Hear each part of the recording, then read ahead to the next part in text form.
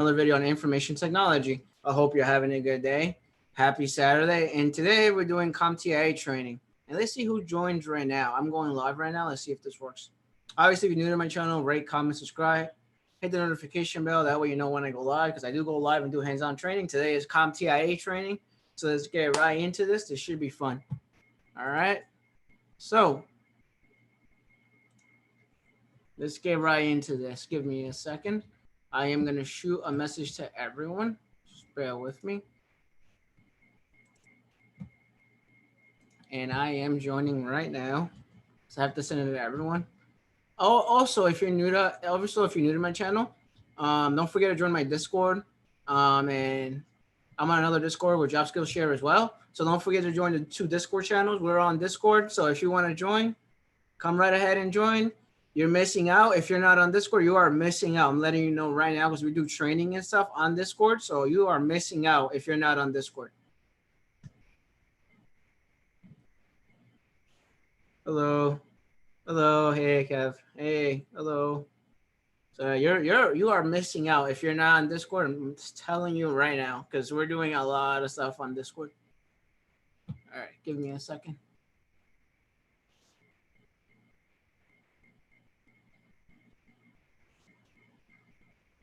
You're missing out. All right, let me get everyone in here because we have a lot of people today. So just bear with me. Just sending. All right. All right. Hello from offices from South Bay Tech Gurus. Hello. Hey. I just sat in 1002 and passed. Nice. Nice job. I'm about to put the links in 2 seconds. Join Discord so Kev can play as the angry boss. Hey, hi, Vice, Steven. Hey, cool man. Hey, guys, how you doing? The link. Like, Kev, where's the link? The link's right here. I'll give it to you right now. Give me a second. Hi, Steven. 9045. 90454544.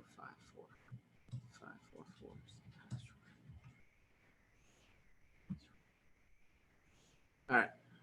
Hey, how you doing, man? Let's see who joins. I am allowing everyone in right now. Just give me a second. Just bear with me. Cool, man. Hey. How you doing? How's it going, man? Good. Steven. Fine, I'll join on video too. Kevin's here too. Since Kobo Man is doing it, I'll do it too. Too many. You have Kevin 1, Kevin 2. I guess I'll be Kevin 2. Which one is the older Kevin? I think he's older than me, actually. I don't know. No, you're definitely older. Steven. Hello, guys. Hey, Troy. Do you guys hear like the air conditioner in my background or no? No? I hear trains. I hear trains. And I have the AC on, that's why. Yeah. No, I hear nothing. Got nothing. my martial arts shirt on over here. Cool, man. We're just getting older, so we don't hear anything anymore, man. It's those days are done.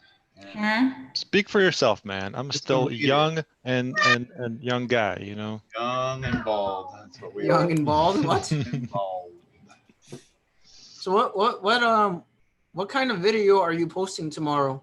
Cool, man. So you said you're gonna make a video. Yeah. I already made it. It's going to be top 70 tech support interview questions and answers. It's a huge one. Nice. So yeah, it's still uploading. It's still actually uploading. So if you hear me stutter a little bit because it's uploading, but yeah, top 70 tech support interview questions and answers. It has help desk, desktop support, network administration, and system administration all together. Oh my God, that's a lot of stuff. Yep. It's a pretty long one. I'm going to set it up like usual. I'm going to set it up as a premiere sometimes tomorrow, probably around 11 or noon. So you hear that, guys? You didn't hear it from me. You heard it from Cool Man. He's gonna be making that video tomorrow. It should be on YouTube tomorrow. So go check out his channel. Look at that video. Please do noon. It's Sunday. I don't want to be awake at 11. Oh, Or I don't want to be functional at 11. Wow. What time you go to sleep? Really late. Oh, wow. I'll see what I can do. Yeah, It's going to be a long one. It's going to be a really long one. I slept like at 12 and woke up at 6:30 a.m. I don't know why. It's just like, whatever. I can't. I with me, I suffer from sleep, by the way. So like, I only get like 5-6 hours of sleep. I can't sleep more than that. Just That must be I don't know. miserable. I don't know why. Just it's weird. And then like the opposite is from my mom that can sleep like 14 hours and she'll be fine the next day. And I can't sleep 14 hours. I just can't do that. Or 12 hours or 10 hours. I can't. No, I go to sleep around 8:30, 9, but that's because I wake up like in like 5 o'clock, 6 o'clock in the morning. So I gotta have at least 7 hours of sleep. And I just realized how unhealthy and unadult I am. I go to sleep at like 2 in the morning, you guys, and I wake up at 10. Yeah. I used to do that when I played online video games and stuff like that when I was younger. Yeah, I did that. I would stay up playing. What was I playing? World of Warcraft. I played that a lot. Oh, okay. Yeah, I used to have a problem with the addiction to that game for many, many years. But yeah, you gotta. It's not healthy to play games like that, like I did. I'm reading a comic and someone said Kevin has help desk nightmares. That's why he can't sleep.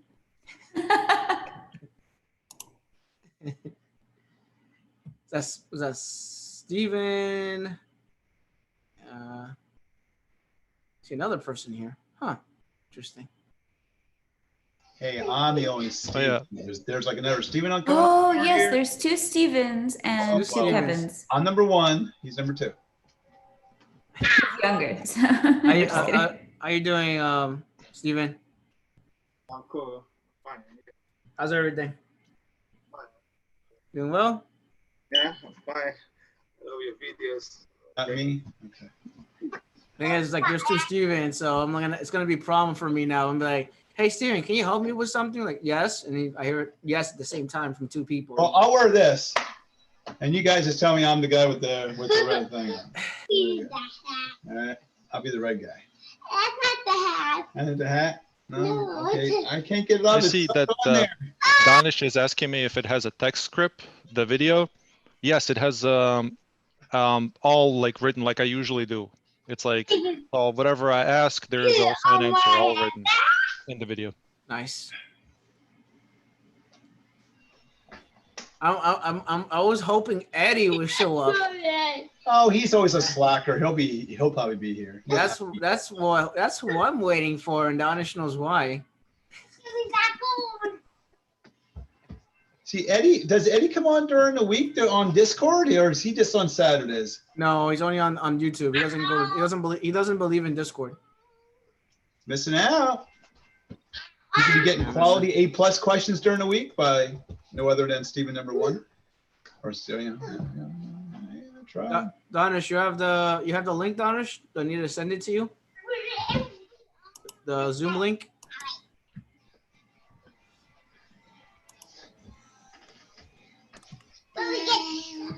Bigger. Oh, you want? Oh, Jesus Christmas here. You mean to send you the Zoom link, Danish? Let me know.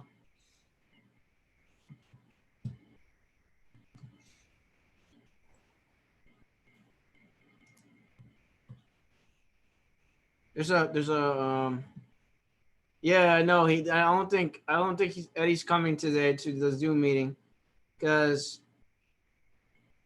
I was getting ready to go all out on Eddie. I was getting ready to go all out on Eddie because I know he has a job interview, so I was getting ready to go out on Eddie. I'm waiting for him to join. That's who I'm waiting for, so I could ask him interview questions. But Poor he's not. Eddie. He's not here today. He always comes a little bit later. Yeah. Thank you, He's at South West Bay. Coast time. You know what I mean? He's still on West Coast. He's just probably still waking up, getting coffee, and Thank you, South Bay. Appreciate it. Yeah, it's just like I'm waiting for Eddie to just pop in, and I'm like, Eddie, can you tell me what DNS is? Like, oh crap, here comes Kevin asking me all these crazy questions. You know.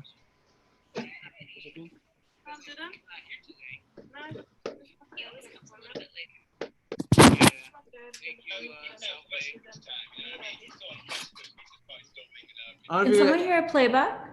Yeah, someone Or has is it just their me? mic open. Okay.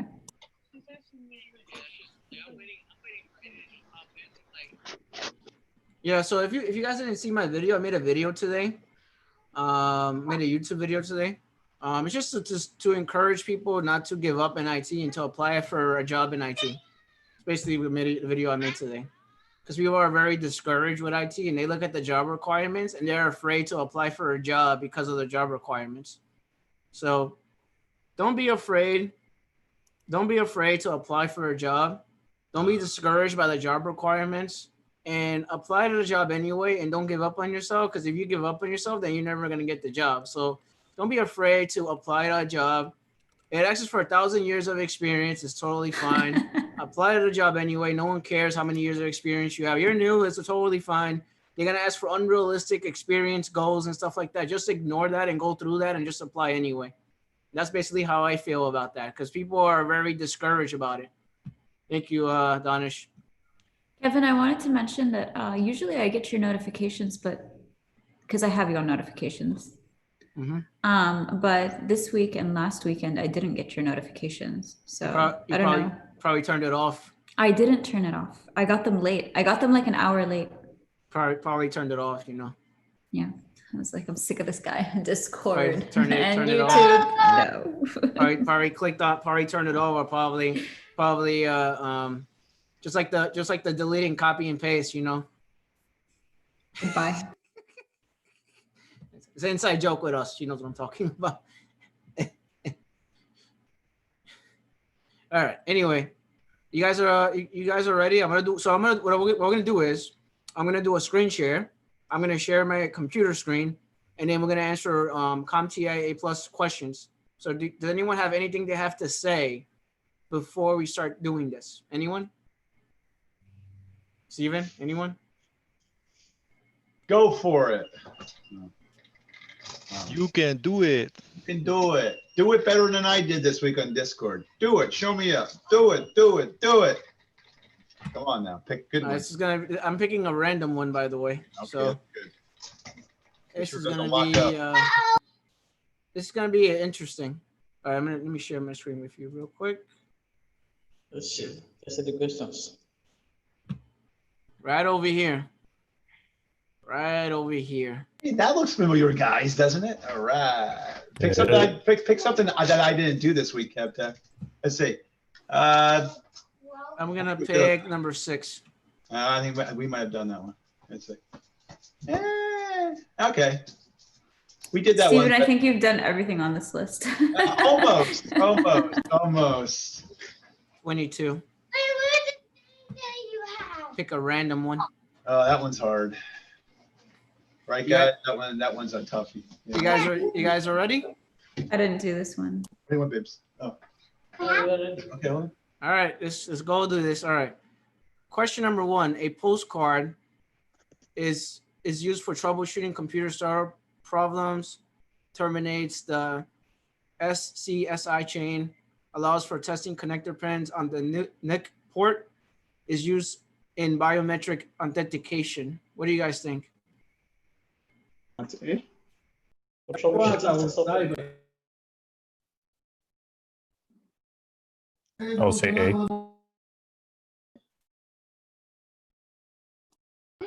I would say A, B, and C, and D.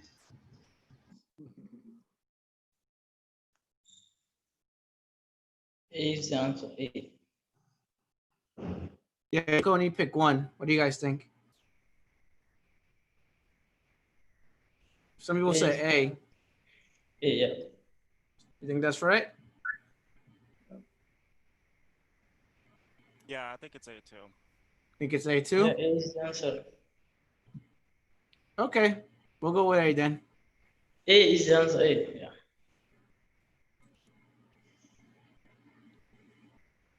I'm going based on what you guys tell me. I'm just gonna click on it and just click on it. Oh, let's also, sorry, the chat too. Kevin, can you zoom in a little bit We can zoom in a little bit.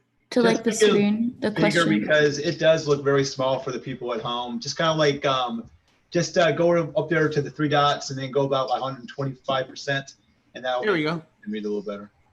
Here we go. It was just real quick. That previous one, was that a typo? Why did it say postcard? Exactly. I was what we were kind of wondering what we were wondering that too this week when we Supposed to be had that. postcode. Yeah. It's just a pattern on self-test thing, but it's they call it core. No, that's a It's not really a Comptia question. They'll say something like that to confuse you. That's the way Comptia works. They say some weird questions and they try to confuse you with the answer or whatever. They Oh, do that's that not cool. sometimes. Yeah, they do that on purpose. But that's like, Incorrect. it's like, well, obviously, yeah, it's definitely incorrect, but it's like confusing. Like, I thought they were like supposed to teach you like the right stuff, not like throw out these. No, so Comptia A plus, they want the answers their way. There's a certain way that they have their answers stated. They want it their way. That's just the way they work for some reason. I don't know why, but Yeah, it's that's really the way it annoying. works. Yeah, I know exactly. Kevin knows what I'm talking about. It's crazy. So Kevtech, do you mind posting the Zoom link in the chat one more time? Because someone's been trying to get on from the beginning. sure. Ty, the guy. It kind of like reminds me of like if somebody is trying to really like stump somebody, they purposely change the words so it doesn't make sense. I don't know. I'm not sure I agree with the way they're doing it, but all right.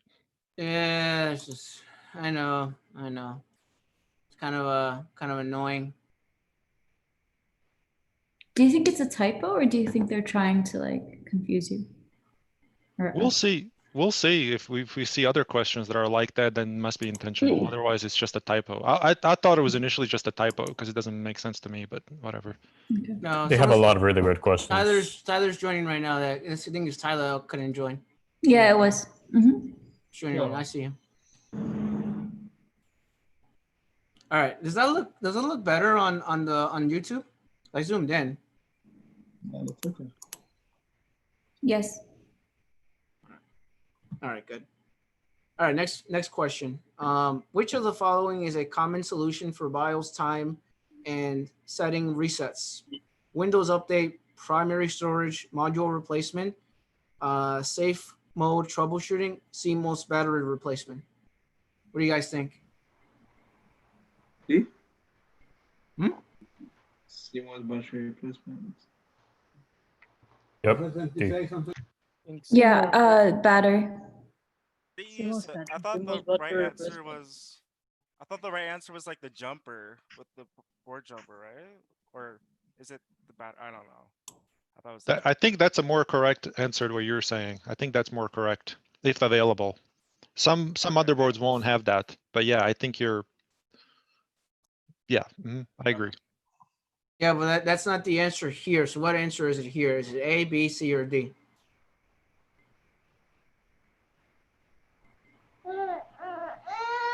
Somebody said CMOS battery replacement. Yeah. I agree with that. Is that what you guys think? Yeah. The chat says D2. CMOS battery replacement. I think it's D as well. Is because when you go to a laptop and you open the laptop, it has a CMOS battery. So you could just take the battery out and put it back in and it resets everything. That's from my experience. Well, you have to remember the computer uses the battery to store certain information. And when that battery is no longer functioning, the computer won't be able to store that information persistently. It'll forget what day it is, what time you set, and then you start having these kinds of problems. So now the next question with this would be, guys, what does CMOS mean? And what does it look like? It's been around since we were all born, probably. Just like how can I describe this one? That's a battery like I don't know how to describe it. I know. It's like a battery watch. What's the shape? What's the shape of it? A flat battery, a flat circle, like is it like a semicircle or just a flat circle? Like I think it's a small circle, like a looks like a steel. Yeah, it's a cycle. Yeah, right. Circle. What? Okay, so we have a circle. So what does this acronym stand for? That. You guys all should know this. It's been around since the 80s.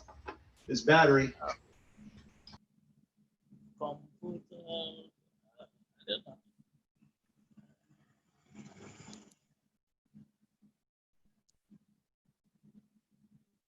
Complementary metal oxide. Are you getting closer? Semiconductor. Did you just Google it? I see your eyes. Love you, Google. I see your eyes shifting from screen to screen. It is complementary metal oxide semiconductor. Basically a battery, a round battery.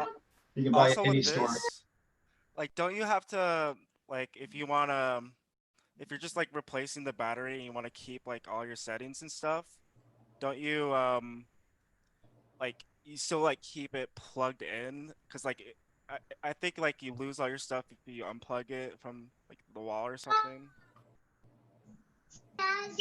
So you're gonna lose information that's stored in the BIOS. Anything in there is usually stored.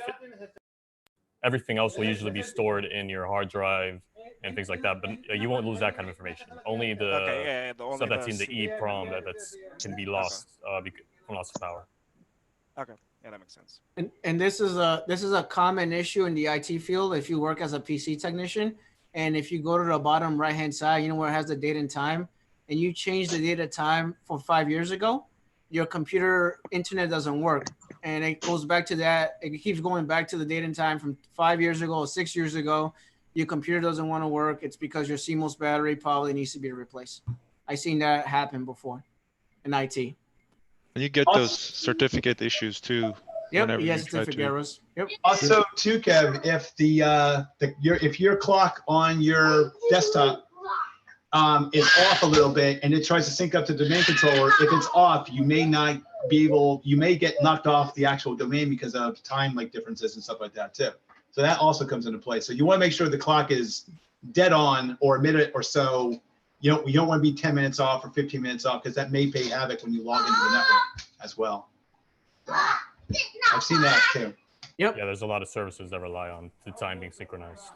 Yeah, so it's just stuff that you would see on the CMOS battery. You know, it's on desktops, it's on laptops, it's on a bunch of different things actually. So it's good to know, by the way. So you might see this in your job where like the time is messed up or something's messed up and you have to replace the CMOS battery. So I'll go to the next question. Sorry, I'm waiting for YouTube to catch up. That's why I'm going a little slow, because it's slow. It's like a 5-second delay from Zoom to YouTube for some weird reason. I don't know why. So anyway, which of the following could help when troubleshooting a system that attempts to boot to an incorrect device?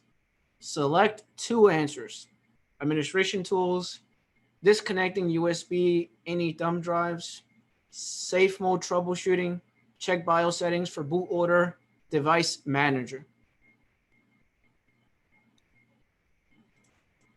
And guys, for this one, read what it's trying to tell you there.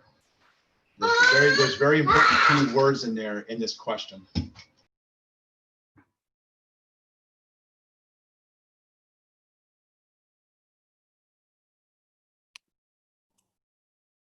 I want to say check BIOS settings, but for boot order, but since Steven said that, I feel like there's a.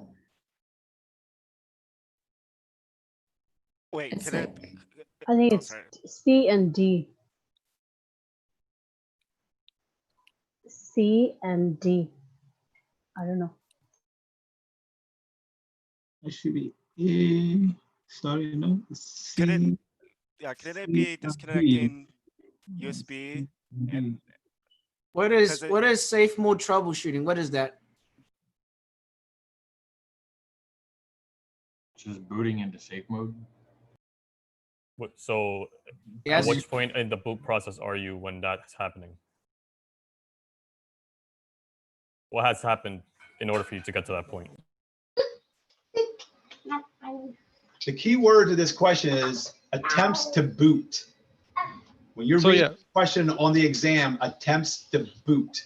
That should be that should trigger your mind to go, Right. oh, that's easy. Okay. So what's happening is that whenever you boot up, you turn on your computer, the first thing the computer will do goes through the post and does a self-check or whatever. But after that, it looks for the first device to boot from. So it looks at all of those hard drives, and those hard drives or solid state drives or whatever they are connected in a certain order, and there's a certain order that it checks for the boot of the Windows operating system. So that's kind of a key thing here. So it checks for the first one and then the second one, and see if there's anything there to boot.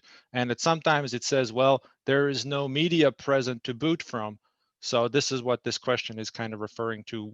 Where should you go to basically check on these things?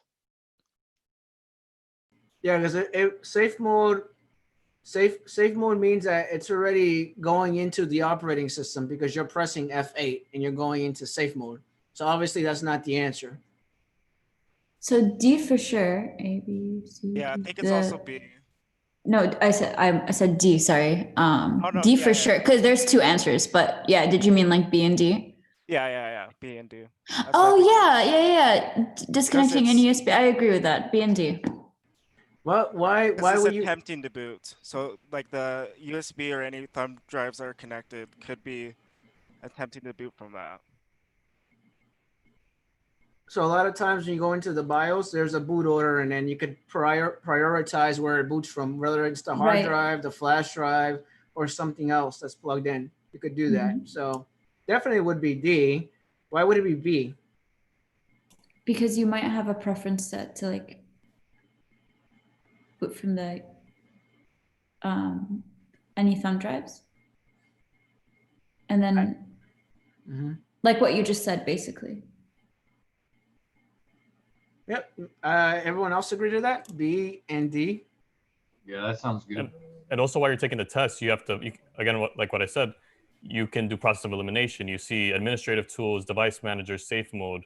If you're using those kinds of tools, you've already booted into operating system. You've already passed that point where you're having this trouble. So that can't be those answers. It's just an easy way if you don't remember exactly what the answer is. Exactly. Yeah, it's having trouble booting. So why would it go to the device manager? You're not even in the boot operating system yet. So obviously it's not going to be device manager. It won't be admin tools because you're not even there yet. You're not even in the operating system. So makes sense. Safe mode, yeah, it doesn't make any sense. So I would go with B and D. I'll be right back. This actually makes a lot of sense. Process of elimination, like Kevin said. So go to the next one.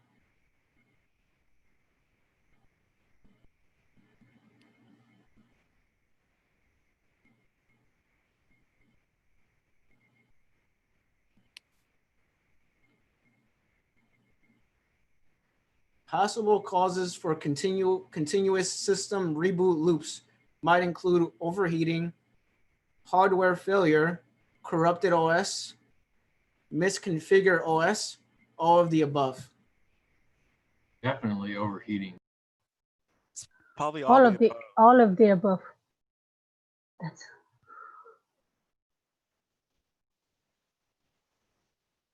What do you guys think?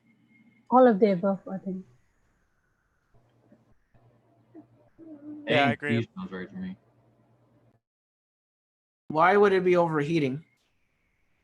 Your cooler, maybe your cooler has gone bad on your CPU. Every time it gets hot, it turns the computer off. Hardware failure is self-explanatory. Why would it be corrupted OS installation? Maybe because of virus, if computer is infected, or corrupted files in OS. So you guys think it's all the above? I think it is. Yep.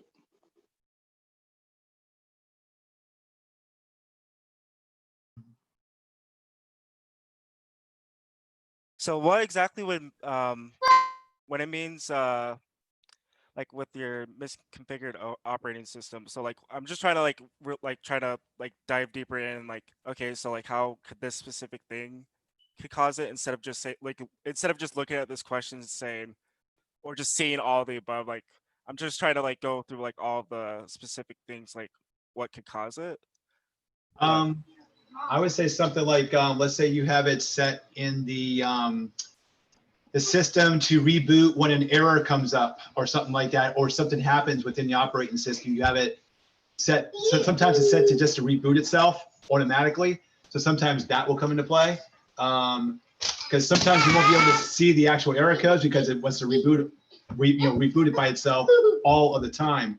You have to go in there and set that and say, do not reboot if something goes wrong with the operating system. You have to tell it to do that, or it'll just ask me to reboot, stuff like that. So stuff like that.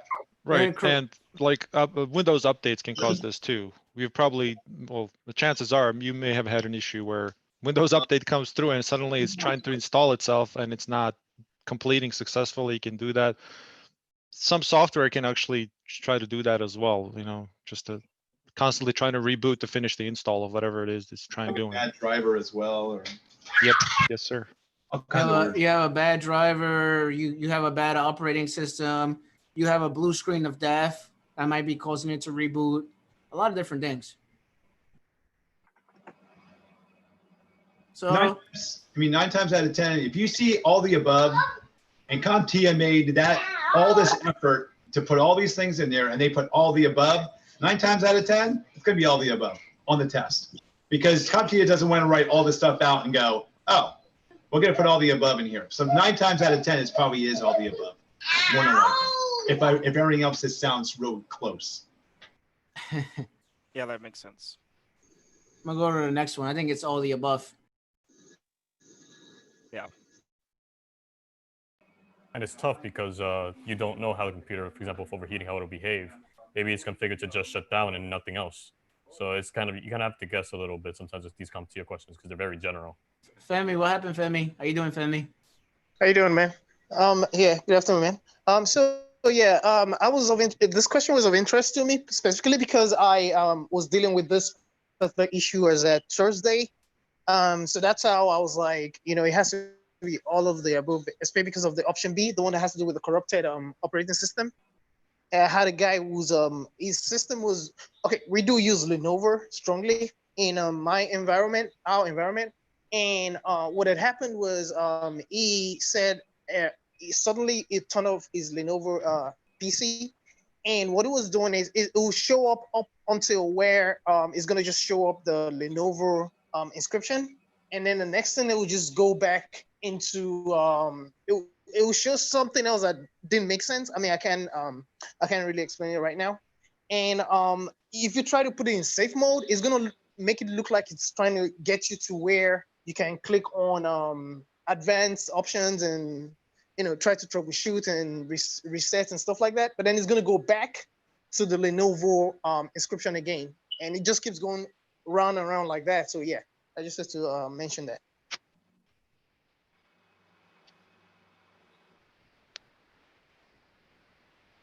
That makes sense. I guess I've seen issues before with computers, but it happens, man. We can't just swap it out, replace it, repair it, whatever. Do we got to do, right? All right. Next question. When PC components are not getting enough power, common fixes include disconnecting all. I'm terrible at pronouncing stuff. Peripheral devices that might be putting too much load on the power supply unit, PSU. Reseating the power supply cable connectors inside the computer case, and using a PSU tester to check if the power supply is working properly. True or false? True. What? You said true?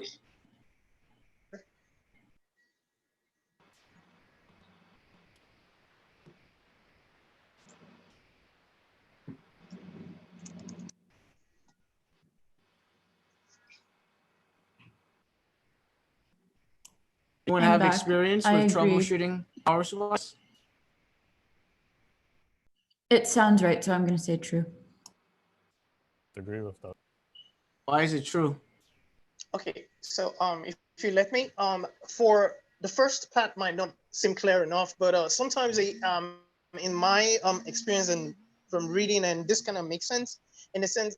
Sometimes some of the devices you have with regards to the power supply that's going into. Okay, let me put it this way. Actually, the power supply that's going into either a PC or a desktop. For every PC or desktop, there's a particular amount of power supply that's going in there, and there's only as much load that they can take in terms of the amount of peripherals or even onboard stuff that you might have attached to them. For you to be able to make up for whatever increases in terms of peripherals that you want to add to that device that can only take a certain amount, that can only supply a certain amount of power to as much devices, you would necessarily have to change the entire power supply that you have to make up for whatever increases you would have in terms of those peripherals. Otherwise, you're going to have issues with it. I mean, that's just with respect to the first part of the question. Go ahead, Google, man. So I just want to kind of emphasize maybe, and with all the respect and kind of reiterate, it says components are not getting enough power. It doesn't mean that it's overloading. It just means that whatever's connected there is not getting enough power. So, and the further part of it kind of hints towards to what might be the cause. I agree with you, Femi. I've seen that too, where there are too many things connected and the power supply can't handle it. But I'm not exactly sure if that's what they mean in this question, to be honest. I'm a little bit confused about it as well, but that's what I get out of it. That maybe that. Compliment. I actually thought of what you said now, but being that when I took the Comptia, I had a question that was similar to this, and I've seen it before. So what they try to do, and of course, I think you will understand with the follow-up to the question, the response, trying to trick you. Yeah, I can see that. You see how they're using word extraneous instead of like you might think external peripheral devices, but then they are talking about extraneous, which means like, more, like something that's kind of putting a load on it as well. So it's very confusing here. I personally am confused about it because it's kind of like negating in a way this question. I'm just kind of trying to read it for word for word, but then it kind of negates itself later on. So I don't know. Yeah, I don't like the question either, because it starts off talking about power and lack of power, and then it talks about reseating the power supply cable. They don't relate. They don't relate really. I mean, it's possible, but it's not really directly. It doesn't make a lot of sense. So I feel like I was gonna say, just real quick. I feel like this question was maybe rewritten, like to sound slightly different to what it originally used to be. Because I'm not sure, are these sample questions, are they? And I don't mean anything bad about, but are they coming from Comptia themselves, or is this some kind of third party website? No, these are real questions, cool man. Oh, okay. They do Comptia words it this way to confuse the living hell out of you. I don't know why they do that.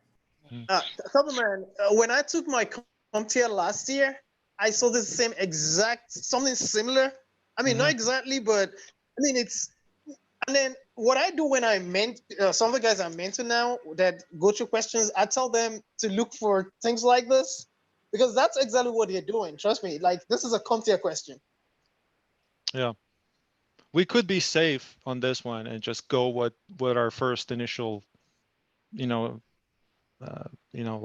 answer would be. I guess I would play it safe like that. That's how I would answer this. Yeah, I'll pick true. Oh, sorry. For these exams, are they are they like in terms of answers, are they more general? Because like I know like with this question is kind of I guess like hard to like fully understand, but are the questions generally just like more I guess upfront and just general, and Like, I would say no to that. I mean, what Comptia tries to do whenever you take like an exam like this, they will throw all kind of big words in there and kind of like steer you in the wrong direction and then kind of bring you back around again. But that's their job. I mean, they just don't want. I mean, this thing is true. So they're not going to explain this thing on out going, guys, this is like true. They got to throw in these weird words. You just got to read. I mean, take out those weird words, make it easy. What is it trying to tell you? Basically, probably maybe like the actual power supply is starting to get weak. So with like USB 3.0, the guys put in all these super duper video cards, and you guys are going with your sound cards and the gaming machines, and you're thinking, I have this old power supply, I could just throw it in there. Well, that's not what it was built for. So now you're like, whoa, now you guys start taking out stuff so it can catch back up again. If not, it's going to just start rebooting the system, because it's going to say, I can't do it anymore, and the power supply is going to give up and go, we need to reboot. We need to reboot. We've seen this a lot too with the Lenovo Minis that we deployed at the hospital. We got it. We got them in the box, and we kind of swapped out the cables or the actual chargers. We gave it an older version, and it was less wattage a little bit, and the thing was just rebooting on us, and we're like, what the heck? And then we're like, wait a minute, let's give it the brand new power supply, and voila, problem solved. Okay, it was just our dumb thing because we found an old one in a box instead of, because somebody took the actual new one. So we gave that one, and then there was enough wattage, because wattage is what makes the world go around in the power supplies. But you got to remember, USB 3.0 takes so much wattage, so that's sucking up a lot of stuff. Especially if a lot of stuff plugged into that, all these NAS devices, you guys plug in, all that stuff takes wattage, and it takes away from the actual power supply. So just keep that in mind. That's one thing we've seen a lot in the hospital world. We swapped out the power supply, and you can always have more. When you have less, you start running these weird issues popping up. So more is always better than less. You can never blow it up. It's only going to use so much, as it needs. So keep that in mind. Okay. Yeah, my experience too, I had a bad computer with a bad power supply. I just took out another computer that had a good power supply, swapped it out, and then we figured out that there was nothing wrong with the computer. It's just the power supply died. So I just literally just swapped it out, and it was good after that. That's my experience with this. But yeah, it doesn't happen often, but you see it once or twice. Mm-hmm. I'm gonna go with true. Just me. I think everyone is true. So, cool, man. I just want to add real quick, if you're going to replace a power supply, make sure it's like a good known brand, because I've seen some like off brands, like it would say 500 watts, but it would be like $20, and then it's actually not 500 watts. It's sometimes they're just not good quality. They're kind of misleading when it comes to the actual rating on the power supplies. With me, I took the exact same one and swapped it out. I didn't get a different brand. I don't believe in those like third-party ones, like you said. Yeah, it causes a bunch of problems.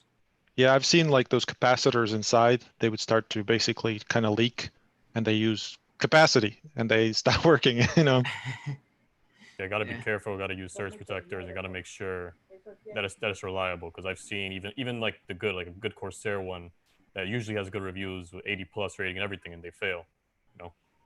Yeah, I use a EVGA in my usually. All right, next question. Which of the following might be caused by excessive dust buildup inside a computer case? Overheating, unexpected shutdowns, intermittent device failures, continuous reboots, all of the above. All of the above. What do you guys think? Pretty much answered that on the last couple of questions. All the above. All the above. Yeah, I agree.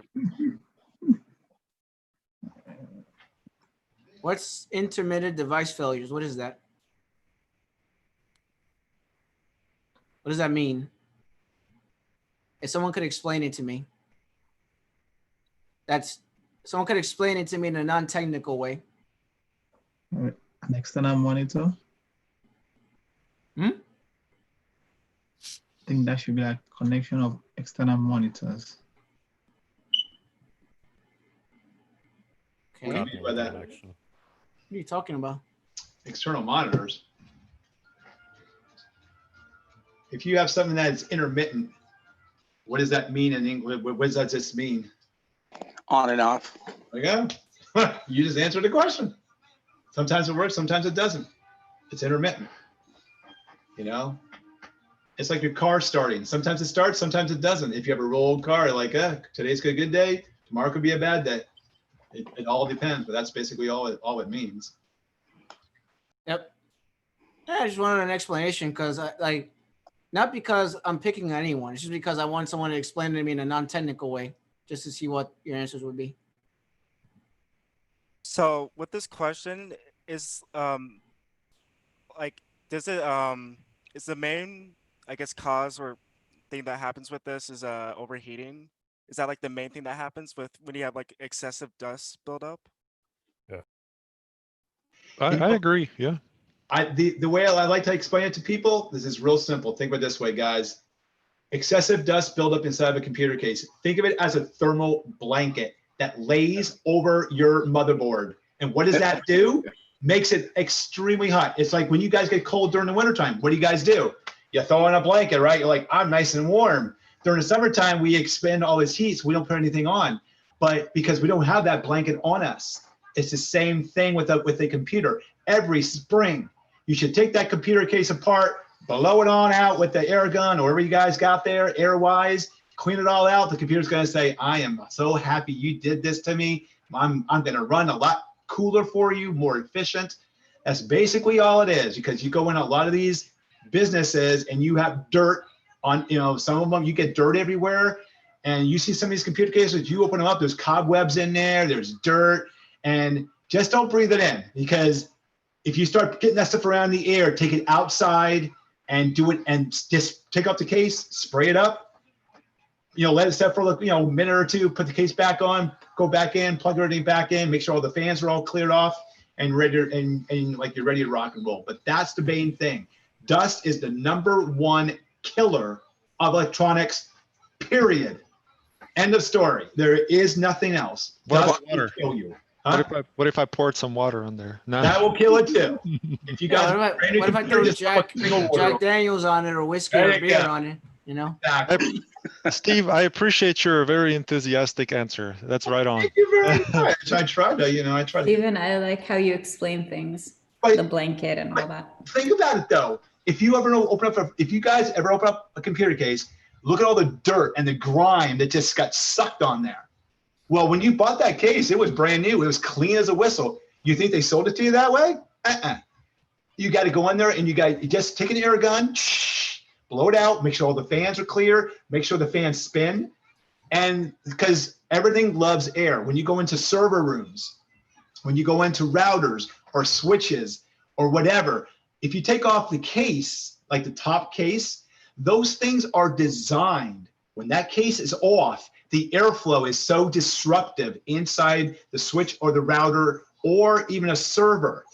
When you put that back on, engineers design this. When the case goes back on, the airflow actually flows the way it's supposed to inside the actual case. So never leave a server, never leave a switch, never leave a router like a Cisco was like that, the case off. That is the biggest no-no in the world. Always put it back on, because there is a purpose for that lid to be on. And that's, I'm sure Kev will probably agree with me with that, but that is the way they are designed by the engineers. They are designed for airflow as well, because those things, what do you hear when you guys walk into a server room? The fans going nuts. So you want to keep those things. That's why that's why you have air conditioners inside server rooms.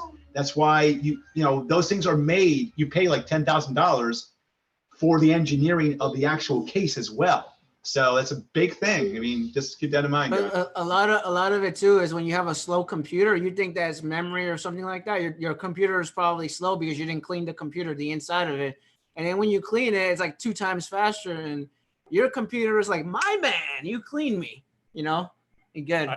I also want to mention that, like, for example, when I open up a computer, I try to clean it out because I don't like working in dirty stuff, but also because once I was working in a really dusty computer and I didn't clean it, and I caused a massive spark, shock to like the RAM, and I think I killed it. I don't know if it was dead before or if I killed it from my shock, but it definitely was dead afterwards when I checked it. So you got to be careful sometimes with that kind of thing because dust is, it's they dangerous. say too, what the best thing to blow it out with is one of those like leaf blowers because it's dry air. Yeah.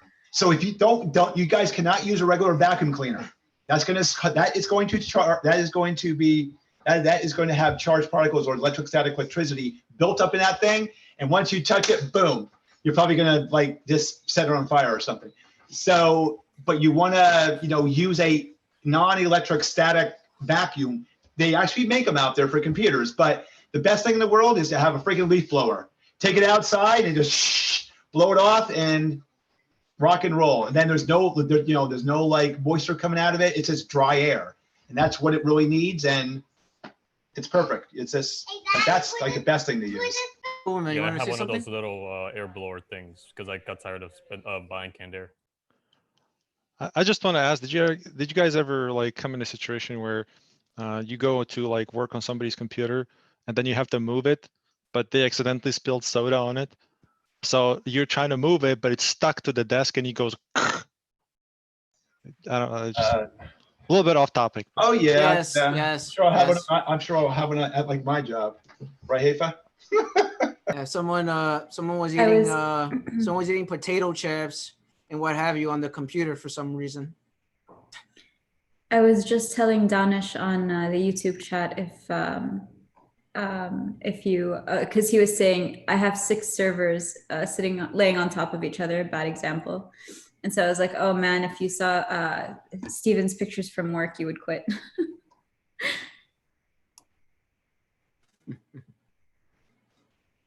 Yeah, so for me, it's all the above, and everyone had good answers to this question. So I'm gonna go to the next question. Which hardware components need attention when the issue symptoms on a failing system include loud noises from the inside of a computer case? Select 3: RAM module, magnetic hard disk drive, cooling fans, solid state drive SSD, analog modem, power supply unit. And guys, when you read this question, loud noises is the key to this whole entire question. Don't even look at anything else. If you know about computer parts, loud noises, that's all you need to know about this whole entire question. Everything Sorry, else, I can't hear you. What are you saying? Power supplies are pretty, I think they can be pretty loud. So I would put power supply, probably magnetic hard disk drives and cooling fans and cooling fans. I don't think SSDs get that loud. Yeah, Nope, cooling fans. Yeah. You don't think it's analog modem? Wait, I agree, but I'm curious about power supplies. Do they get loud? Yes, they do. Fans. Okay, I didn't know that. They have cooling fans, yes. Yeah. They're the first thing that go on power supplies, and then it burns up. And you gotta buy a new fan, and then you gotta buy a new power supply. It's not analog modem? Of course it's analog modem.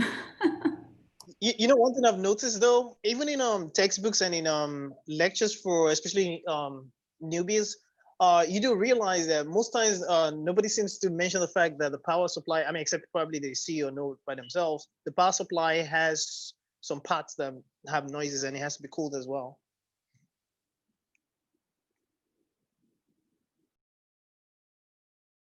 Anyone want to add anything to that? Analog modem.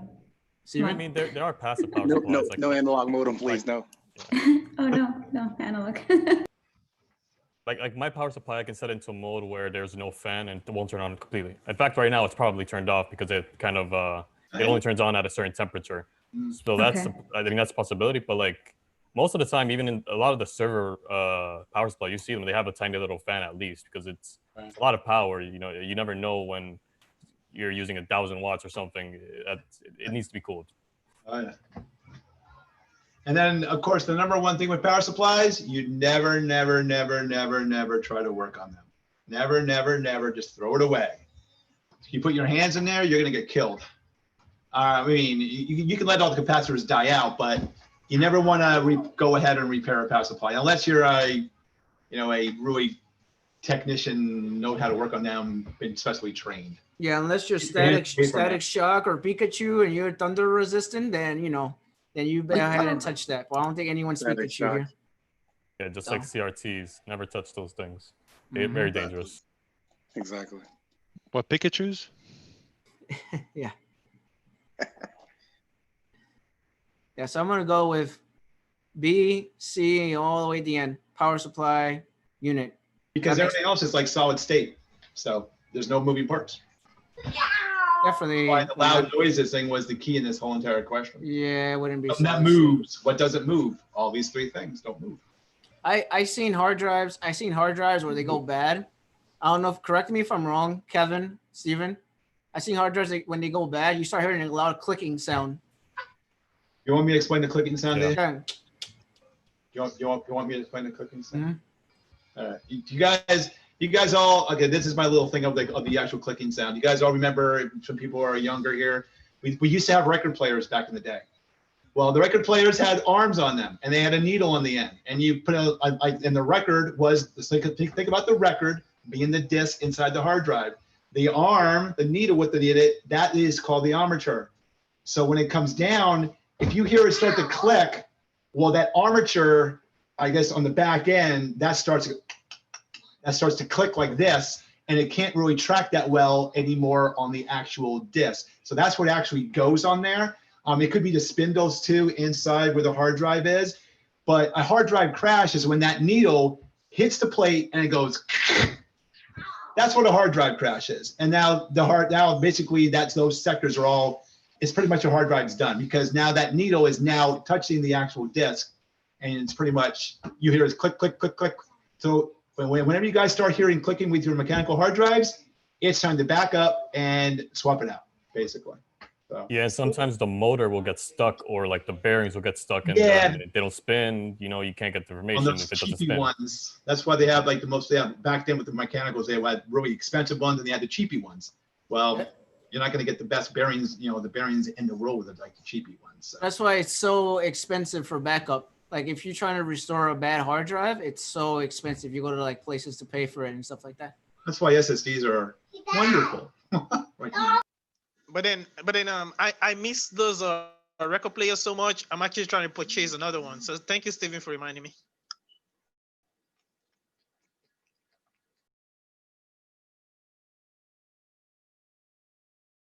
Yeah. So, here we go. This is interesting. It's an interesting question.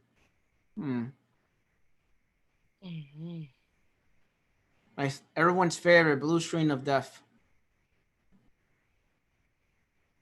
The blue screen of death in MS Windows provides technical information that might help advanced users to determine the cause of a stop error. Information typically displayed on the screen for this type of error include an error code, memory address where it occurs or whatever, and the name of the driver that caused it.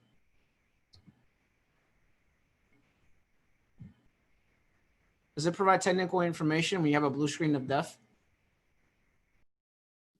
I thought it only really displays the error code, right? I don't know, but that's why I don't know. It's probably, I don't know. I think it gives the error code. Yeah, that's true. Why is it true? Yeah, it can be in two ways, that the hard drive or the memory. Sorry? It can be in two ways. It's not the hard drive or the memory. It says it provides technical information. What does that mean? I think it gives the error code.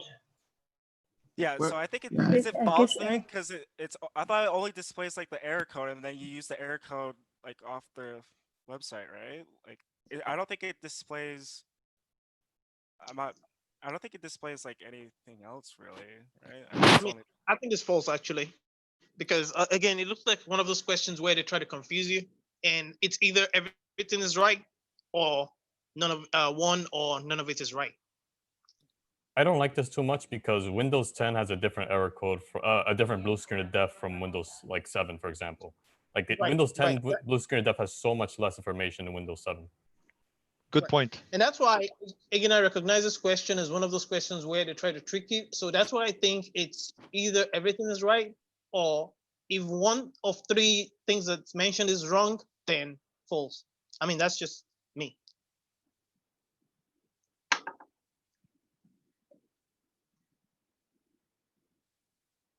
I agree with Kevin. I seen the blue screen of death with a bunch of error codes, and you can make the blue screen of death stop by going into the settings, and then it stops on the reboot screen, and then you could see the error code and everything on Windows 7. Windows 10 is not really clear as far as a blue screen of death is concerned. It's just like the upside down face, whatever, and then you don't really get anything out of it. It's just, Yeah, it's just Microsoft saying, call us and we'll help you. Don't try to fix it yourself. It's kind of annoying, actually. From what I recall on Windows 7, it would just say that, that thing it would give you the error code, but it would say dumping memory. And from the way I understand it, you take that code and you go in and look in a specific spot on the Windows operating system for that code or for that code information or that dump file, I guess, to see exactly what's going on and what caused it. Of course, you can check the issues, what other issues like hardware issues that may have caused the blue screen of death. But that's what I recall from the blue screen of death on Windows 7. It would say dumping memory, give you that error code, and then you look it up to see what that is. Or on your PC, it would give you that information. Again, just to add to what I reiterate or what I said earlier, just to add to it. Sometimes, like in this case, of course, like you, all of you mentioned, so long as it's not true all the way. Okay, yes, it's probably true in 7, at least the first part of the question versus Windows 10. So long as it's not true in a way, I still know, I still remember that there's a lot of tricks that play with the questions as well. So if it's not true all the way, then it's false. Yeah, the only issue I would have with this one is, did it ever say the driver? Yeah, I was gonna say that's the only part I don't think it ever said in the blue screen. Yeah, I don't remember that either. It's where the question goes, and the name of the driver that caused it, and the name. So I'm thinking is and the name, like, or are they gonna say? That's a tricky one. I mean, everything else I agree with except for the last part. I don't remember ever seeing a driver. That would be like too easy then, wouldn't it? Yeah, because then you just go and fix it, right? Remove it. Whatever. It never says that. You guys think it's false? I think it's a trick question. It's false, yeah. It's a trick question. All right, I'm gonna go with false then. What do you guys think in chat? You guys think it's true or false in chat? On YouTube. What do you think, Kevtech? False. I think it's a hard question because I don't know if it's asking for Windows 7 or Windows 10. It's a tough question. Kevtech, let me explain something I realized from taking a lot of the questions even before and helping other people out after I'd taken the test. One thing I consistently realize is that they make every effort to make you work, to think while within that exam, because you only have as much time. So what they're doing is, if it's not true all the way, it's false. Like, but they're going to force you to think about, Windows 7, Windows 10, because they're not going to write it there for you. That's what they try to do. Or I see your point, or they're doing it on purpose so that way you can accidentally make a mistake, so that way you can retake the test again and pay for it. Right.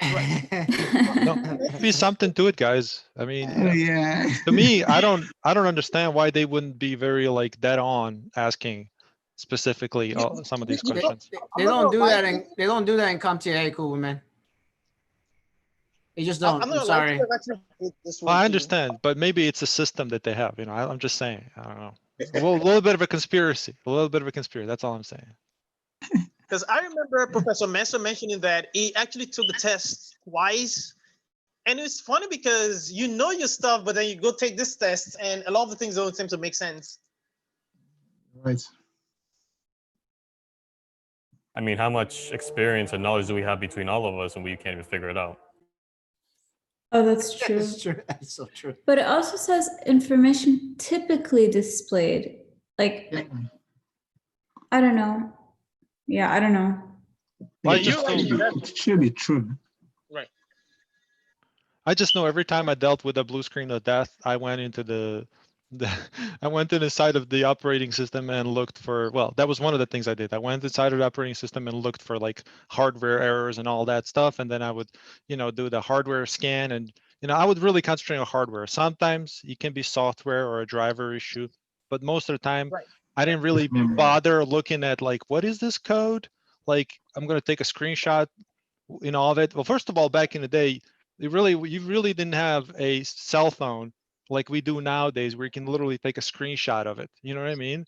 Because nowadays you can do that. You take a screenshot of the error with your phone and then go look it up, see what it says, specifically. But otherwise, I just did the things that I've mentioned already. That's how I would fix. I never really concentrate on the exact error. I just knew it was blue screen of death, and I just kind of went about it like that. Yeah, usually when I get a blue screen of death on a computer, I just throw it out the window. It's usually, that's just me though. That's just me. It's my And then experience. Screens aren't really helpful. If you look again at the rest of the last part of the question, it doesn't give you all of those information like that. And like Kuberman said, you'd have to do the extra work.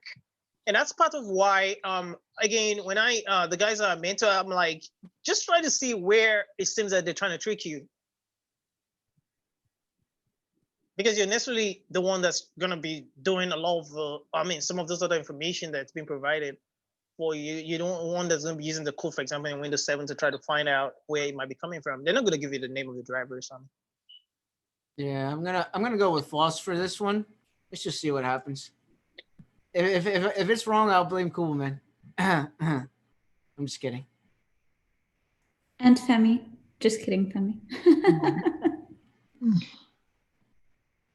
All right, next question. Pinwheel is an informal term used for describing stop errors in Android, Linux, Mac OS, Windows. What is this? Mac OS. Mac OS. Huh? Why is it Mac OS? Because it literally looks like a pinwheel, like a colored pinwheel. Well, when do you get that? Like, how do you get that on the operating system? When does that happen? How does it look like? I know it's a pinwheel, but how's it look? It's like a rainbow thing, right? Kind of. Yeah. Beach ball.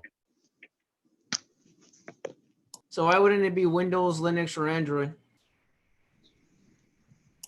Because that term is not used for them. Why wouldn't Because it don't look like that on the other ones. Why wouldn't it be Linux?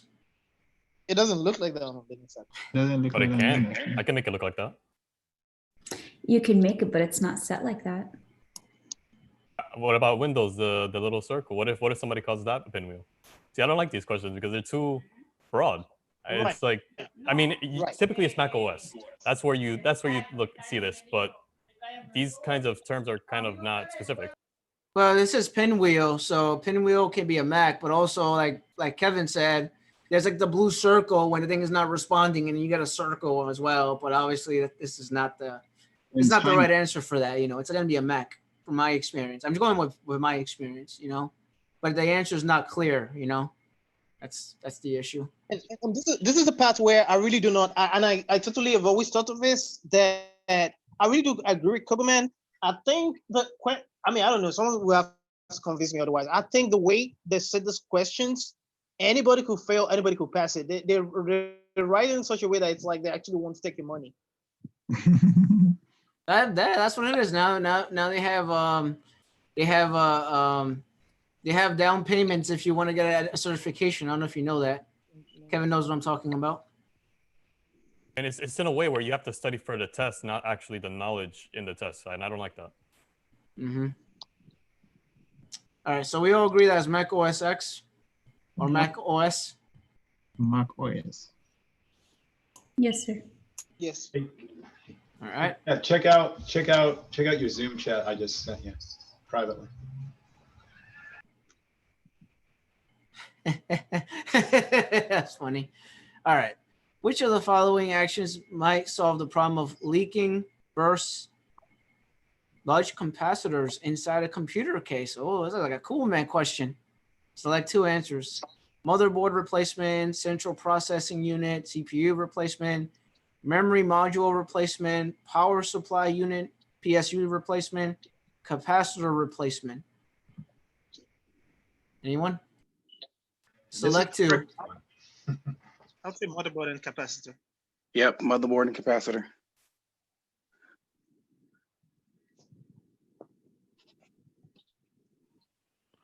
I don't want to answer directly or anything, but you can find capacitors and other things too.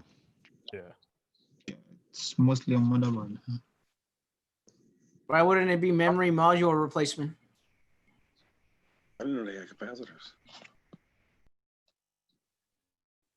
The motherboard.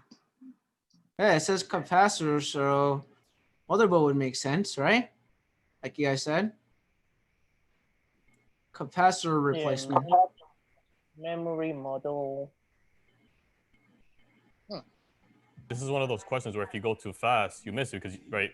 So as you guys said, capacitor replacement and motherboard, but the capacitors are on the motherboard. So it doesn't make sense. Yeah, I think it should be A and B, because some motherboard you can replace the capacitor and some motherboard you can't. You just have to replace the motherboard. Depends.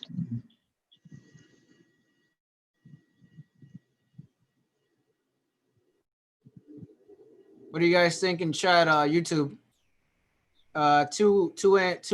Select two. What do you guys think on YouTube? I'm asking them to. I'm using a lifeline. I'm using YouTube to help me. I mean, my thing is, I think the power supply, you remember what I said just a couple of slides ago? You never, ever, ever, ever touch a power supply. You never repair them. So I would say cancel that one out.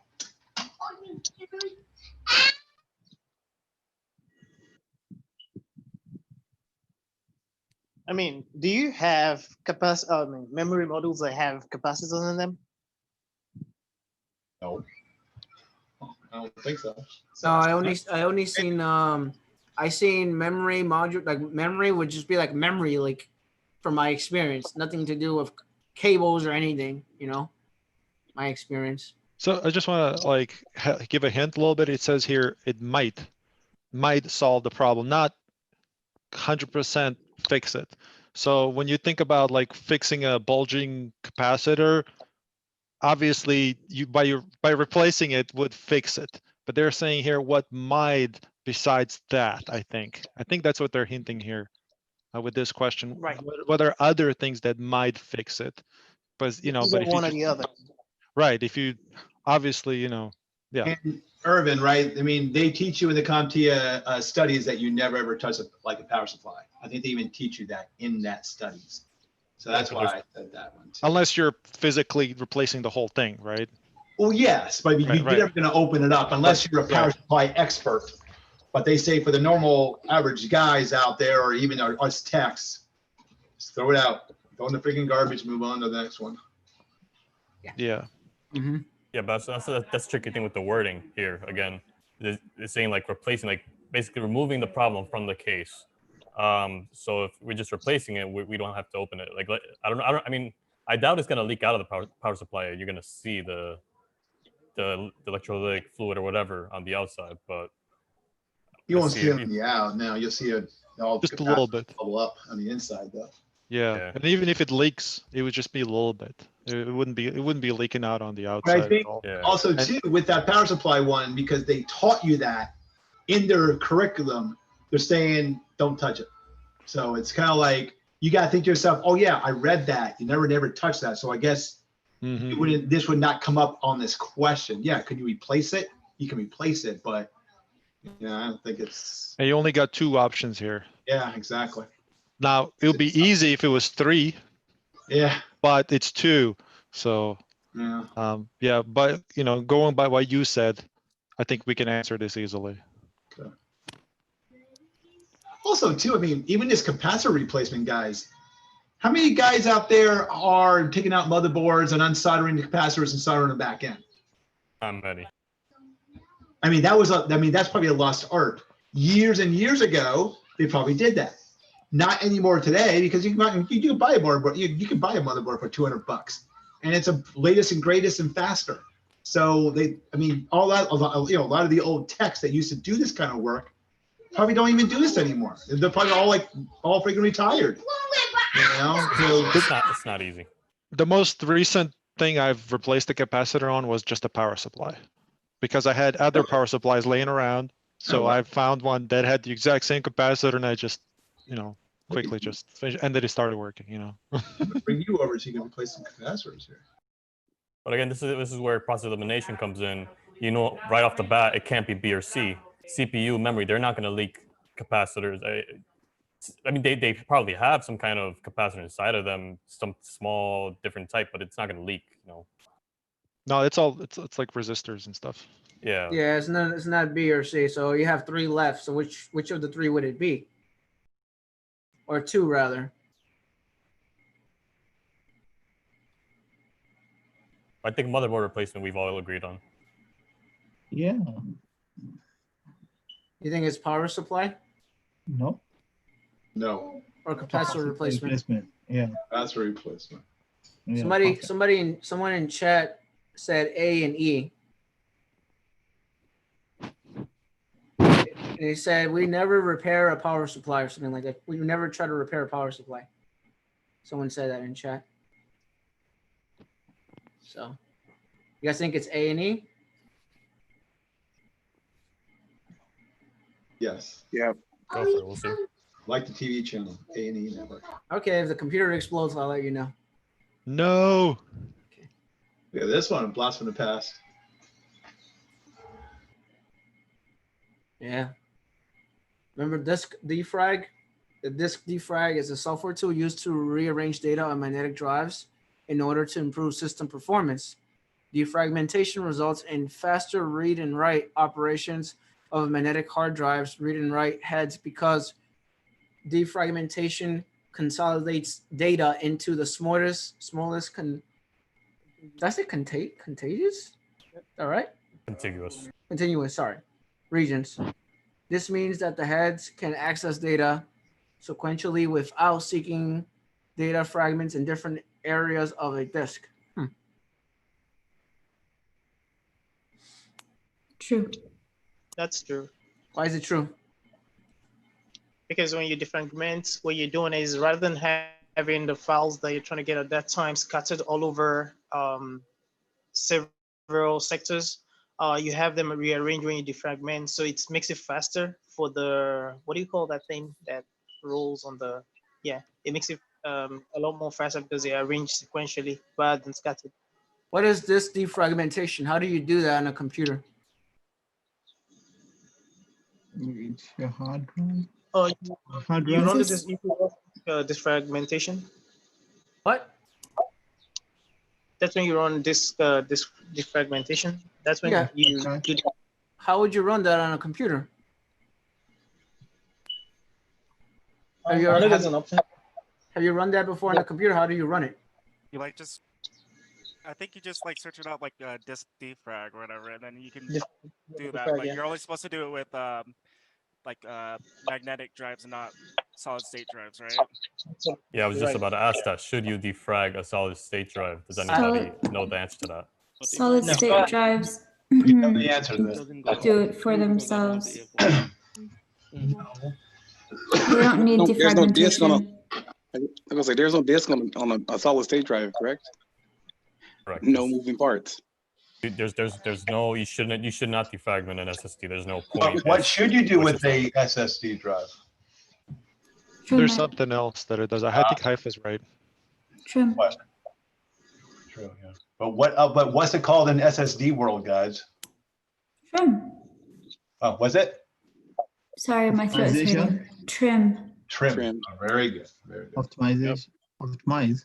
So I have a regular SSD over here, and then on the right hand side I have a regular hard drive. So on the left I have an SSD, on the right I have a regular hard drive, and it's right here. So defragment drive. Yeah, optimize. Yep. You have this cleanup. If you're trying to clear up some space on your computer, you could run this cleanup. It's kind of cool. So you guys think it's true? Yeah. Yep. Perfect. Why isn't that false? Because that's exactly what disk defragmentation does.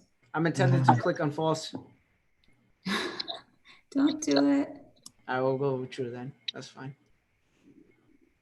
Obviously, you won't do defrag on a SSD. I don't think anyone would do that, but If I'm not mistaken, Windows 10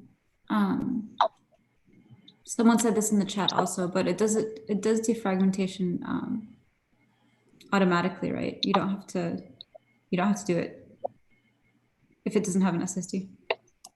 Yeah, it's probably just on like task like scheduler to run at certain intervals, or something like that. I haven't done a defrag in years. Windows 10's been doing that a lot. I used to do it on IBM laptops back in the day. I'm not even joking about that when I was a field technician for the Department of Education. So, because the computer was running really slow. That's just my experience. ARM assembly failure. Manifest by a loud clicking noise emitted from the inside of a computer case is a problem symptom that should be prompt for. That is what the ARM is called inside the magnetic hard drive. Like the actual ARM with the needle and the record player, the actuator ARM. That's what it's called. So data backup and hard drive replacement of a faulty cooling fan, central processing unit CPU, data backup and replacement of faulty primary storage module, power supply unit, or PSU. Which one is this? There's a loud clicking noise. WA. Where? WA. The Data first one. backup and hard drive replacement. Correct. Why would you do data backup and hard drive? What is going on here? The ARM Because you actuator. obviously need your data. Sorry? Because you obviously need to back up your data. This thing's about to die. Yep. Yeah, the ARM is related towards the hard disk drive. You don't have the ARM with like a CPU or power supply, right? The memory module, I think. So it's just hard disk drive replacement. Yep, that makes sense. Everyone agrees it's A? So does anybody want to explain why it's not D? You ever heard of a clicking sound on a cooling fan? No, D. You said D? Yeah, as in dog. Oh, So somebody explain why it's not D. Because this is okay. Oh, I'm sorry. How about what's that? Take it back up and there's no primary. This is RAM. I mean, okay. Yeah, it's a okay. primary And storage then module with RAM, and not a hard disk drive or any storage. You got to be careful with those I'm kinds also, of questions. Right. I'm also thinking that while typically your hard drive might be your primary storage model, it's also possible that in this case that's not necessarily your primary storage model. So that's the more reason why I'll still ignore D and go with A. Yeah. I just think it's kind of odd that they're oddly specific in this situation, but in the other questions, they're so vague. It's unbelievable. Yeah, they do that a lot. In fact, most of the questions, in my experience, when I did mine on previous practice questions, I did they do that a lot, and it doesn't make sense to me. But it's just right now. Just remember that primary storage is volatile. It is yeah. RAM. Is or volatile or not volatile? Yeah, so it's RAM. Yeah, so just be careful with that kind of thing, because you see if you go too fast, you'll miss it. You see that they look identical. Maybe you read it and then you select the wrong answer. And then of course when they say the actuator ARM, guys, I mean that just gives you the answer right there. That's if you know about hard drives. That's what I was saying. Yeah. Gotta learn about the older technology with these exams, guys. You gotta like look back in the future and see where we are today. Everyone's focused on the SSD. Right. You know that Comptia is going to throw his stuff in there because all the newbies are like, oh, SSD. No. You got to know about the old stuff too, because you got to know where we came from to where we are. That's right. Yeah, that's the whole key to this stuff too, to learn about the older and learn how it worked. Open it up. And they're being very specific here, talking about the actuator ARM here. So a lot of companies are still using regular hard drives. Heck yeah, because they're cheap. You'll be surprised. And also because sometimes they're better for certain situations, you know. Besides the price, like, you know, SSDs have a lifetime where they die eventually. You can't cleanly delete an SSD either. Like once you put data into the cell, you can't get rid of it. versus the hard drive, you can completely clear it out. You demagnetize the area. There's a lot of different cons and pros to using an SSD or using a hard drive. You can just set them on fire. Exactly. Oh, that too. Bringing that question up, what like Kevin just said. Break it with sledgehammers. Okay, you just gave it away. What's the best thing to do with your old hard drives, guys? I knew you were gonna ask that. What's the best way to take care of it at home? Paper shredder. Paper shredder. Beat the living hell out with a goddamn hammer. There you go. Open it up, expose it, and garbage disposal. No stuff back. Garbage disposal thing where you wash your dishes, just throw it in there, press the button. You could also run auto nuke and nuke the drive and basically erase all the layers of disk on it. Run over it by your car. Run over a car. Can I just say something as well? I think just to have to what I think it was Koberman that mentioned trying to know about things from the past. It speaks also to that previous, was it the previous question that had to do with the capacitor? Because I think in a way, if you had to take a typical Comptia A textbook and compare it with what you had from maybe 2008, I think that there's a lot of things that's more like repetitions, letting go away. So that's why I feel it's still also important to, go back and try to at least learn a bit of what's gone in the past, because they're still going to come up in the questions anyway, irrespective. Yeah, you're right about like bringing up knowing the older stuff, because like I think it was in the objectives, like they still talk about like optical drives, and no one uses optical drives really, I think. But I mean, you it's say like, that, but yeah, true. Just knowing that older technology. I've been called out on that too. I've said it in a video once. I was replacing a hard drive, and I said optical drive, but it's actually magnetic, and people called me out on that too. I was a big mistake. A lot of companies still use regular hard drives, so you'd be surprised on how some companies are very old school. So you'd be surprised. You'd be very surprised. There's a lot of technology, that you. Sorry, go ahead. No, go ahead. Go ahead, Kev. I was just gonna say there's just a lot of technology. We say, oh, well, nobody uses that, but in reality, when you get into the real world, there's a lot of people who don't upgrade. They have all the old stuff, and you have to know how to work with it. There's people still running NT server, the original NT server. It exists. Oh yeah. So, Windows XP. My other job is still using Windows XP. I have one guy at my work. My current job, they have a fax machine, so you have to know these things. Even though they're old, you got to know them. Just have to know. I would say the cost. The cost is the biggest issue with people keeping the old tech. There's really no other reason, I think. Like, I really can't think of one reason right now why magnetic drives would be better than solid state. I think Kevin Diaz mentioned, the life expectancy of the solid state drives, but I personally have never seen, maybe one or two from like 1,000 computers. I've seen like one or two go bad. But that's like still less than a magnetic I don't want to say within 5 years of life of that computer. Yeah, if you have a lot of high IO read write, that's where the problem starts to come in. If you have like a I know, because there's a limit. Pulling and stuff. Yeah, there's a limit. I see what you're saying. It may not be good. Yeah, I see what you're saying. Yeah, I apologize. I see what you're saying. It might be better for the servers. Yeah, like the flash cells, they degrade, and eventually they can't hold anymore. They can't hold data anymore. So at that point, that's where you start seeing those kinds of problems. I understand. There's a limit of read and the write, of how many times you can write to it. Yeah, I see what you're saying. Isn't it also funny? Kevtech, you've worked with the government. Isn't it also funny that they still use like softwares like COBOL in 2020? Right. For example. You make a big system. It's expensive to remake it again in a different language, more modern. And bureaucracy, a lot of reasons. One it thing just works. People don't want to break things that work. One thing that's kind of cool about these questions, you see how much we're talking about this, and it opens up everybody's mind to different things that we're so locked into now with our jobs. We're going back, looking at all this stuff and kind of refreshing our minds a little bit with what we learned back when we first started learning this stuff. So these questions bring out a lot of chatter, which is good. You guys are learning a lot from this. Hopefully the guys from YouTube are learning a lot from this as well. But it opens up the doors you know, it may open up the door like for somebody, oh, I guess I should start knowing about the older technology too. Maybe not really thinking about that stuff. So this is really good like conversation, which is I think is really, really good for the channel. So I agree.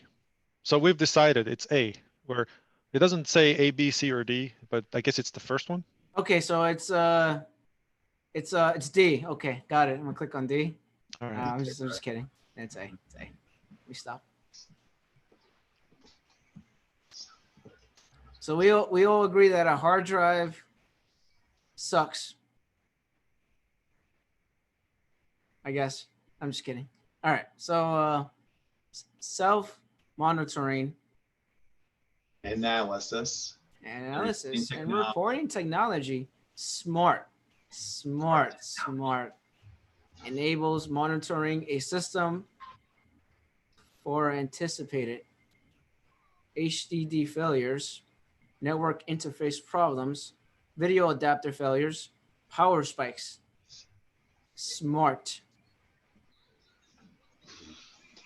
This technology was built, oh God, like what like Google, like 10 years ago in the blanks and stuff like that. It was built into the stuff. The stuff and things and stuff that's there that we've been talking about it throughout the whole thing. Not to give it away, but the thing. Power supplies. Power supplies, you said? Power spikes, sorry. Oh, power spikes, you said? Power spikes? Power spikes. Haifa says power spikes. We got one for power spikes. Anybody else? I thought it was A, isn't it? It's for hard disk drives. What is smart anyway? Have you ever heard of that?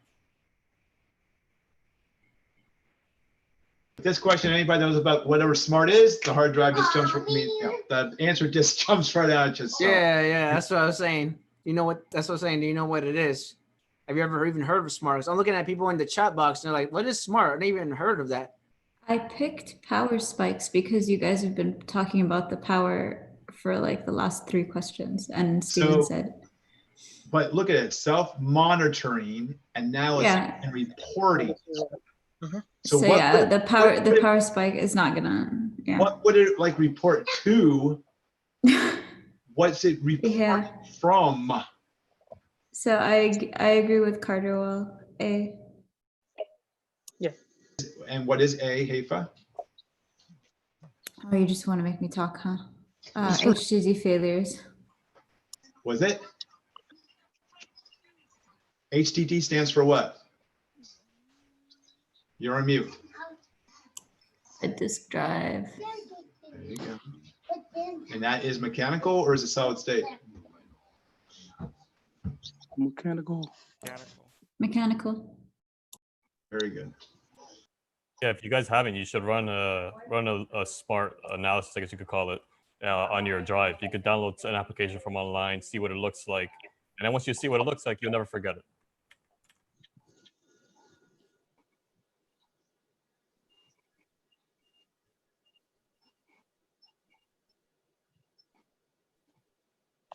Yeah, sorry, I'm trying to grab this because I was looking at this.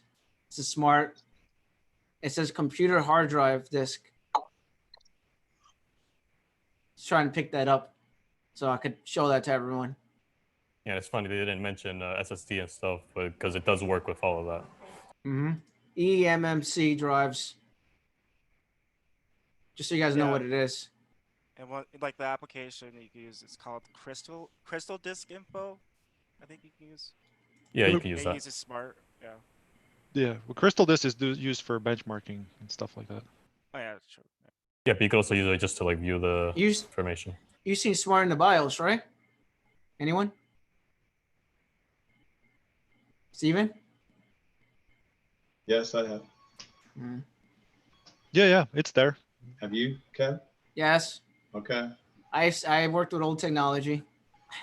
I advise everybody to take a look at your BIOS, walk through it, get used to it. You're going to see it every day of your life. Well, not every day, but you will see it. We'll have to make changes in there.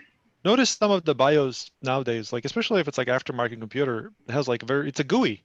Like you can use your mouse and everything. Like what? Oh, UEFI. Right. All right, that's the new BIOS. But there's no more BIOS anymore. It's all UEFI. Yeah. So, and if you guys, I mean, you can still go backwards compatible with it. There's something called, was it CSM compatibility? CMOS. Legacy. Something. Yeah. No. Well, yeah, but that puts it back in the legacy for your BIOS. But in the CSM mode. I know what you're talking about. Basically, it just lets you boot off as if it was a BIOS system. It's a BIOS is, it's kind of like it works both ways. Yeah, it has something to do with the boot.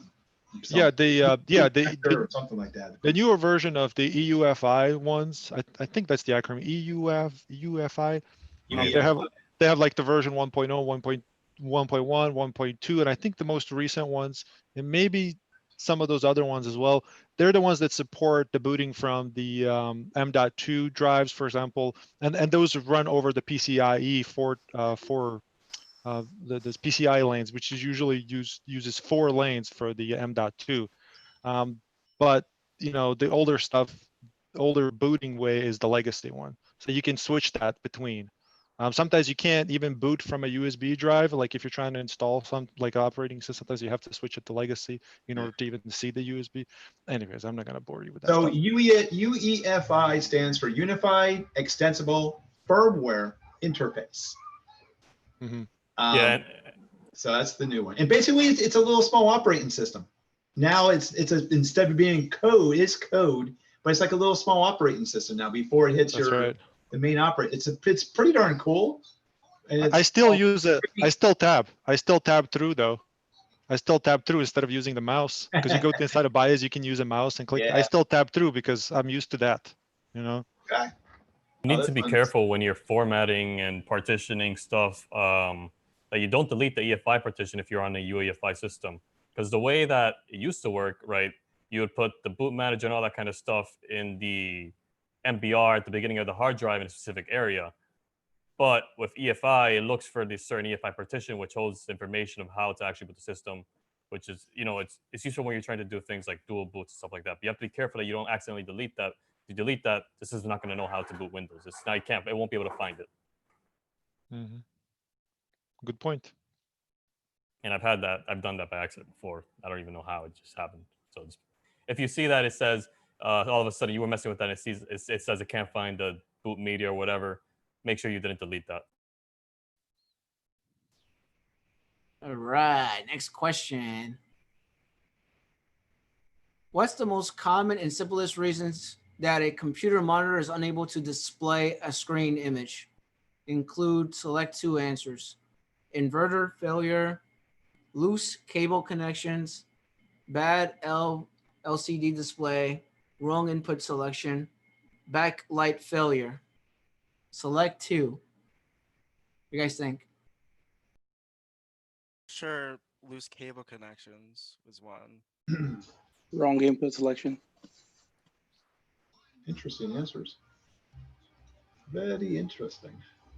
Why wouldn't it be bad LCD display? Guys, this is an LCD. This is a LCD screen monitor that we're looking at here. It doesn't say it, but just by looking at the answers, that's what it tells us. Logically, by us being techs, we know that this is an LCD display from our learnings. So I'll just give that out. And so far we got 2 answers. Anybody else with different ones? Why is it not inverter failure? What is that?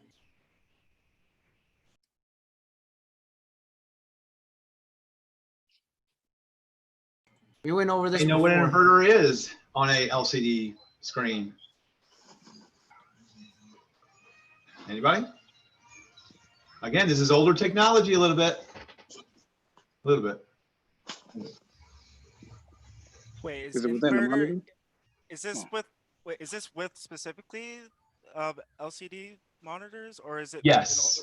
Okay. This is probably, I don't know. I have no idea if they're in other monitors or not. I imagine maybe they are, but this is, think of the LCD screen. I think it's inverter failures and bad LCD display. Okay. Or I mean, loose cable connections too. Oh, well, you only have to pick 2. Oh, it's no, wait, display a screen image. It's a bad So LCD bad display. LCD display and inverter failure. I don't think it's the other two. Kevin Diaz, do you know this one? Give me a thumbs up or down if you know this one. I'm a bit unsure Yeah. about the answer. It's kind of tough. I would say loose cable connection and wrong input selection. Oh my God, Kev! That's Really? what I think it is. Kevin, we need to talk, buddy. We need to talk here about some hardware stuff. It's not going to be input because the screen is output, right? Bit up there with this one. Kev, think a little bit more. The LCD, what does it do? What's that thing? What's something's doing to something? Look at the answer. Look at the answers. Erwin, do you know what this is? What? What? Which part? See, it's asking for the simplest reasons here. Uh-huh. So the simplest reasons, we just have to kind of eliminate the things that sound complicated if you want to keep it simple, you know? So what is inverter? Inverter could be many things. First thing that comes to mind is the power inverter. Does that sound complicated or simple? To me, that really? I mean, do you think that's looking at the darn screen is simple? If you know what you're looking at with a monitor, if you learned it. Yeah, but they're asking specifically the most common and the simplest reason. The most common and the simplest reasons. Yeah, I'm going to eliminate one. Loose cable. I can see why Kevin would say wrong input selection too, but I want to say loose cable or bad LCD display. It says screen image. I want to eliminate backlight because if the backlight fails, you can still see the image. Is definitely not. It's definitely not backlight. It's there, but it's really dim. All right, I'll just shut up on this one. I have my answers, and I'll wait till the very end for you guys on this one. See, if it was wrong input selection, then, I mean, what are the chances of that happening, right? Like, you would literally have to have a second monitor that's broken, and then you select that one, and then for some reason you can't see the other one that's working. That's the only way you would have wrong input selection, in my opinion. In this case, they want simplest reason. Obviously, number one has to be loose cable connections. I think it's loose cable connections too. I'm trying to figure out what the second one is. Right. So, I mean, simplest bad LCD display. That's what I would think, because I don't know that they want you to be here very specific in the answer here at all. So that's why. Go ahead. I'm sorry. No, I have a question real quick. And the reason I kind of chose with Kev there too is because I thought to myself, like, does the monitors auto select when you use DVI or VGA or HDMI? Do they automatically select which source is coming through?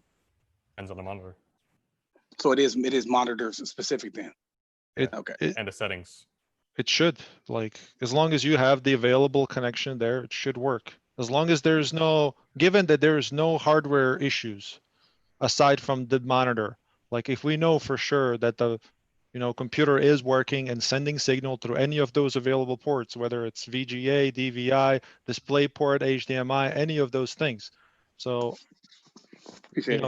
I'm gonna go with B and D. What do you guys think?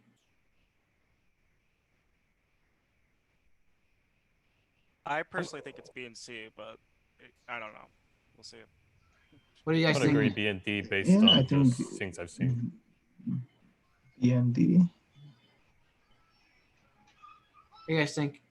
I'm looking at the chat right now. Some people said B and D. Some people said B and C. B and D. B and D should be okay. Everyone says B and D, and some people say B and C. What do we think? Flip a coin. Goddamn question. I really think they don't want us to overthink this at all, but I think we are, Yeah, that's Comptia. Hey, I tell you, your questions are annoying, man. Very annoying. All right, I'm gonna go with B and D.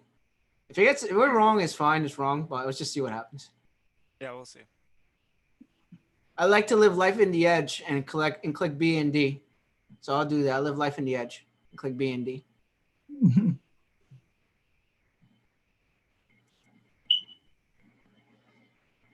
All right, next question. Oh, this is a good one. That's a trick question. That's a really good question, actually. The term stuck pixie refers to a tiny spot on an LCD monitor display screen that permanently remains black when it should be activated and displaying color. True or false? A dead pixel? Or am I thinking of? I think Stuck pixel. Oh, stuck. Yeah, but isn't it dead pixel instead of stuck though? I don't know. They're I think different. okay, they're False. different. Okay. False. We got a false out there. Kevin, check your private messages, please.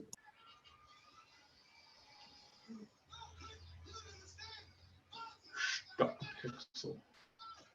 It's stuck.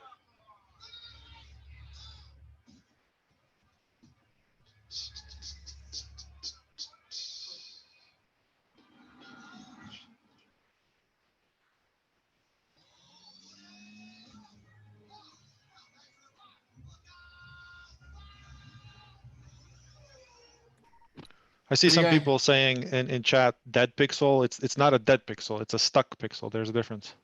Yeah, it's not the same thing.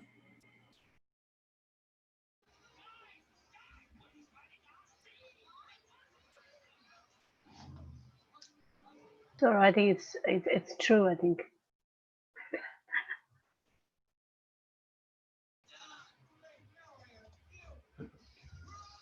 Yeah, I haven't really heard about stuck pixels, so I don't. Yeah, I didn't know. I'm gonna there say was- false. Yeah, I didn't know there's. I need to look into stuck pixels because I know dead pixels kind of, but not stuck pixels. But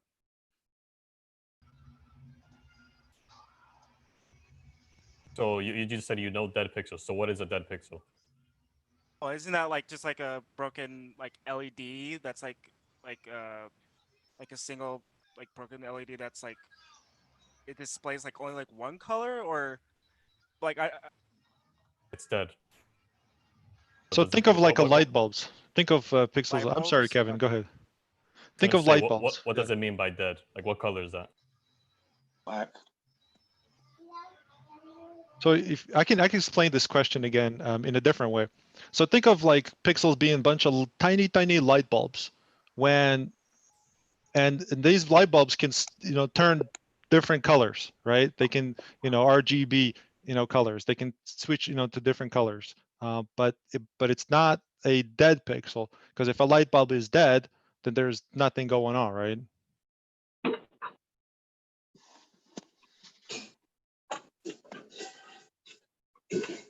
Yeah, so isn't this dead then? Because it's displaying black. Yeah, it's displaying just like a black pixel, right? Or a tiny spot that's just black. So I think it's supposed to be dead instead of stuck. Hey, Wilma, you have a lot of noise in the background. Do you mind muting, please? Yeah. So basically, I'm gonna have to agree with that, because think about it. Dead. If it's dead, there's no light. If there's no light, it's black. Versus stuck. Let's say it's stuck on red, the color red, and now every time you turn on your computer, you see it's the color red in that one pixel. It's not black. It's kind of just a thing of knowing one, then you'll know the other isn't the answer. And here it's asking us, the term stuck pixel refers to tiny spot on an LCD monitor display screen that permanently remains black. So is it true or false? Can I add something to this? I got kicked out. So my memory of remembering my memory serves me right. With black pixels, what happens is that parts where the light is supposed to be touching, that particular I don't know what those things are called now. It's dead and out. It can't be lighted no more. That's a dead or black pixel. But with stuck pixel, what happens is it's just stuck. But a lot of times, if you turn off the monitor and turn it back on, it could be made to go away. And then sometimes what happens is when you're playing certain kinds of games that are really like probably even super fast or that require a lot of memory. Sometimes it's a memory issue that's just lagging, that's causing this those parts to be stuck. But again, that can always be fixed by just rebooting or whatever. But with dead pixels, that part will just be black. It's dead. It's dead. You just have to replace. The only options to replace the monitor or replace the screen or something. Yeah. Exactly. Has anyone ever had that issue where you plug a VGA and then the image is stuck on the computer? Yes. You know what I'm talking about? I think I've seen that happen Yes, sir. to I think I've seen that happen to like a really crappy TV. I've seen it happen with like bad video card drivers, or video drivers, I should say. Yeah, that's yeah. Overheating can cause it too. Like if I don't know, let's say, you're overheating, but the graphics card is like throwing these like pixelated images and it just gets stuck to that. Or you're trying to play a video game that's like slideshow and it's just one image there, still image. I don't know if you've noticed as well. There's some movies that do that too as well. Some parts of movies that do that as well. Yeah, happened to me. I was playing Counter-Strike Source on Windows XP and the image is still stuck. And it's like, and then all you see is the video game image on the screen and then it crashes the whole thing as a display driver issue. So, happened to me. Yeah, it would literally say once it crashes, in the background, you can't see it, but if you Alt-Tab, there would be error pop-up in the background that it says display, your display driver stopped responding. That's what it would say. What do you guys think? You think it's true or false? False. True. False. What? Mixed answers on here. True or false? I think we had somebody in chat earlier too said, I think it was Black Snyder. I think he knew the answer. So who thinks it's who says it's false? It's false. Why isn't that true? We just Because discussed this, right? Because stuck pixels field. generally like Fixed. different color. Black is different. I think It's just dead. Yeah, it's Black false. is dead. Yeah, I think the keyword is permanently too. Okay. Yeah. All right, we'll go with false then. If we get it wrong, I'm blaming you guys. I'm just kidding. I remember the question like yesterday, so. All right, next question. Oh, I mentioned this before. Mm-hmm.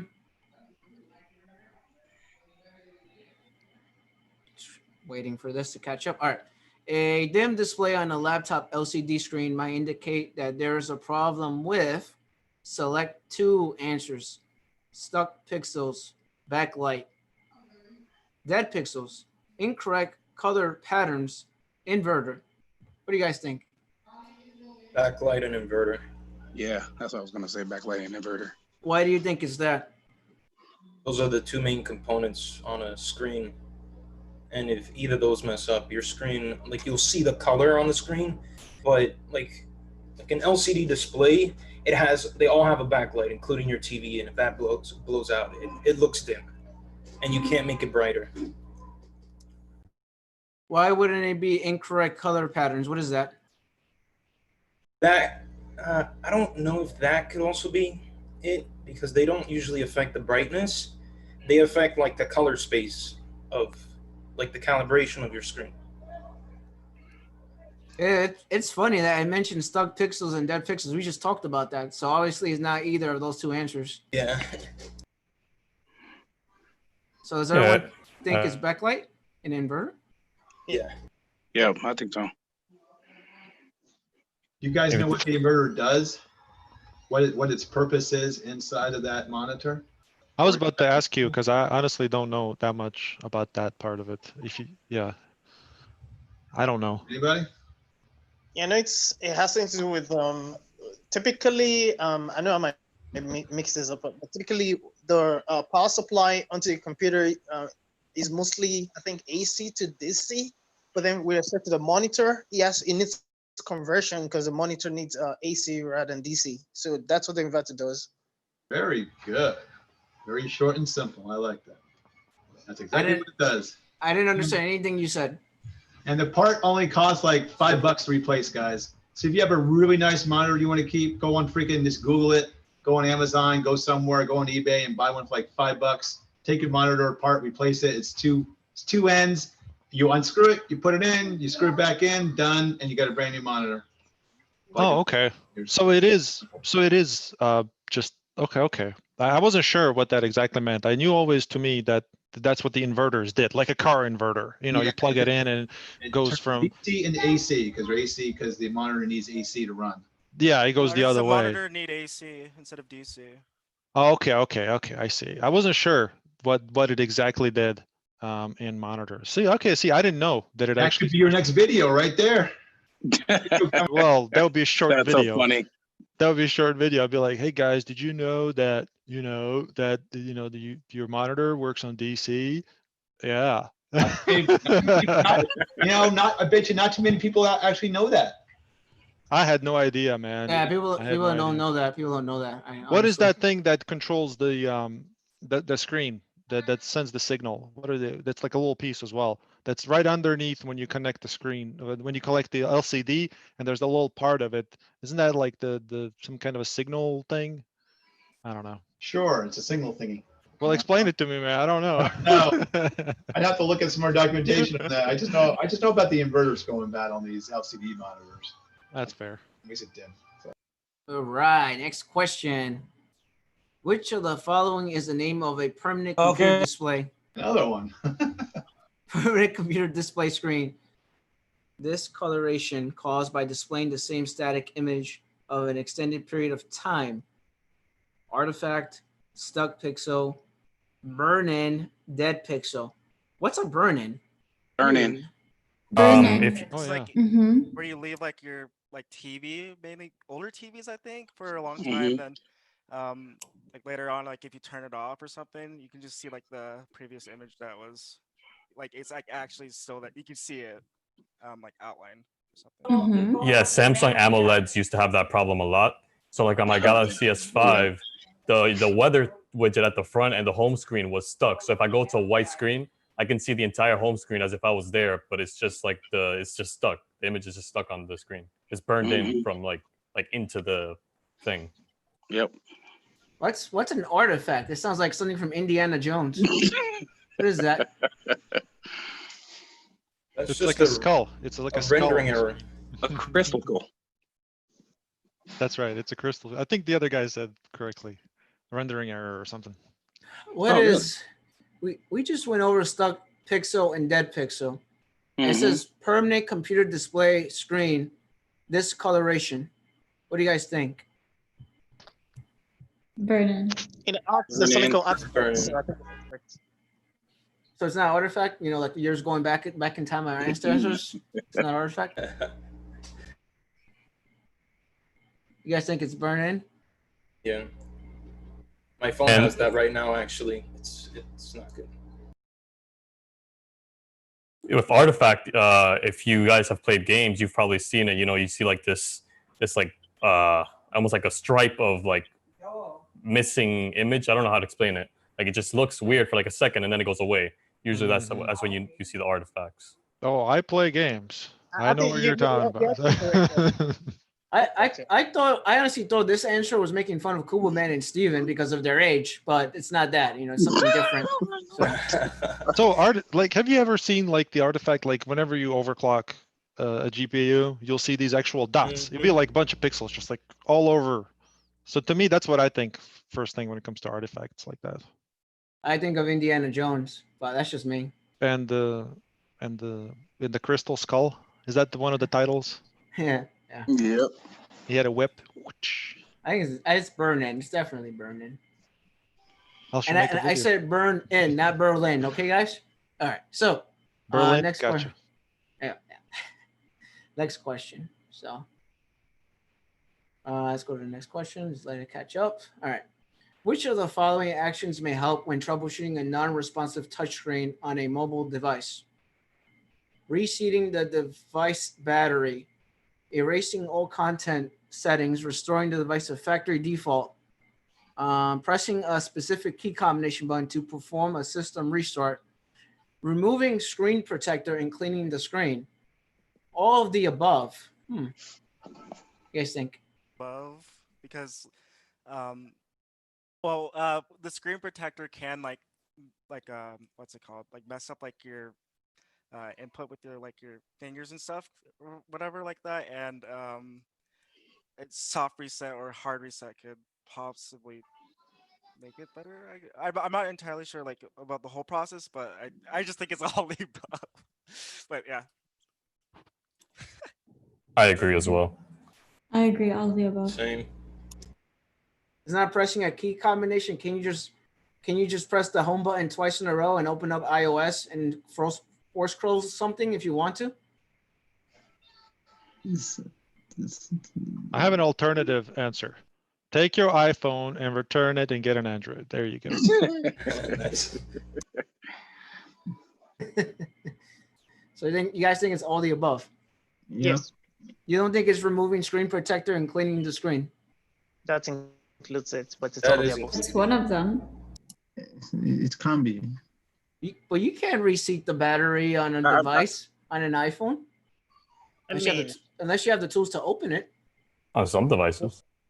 Well, we would actually make an exception for that in this case. At least the devices that you can move the. Again, it's one of those questions, that they would trick you. But still, all of the above. So all the above, okay. We're gonna go with all the above because that's always the right answer, right? This is one of those questions where it's easy because we experience these things ourselves every day. Or, you got a note phone or whatever. You do these things. So it's just kind of it makes it kind of easy to think about. Not every day, man. I have an awesome phone. Mine is perfect. Never does that. Yeah, my phone talks to me and makes breakfast for me. It does everything for me. So I don't know about your, Mine does your too. phone. Mine screens calls too. Like they would talk to them and have AI built in, all kinds of stuff. Kevtech, I'm gonna eat up part of what I said before. Take back part of my words because again, this is an exception to what I had mentioned previously.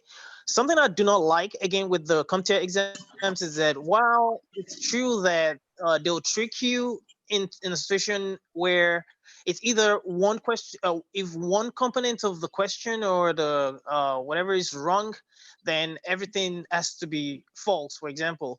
But also the situations like, say, for example, the first option in this question, yes, they do. I mean, I would expect they would know that that some phones like iPhones, you can't necessarily take off but still they know there's also phones as well that you can take it off. So whatever, it doesn't matter. So, I mean, so this is one thing I do not like because it makes it so general. And they do know it's up to you. Like they just throw it at you like, okay, whatever. Yeah, they try to include everything. Yeah, and the thing is that we get too technical with the answer, and then it's actually just one answer.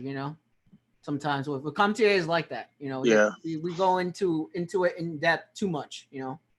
So. All right, next question. Which of the following would help ensure proper reassembly of a service mobile device? Select all that apply.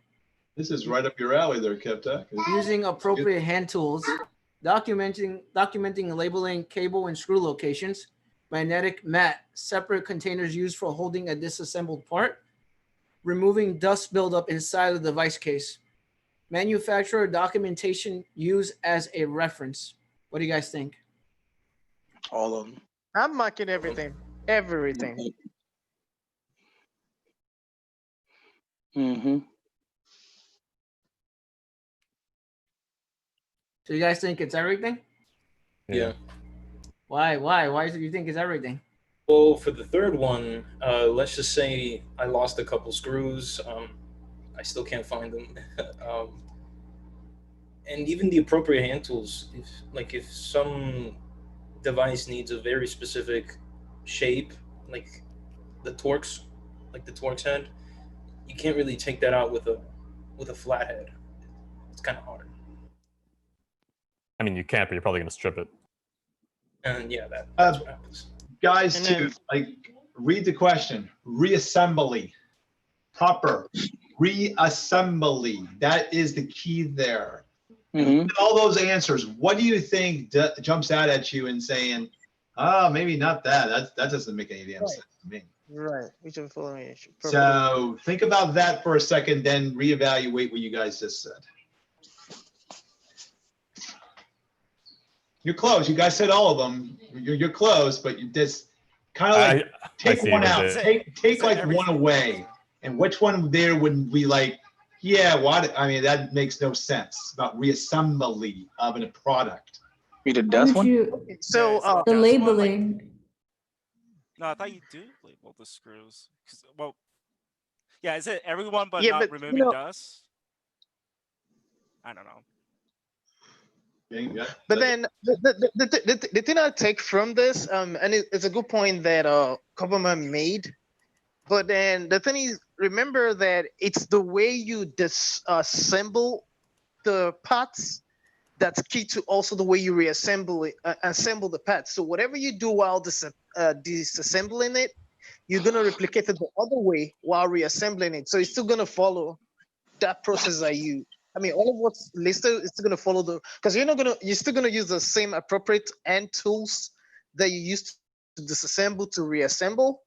You're still gonna follow the documentations that you made on paper in terms of how you took out the screws, whatever, and then you're gonna do it the other way around, but you're still gonna use that documentation and the labelings that you made while disassembling them.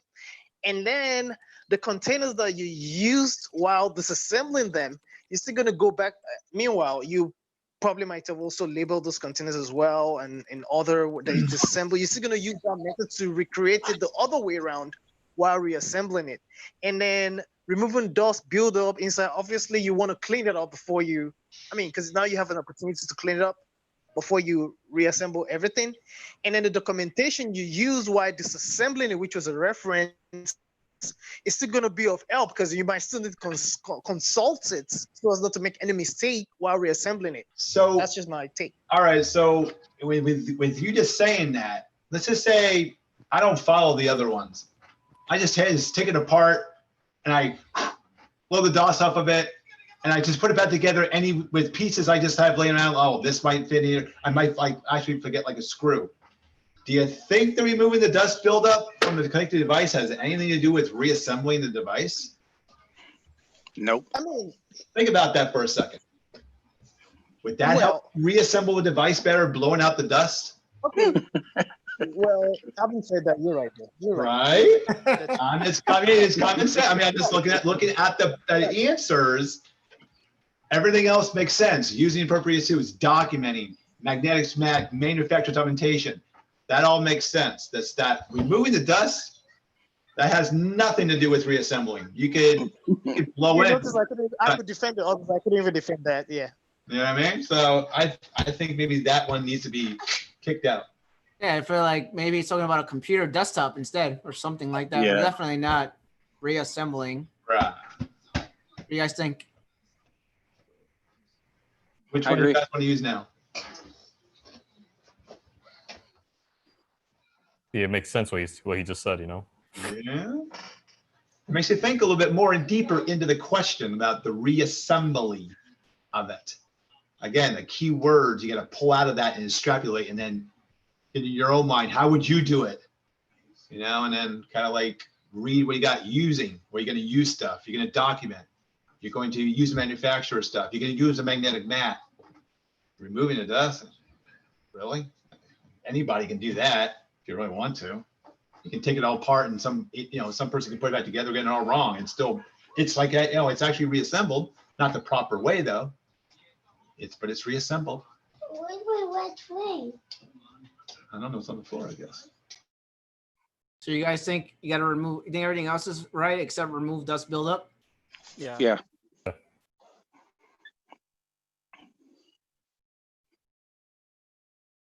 What is this? Use appropriate hand tools. They think it's home improvement.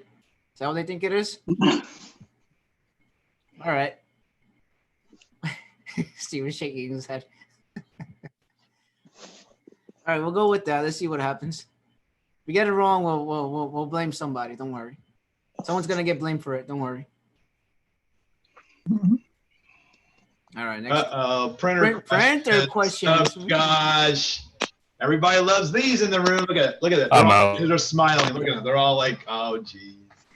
in laser printing, long vertical streaks on each output page indicate a problem with printer collaboration, damage to the imaging drum, printer driver, clogged print head nozzle.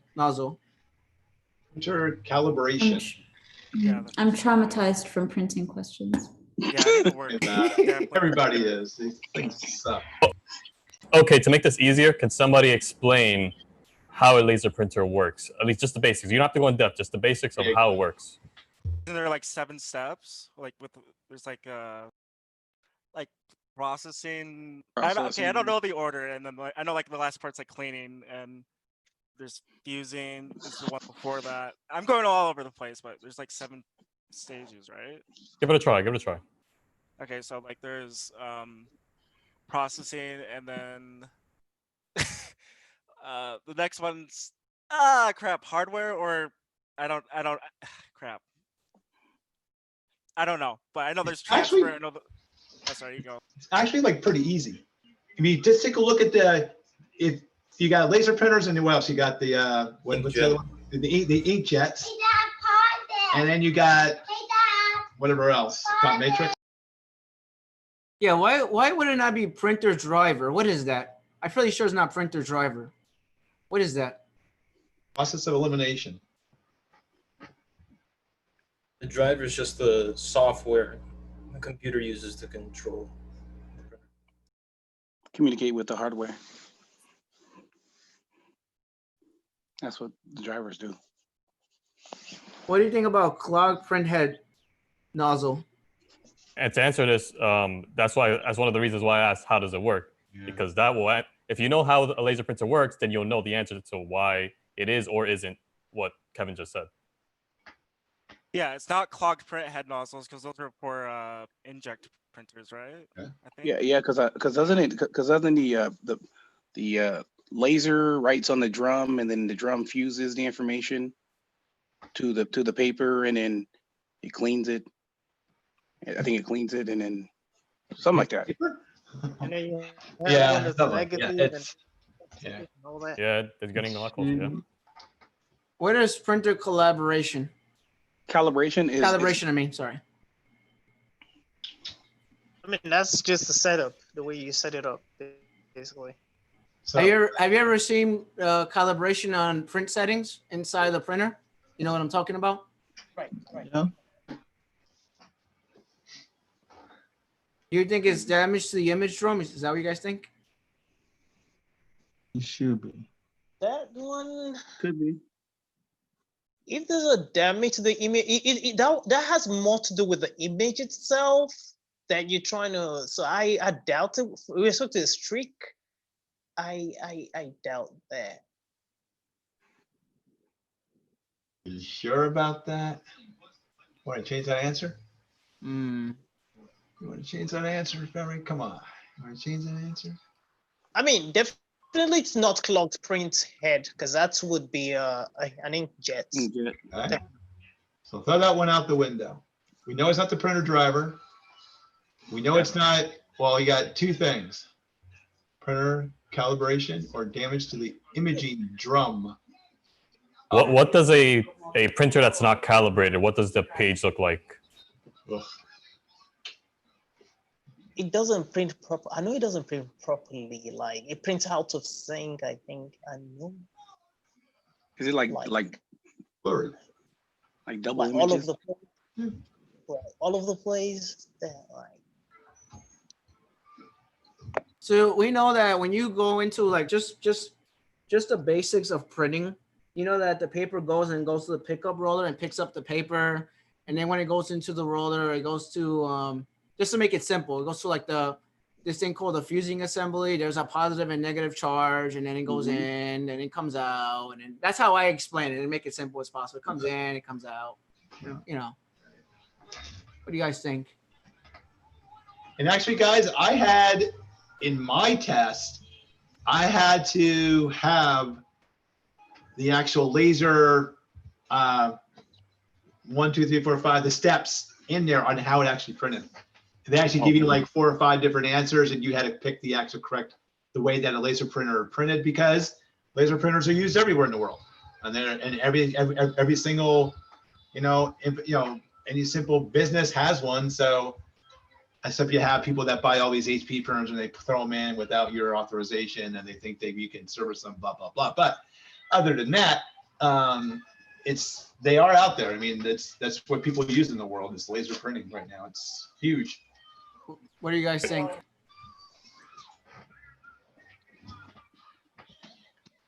I'm saying damage. Yeah. Yeah, it looks like there's a. It looks like that. Yeah. What? Which one? It looks like damage to the drum. Yeah. Damage to the drum. Yeah. So is printer calibration used with? Is it even used with laser printers? No. Okay. Yeah. Then it's definitely damage. You sure it's not? You sure it's not print driver? What if they're printing the wrong thing and the drivers are incorrect and it's printing them incorrectly because of it? Normally, for the drivers, isn't it like when it prints a bunch of different words and crazy stuff? When the printer driver's messed up? Yeah. I'm really just confusing everyone. That's what I'm trying to do. The solution is just to throw out the printer. Just don't print. Yeah, print driver usually, from my experience, if the driver is corrupted, it will print a bunch of gibberish on a piece of paper. Oh, yeah. If the print driver is messed up, the drivers are messed up. So it has nothing to do with this, obviously. So Good luck picking it up if it's one of those big ones. Man, I had to dispose some of those old ones before, and they're heavy. You know something I just remembered. I recollected now was sometimes. Actually, yeah. Sometimes when you have, even if it's like if it doesn't look like if the drum isn't straight, like there's some kind of band or some kind of like marks on it, you're gonna notice those streaks. It might not necessarily be like streak like the way it's asking from the question, but you're just gonna notice something about the alignment on what you're printing, like, and you're just gonna notice some lines and some weird stuffs on it. So yeah, it looks more like the drum. Yeah. Yeah, right. Yeah, I definitely need to review more of this stuff. More printing questions. Yay, printing questions. Because that was only black and white. That was only black and white stuff. What if you have a transfer assembly with the colors and everything, and then you got to see if there's anything dirty there. Maybe you got to clean it. It's a mess. I don't like printers. No one likes printers. Maintenance kits, all that good stuff you got to learn about. Next question. Dirty. Which of the following printer problems may be caused by depth toner, like depleted toner? Depleted toner, like Faded. Select all that apply. Faded printouts, garbled characters on printer output pages, ghost images. Yep. Printing blank pages. Yep. Vertical streaks on each output page. Didn't we just talk about that? Yeah, exactly. Yes, we did. Select all that apply. ACD. Yeah, faded printouts, ghost images, and printing blank. Garbled characters. Didn't we just talk about that? Yep. Yeah, that's with the drivers, right? The drivers. Again, now this is where you have to know the process of what the laser printer does during its cleaning process, during its charging process, during the transfer process, all that good stuff. You got to think of it from the start to the finish. When that sheet goes through from the actual drawer, what does it do through the whole entire process on out? So there's really only looking at there, maybe for me, I would say 2 answers that really even apply to this question. But I could be wrong. But again, if you got to know the process, if you don't know the process, get on it, guys, because these questions are coming. And if you get some of these wrong, that could maybe make you guys to take the test again and pay some more money to Comptia to take some more money, to pay the test again. So they you got to know the process of laser printing. Just know it for the test, and after that, forget about it. Don't worry about it ever again. Because you're not going to know what to worry about. It's just for maintenance kits and they freaking change the out toner. That's it, unless you become like a printer expert. You know what's funny? Like even in 2020 now, if you have the brand new, the best Xerox printer, for example, it's like I don't know how much they cost, like 10 grand or something like that. Expensive. all the touch screen, all the like security things you scan, you know, beep, it lets you in, you put your code in and all that stuff. Crap. Yeah. But yet you still have to wait like a couple of minutes for it to warm up. And I'm like, it's 2020 and I'm waiting for this thing to warm up. This is unreal, man. 15 minutes remaining. Cool, annoying, man. Technology. Yeah. Exactly. Yeah. What do you guys think? You guys think? Oh, okay. From Steve's answer, I guess I could do faded and printing blank pages, because I think, if I'm not mistaken, there's a cleaning section. There's a cleaning part that should clean off all the clean the drum off, correct? In the phase in the phases. Is that correct, Steve? That is correct. Okay. We talked about vertical streaks. There's nothing to do with this, by the way. So ghost images, that doesn't make any sense. So garbled characters is a corrupted driver, so that wouldn't have anything to do with this. And if anybody's ever seen that, it's like hieroglyphics. You don't know what the heck these things are coming out. They're just all kind of weird characters. They're like, yeah, there's something communication going on with the PCL driver between point A to point B. Something that the printer just doesn't know what the heck you're trying to say when you send an actual print job over. So you guys think it's A and D? Yep. It wouldn't be ghost images, right? What the hell is that? According to what Coverman mentioned, Steven. Yes. Yeah, I think it's something to do with the drums not being cleaned properly. That's when it has something to do with the toner. Yep. Yeah, there's like a cleaning, what do they call it? A cleaning blade or something like that, or something that takes all the charged particles away. What happens when that thing starts to run out? I think it's like a wire. It's called a corona wire, I believe. And that either that charges the drum, but there's also like a cleaning thing after it that cleans the residue off of the drum and gets ready for the next image to come onto it. Next one. I think it's called a corona wire. I think it's really hot. You guys ever heard of a printer like a maintenance kit? Mm-hmm. Yeah. Get used to it. You'll be changing them. The ghost image, by the way, is like the ghost image, by the way, is like when you have an image and then the other one is like slightly offset, and it's like printing one on top of the other. Like kind of, yeah. So that's it. Like, you'll have like one image and the other image is like slightly offset from it, and it looks like faded a bit. Hmm.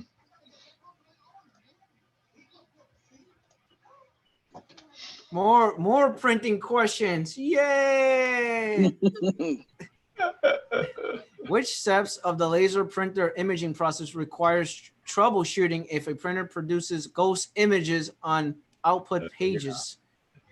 Charging, fusing, like Dragon Ball Z when 2 characters fuse, exposing, developing, cleaning.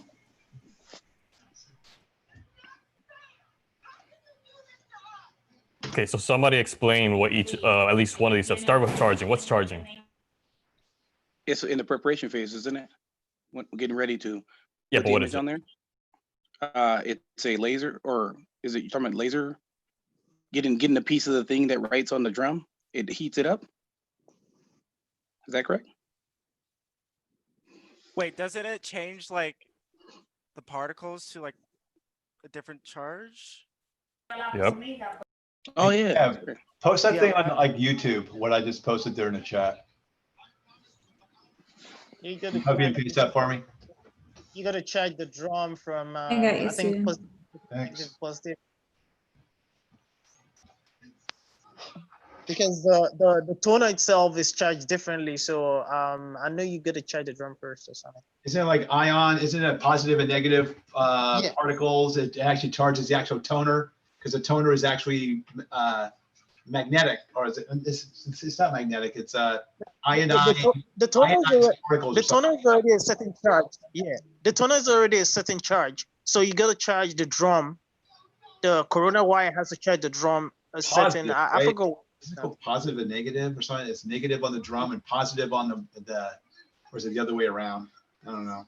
Yeah, for the print itself, for the toner to be able to attach to the drum. Yeah. Is the drum do a negative charge or a positive charge? And the ink is what? That's what I don't know. I don't remember. I forgot which way it was. I mean, positives and negatives, opposites attract. I don't know if that's become the case, but I don't know. Whatever way you track that. Sounds like you were describing a hadron collider. The corona wire makes it a negative, charges it negatively. Negative. Okay, so then the drum And the is toner. positive. So the drum's positive, and that's what attracts it to it then. So, and then that's how it goes on the paper. It just melted, and then it goes to the fusing stage, which is the last stage, and that melts it to the paper. And it's pretty cool how it does that, and it comes out dry. It's amazing technology. Just imagine the person that actually developed this. You think he or she is like working today? Hell no.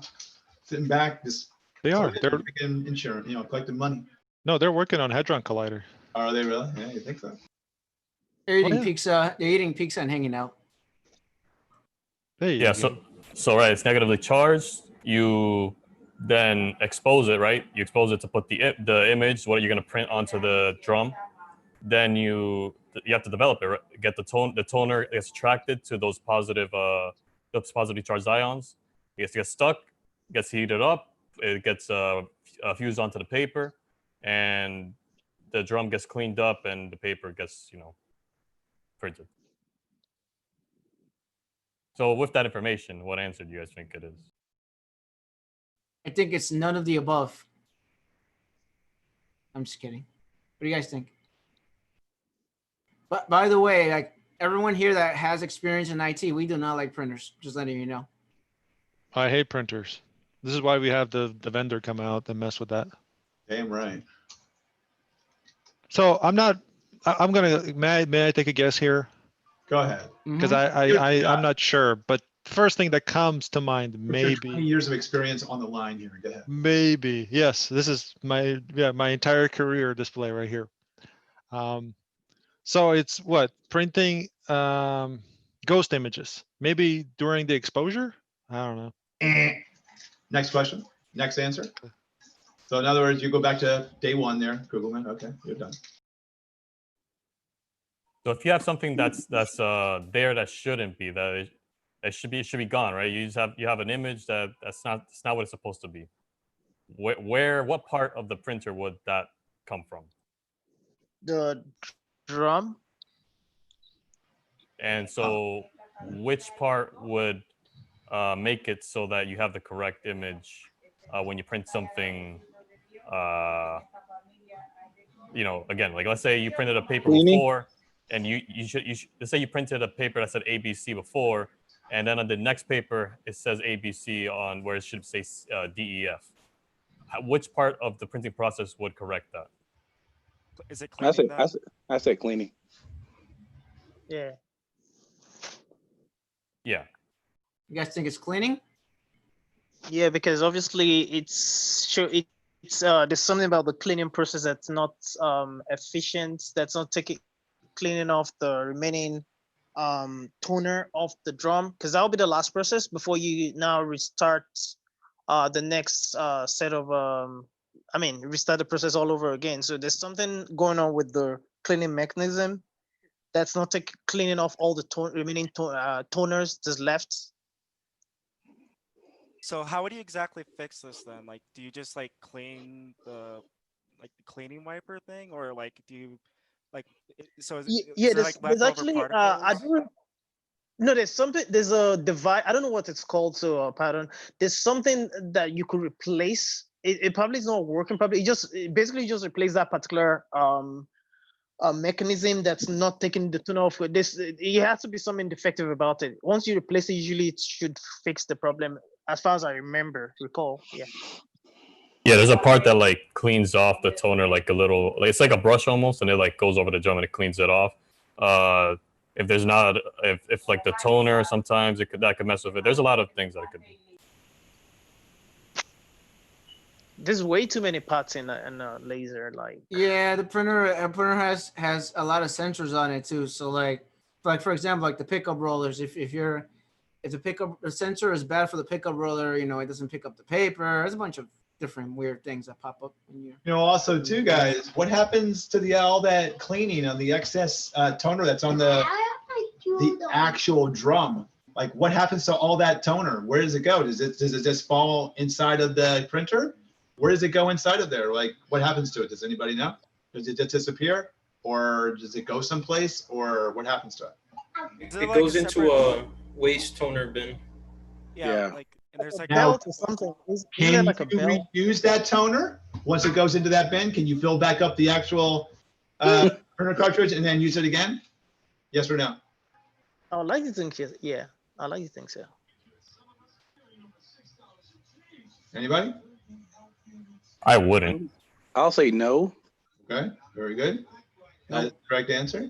And then what do you do as far as when you're done with these, let's say, you know, disposal, I feel the printer cartridges, once they're done, you actually dispose of them. But all that excessive ink, you have to dispose of it a certain way. A lot of these printing companies, Xerox, Ricoh, stuff like that, they have you dispose the excess toner where you got to put it into a plastic bag, and you got to be very, very careful. You can't get any kind of plumes coming out of it like that, because it will, you'll be, putting that stuff in it's not good.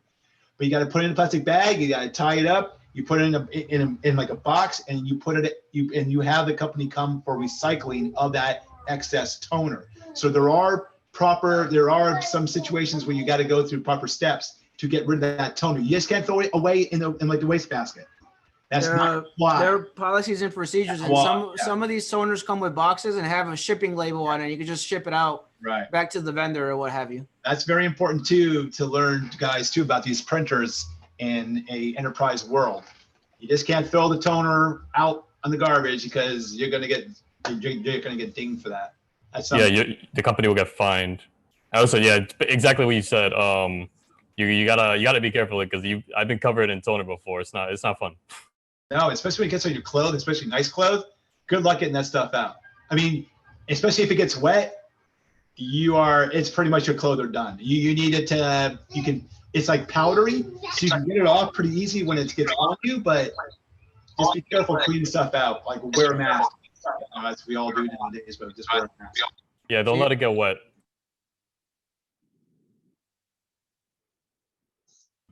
All right, you can probably move on for this one. Cleaning. See what happens. Another printing question. Yay! Yeah, printing questions. I think the IT people that work in IT are getting annoyed by these printing questions. Oh boy. Ay. Now this one here, YouTube community, and I mean, if anybody doesn't know, what puts the toner on the paper? How does it do it? What happens first? In a laser printing, toner falling off a printer copy indicates a problem with which of the following: toner cartridge, print head, cleaning blade, fuser assembly. Fuser assembly. Yeah. You got to be careful with those things. They get super, super hot. If you haven't, I mean, honestly, you're probably going to burn yourself at some point with it. So like with 250 degrees, some of those things, maybe 300 degrees. It's ridiculous. Wow. It's crazy, too. But it works, and they last them. They last a pretty long time before you got to replace it. Why wouldn't it be toner cartridge? And because it has nothing to do with basically what you're doing is trying to heat the toner onto the paper. So I mean, that has nothing to do with the toner cartridge. The toner cartridge just has the toner in it, and it supplies. It moves over to the belt, then moves it over to the other parts that need the drum and all that. So basically, it's the fuser, because that's where the heat is coming from, that heats it onto the paper. That's supposed to heat it onto the paper for it to stay. Makes sense. I agree with you. Anyone want to add something to that? Anyone? Wait, quick question. So the toner particles, are they like plastic, right? I forgot. It's powder, but it's like an ionized, think of it like particles. like dust. I don't know. It's like particles, but it's like ionized or something like that. So it gets charged. It has a negative and positive charge, whatever like the actual thing is. But it's like powder though. But you just want to be careful. If you get it on really nice clothes, you're gonna go home. You're gonna be crying because, wear a bib if you have a bib or like a smock or something. Especially because sometimes you go in these printers and the ink cartridge or something like that, the milling in there, it kind of blows up.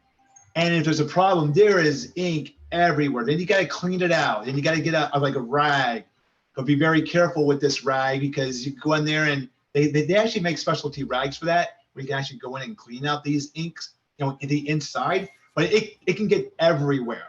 You never want to blow it out with a air gun or air spray or bottled air or whatever. Or vacuuming. You gotta wipe it out. I'm telling you, if it gets around in your eyes and your hair, you'll know it. When you go home and be like, ew, like it gets all over. It's a mess. It's everywhere. You got to be careful. One of my coworkers, they were changing out a toner cartridge from our copier, and it went everywhere. Like he just took out the empty cartridge. It's empty, and it's still like just went everywhere. Just blew up just randomly because it was warm. Yeah, and Hey, that does happen. Kevin, guess who's here? I know. I see Eddie in chat. I'm looking at him. I'm like, why the hell is he not in here? Eddie always coming late to the darn party.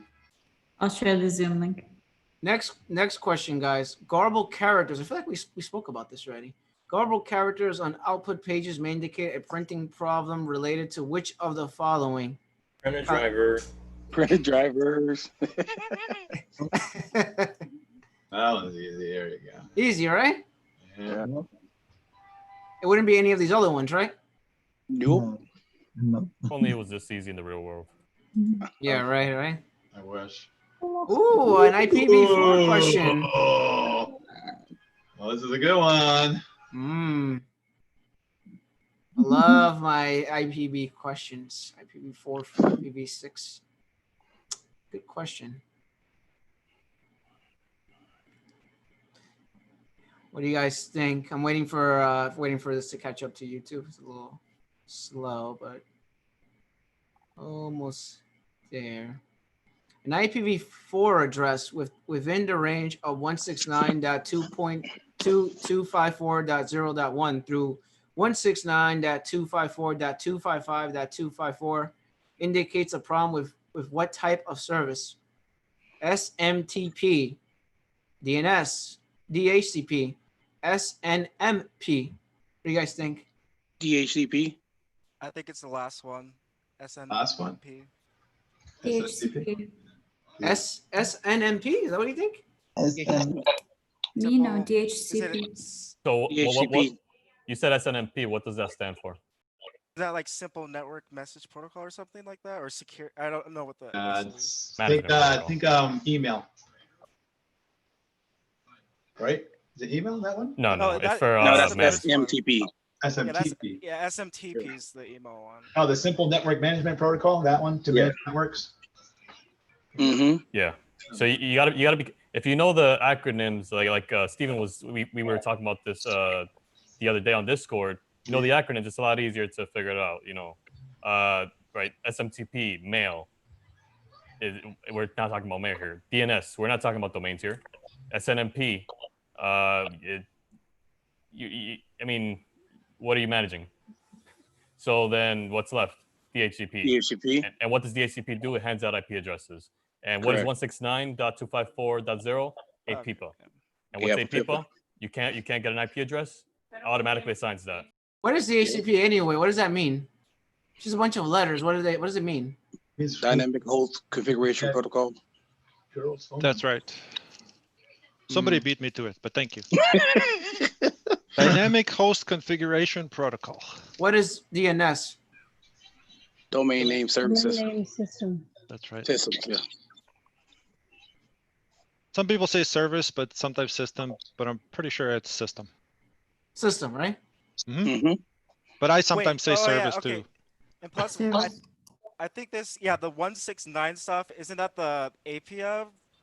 Yep, that's what Kevin said. Yep. Okay, so that's why it's DHCP then, because so the DHCP is down, then it gets the other IP.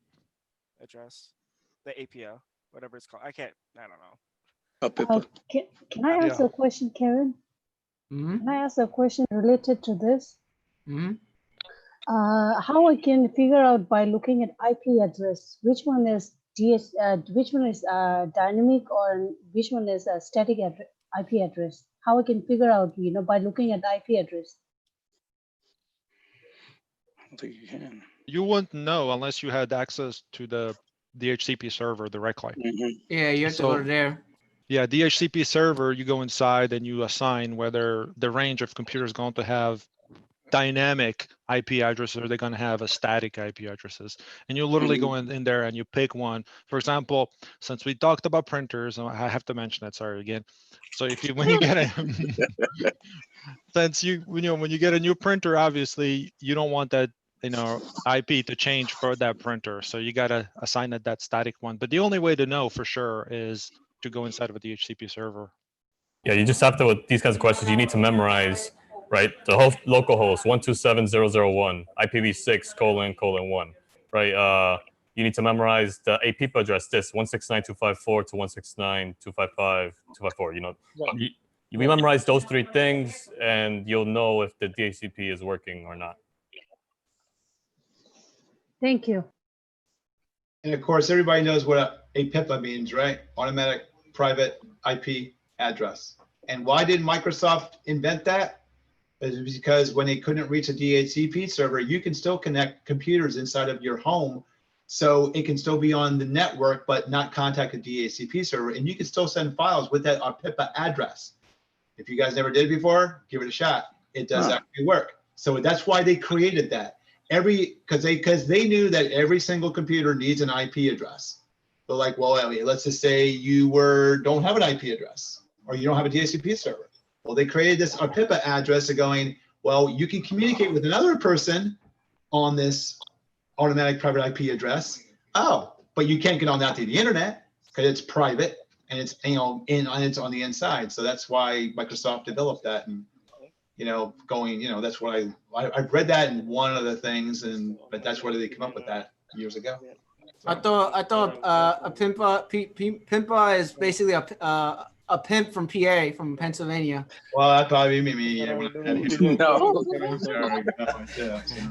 That's just me, Oh my God, dude, that's too funny, dude. You guys ready to go over the answers? Yep. You got them right or wrong. All right, post card. Postcard used for troubleshooting. Okay, there you go. Yeah. Which of the following is a common solution in BIOS time and settings? CMOS battery, we got that right. Which of the following could? I don't know mga call man. Man heri guy don't si dolo humaneka. Somebody not get themselves muted? No problem. I'm a problem. Got out.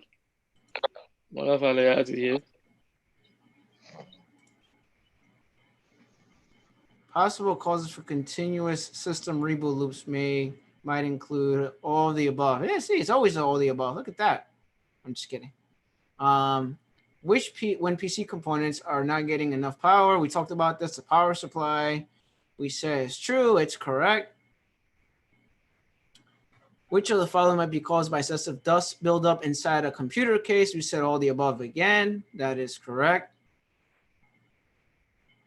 Which hardware components need attention when issue symptoms of failing systems include loud noises from inside a computer case? Cooling fan, hard disk, power supply. That's correct. Ooh, we got this one wrong. Oh, I didn't click anything? What the? Blue screen of death.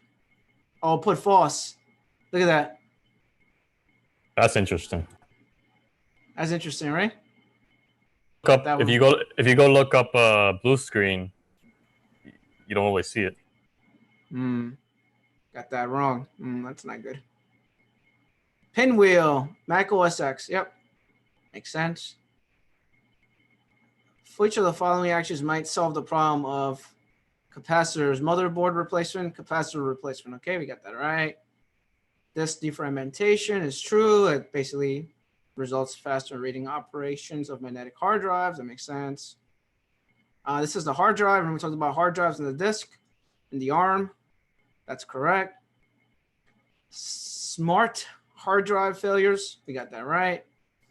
Most common and simplest reasons that a computer monitor is unable to display. I said loose cable and wrong input selection. I got that right. Me too. I agree with you. Remember? Yep. IT pros. IT pros. Yeah. Stuck pixel. False. Okay. Makes sense. I agree with that answer. Okay. Dim display. Backlight. Inverter. Yep. Which of the following is the name of a permanent computer display screen? Discoloration caused by the displaying the same static image for an extended period of time. I'm Brendan. Yeah, everyone got that right.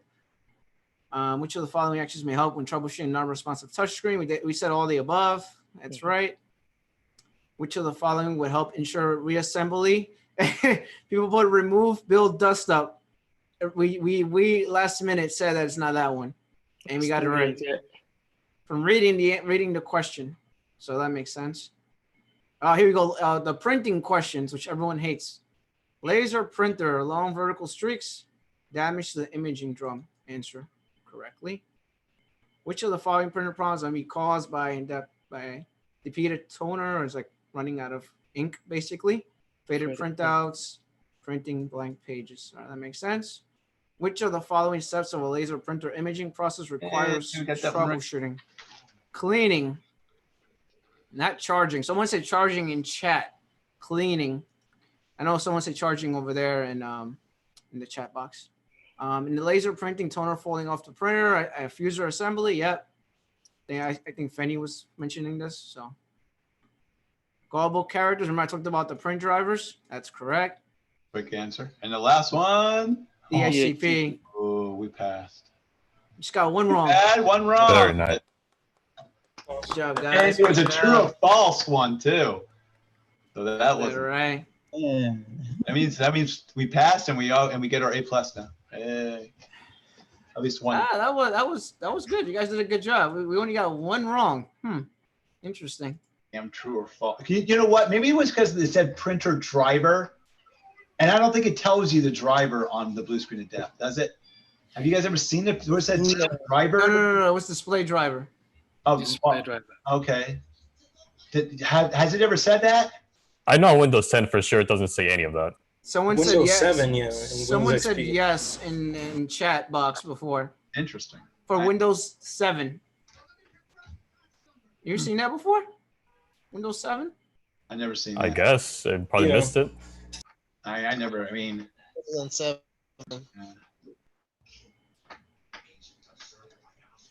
Eddie. We got 14 people on here, Kev. Is that What's the most up? we've ever had, isn't it? Yeah. So Eddie, how you doing? Good, man. I got here at 11 a.m. your time, and you weren't on. So I was like, I guess they're not doing it today. So I went for a run. What? 11? I would never go live at 11. No, 11 my time. Okay. 2 o'clock your time. So I heard rumors that you have a job interview. I have a job. I have my first technical interview on Thursday. Can I ask you technical questions? Here we go. Sure. Ooh, under the gun. You're in the hot seat. You ready, Eddie? Yeah. Can he ask for help? He could ask for help. There's only like 50 people watching right now. There's no pressure though. You can ask for help. Eddie, can you walk me through how to add a computer to a domain on Windows 10? Yes. You right click on the Windows button. Like let me share my screen with you. Let me pop up you guys on Zoom. I was getting anxiety from having 50 people stare at me. Hold on. And you got April with their eyes coming out at you. Better be careful. Okay. How do you add this computer to a domain? Can you walk me through that? Yeah. You right click on the Windows icon. That looks nicer than mine. Okay. Then we click on System. Okay. And we scroll down to About. Where? About? On the bottom, About. Okay. It's not doing anything. Oh, Scroll down. I can't scroll any more further down. Shit. They better not ask you this, Eddie. You would have failed already. Come on, man. Come on. No pressure. You're way off here. Tell them to close out that screen, first of all. All right. This is embarrassing. I thought I knew this. What did you go? Start over. Keep it simple. Where do you go and see if it's even on a work group or a domain?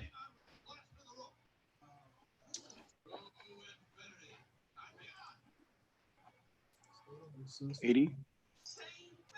Is this job a technical job coming up there, Eddie? Come on, come on, yeah. Come on, buddy. You can do this. Don is having convulsions right now. Ifa, you wanna call for help? Yeah, Donish is gonna be sick again. You're making them that. Yeah, you're making them that healthy. I'm gonna throw out a helpline. What's the next step? You checking Active Directory? No, I'm gonna add this computer to a domain. How do you do that on this local computer? System Has and something then to do property. with change settings. Oh, go to sorry. Where though? You gotta walk me through. I'm a dummy. Where do you want me to go on this computer? I got it. Let's use only one lifeline because. No, I got it. Right click. I'm gonna do it on my computer. All right. Right click. You go to system, and then on the right, the system info. Where? System? Are you on the settings screen? I'm on system. You see my screen? I don't like struggle with this, guys. Sorry. That's all right. Let's go back. Sorry. Go to settings. Sorry. Where? Go, click on the Windows button. Go to settings. And then on the right, where it says related settings, BitLocker settings, system info. You see it? There's settings here. Yep. Yeah. Settings. You want me to do? Yeah. Click on settings. Yeah. And then go to system. I'm trying to look at mine and yours. That's what the problem is right here. That's a weird display. So I'm on the settings screen. Are you on the settings screen? Yeah, I'll go back to it. So I'm gonna right click on the bottom. Yeah. And there's system here only. This is the only option. System and settings. So I said right click. Sorry, I meant left click. Click, just left click on Windows and click the little gear button settings. Okay. Okay. And then on the click settings, system.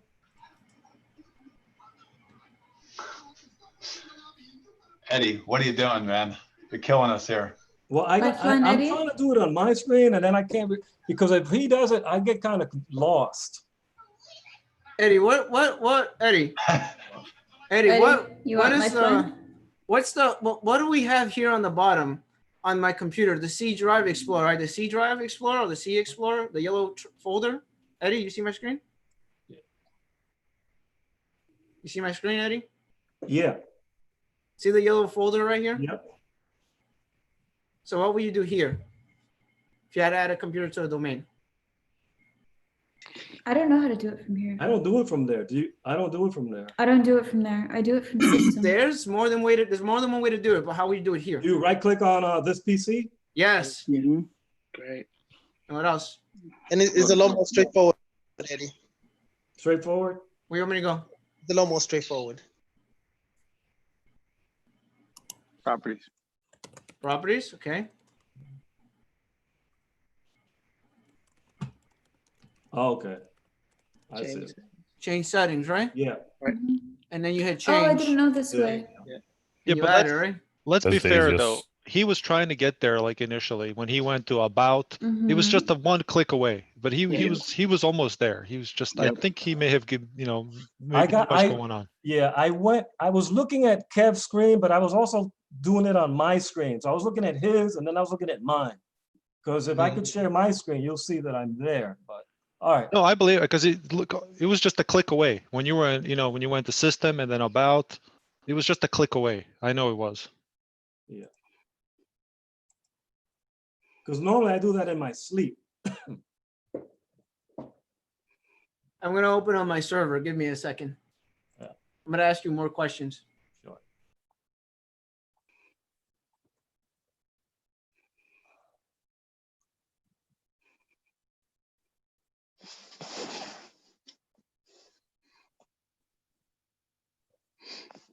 But yeah, in Windows 10, they moved and changed the GUI so much that I really prefer like the old like Windows 7 style where everything was there.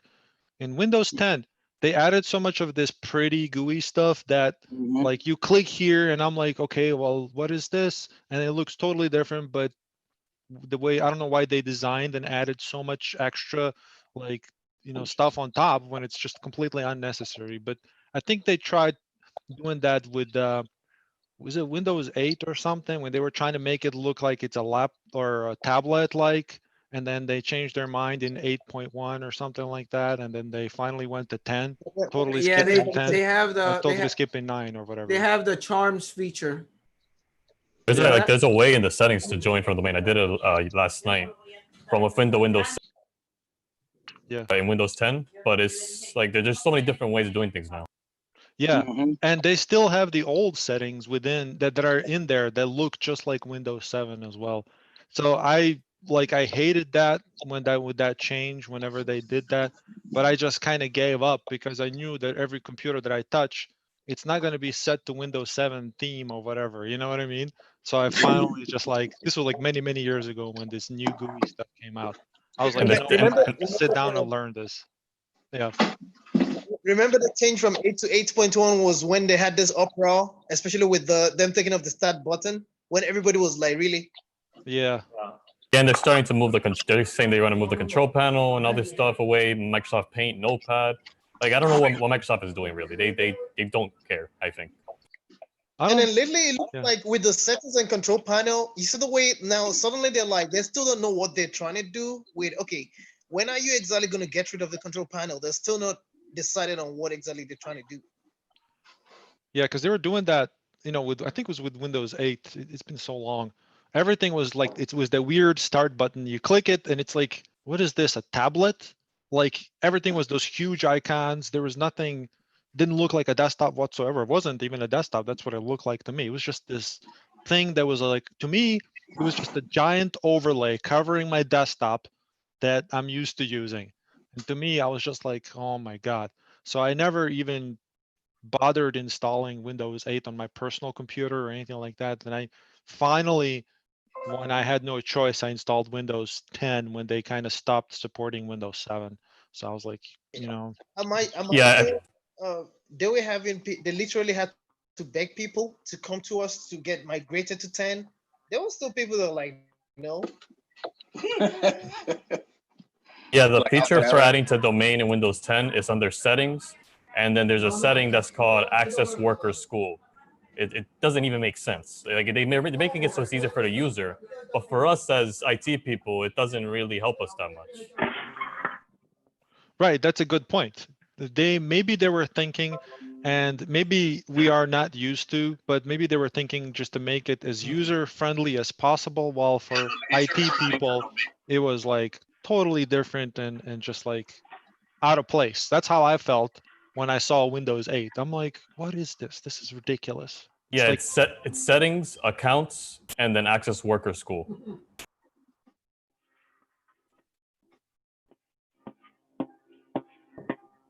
Eddie. Yes. You there? Yes. How do you create a user on Active Directory? Walk me through how to do that on this server. We go to right click on the Windows button. I mean, click on the Windows icon. Mm-hmm. Go to Windows Administration. Can you scroll down a little? Mm-hmm. Go to Windows Administrative Tools. Mm-hmm. And then it should be Active Directory Users and Computers. Okay. Mm-hmm. What are we doing again? I want you to create a new account for me. How would I do that on this computer? On the User? server? A user, okay. Right click on users. Okay. And then new. Mm-hmm. And then user. Okay. Then we put the name, last name. Name, last name, whatever.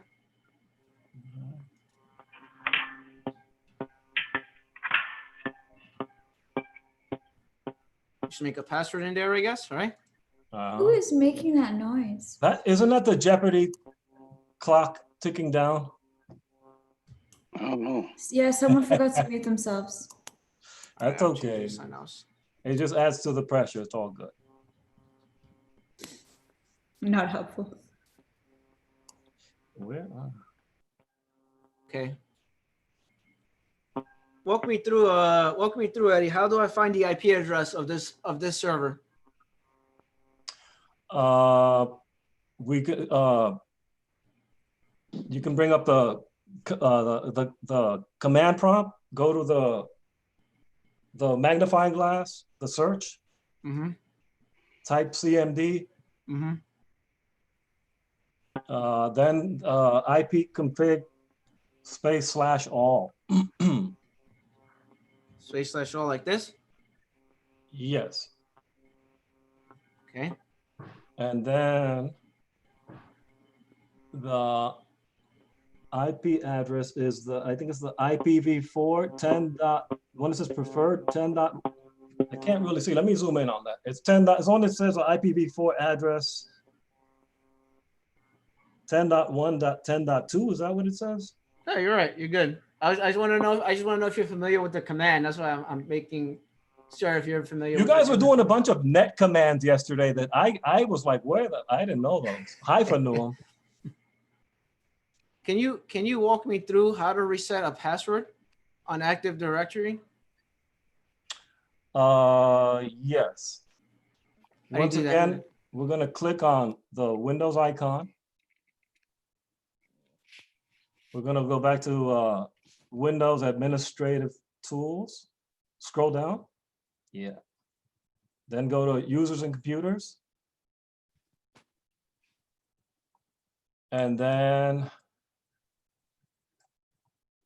scroll up. So we can go right click on users. And then we're gonna find. Mm-hmm. Then where it says find users. Okay. Yeah, what were you using? Your name, Kevin? Yeah, I just created an account called Kevin. You want me to search for that? Yeah. Okay. What do you want me to do? Then, yeah, click on Kevin underneath. All right, click on it. Okay, I clicked on it. What do you want me to do? If you right click, let me see what happens. Anything happens when you right click? Right click? No? Yeah. Okay. What do you want me to do now? It said reset password, so. Okay, then click on reset password. Okay. And then we're gonna give them a new password. And we're gonna confirm the password. And then we're gonna decide whether we want him to change the password at the next log on. Got it. So okay. Yeah, that's all that. Okay. So password has been changed and that's it. All right. I know there's another way to do it, but. Yep. Can you walk me through how to add Kevin to admin group on Active Directory? Yeah. Click on users.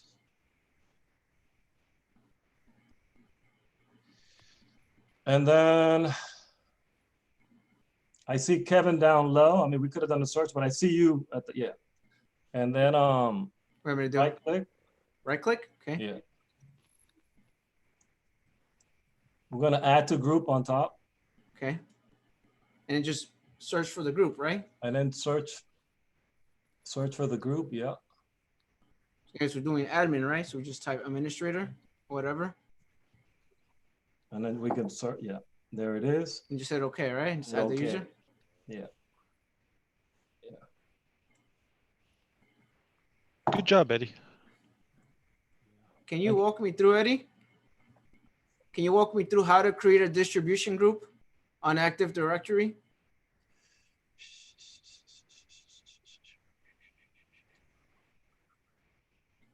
That I'm not 100% sure.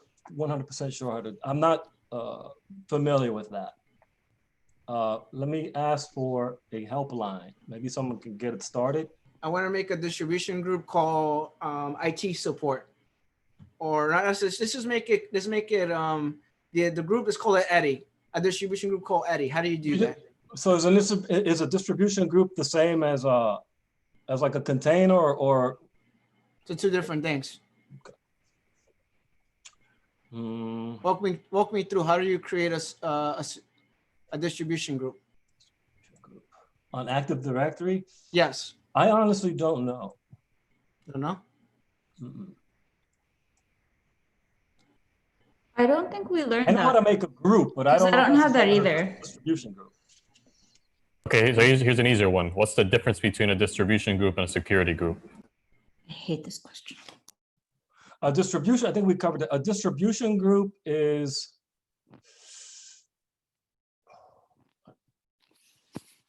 I think that's more of a general, when you want to create a group.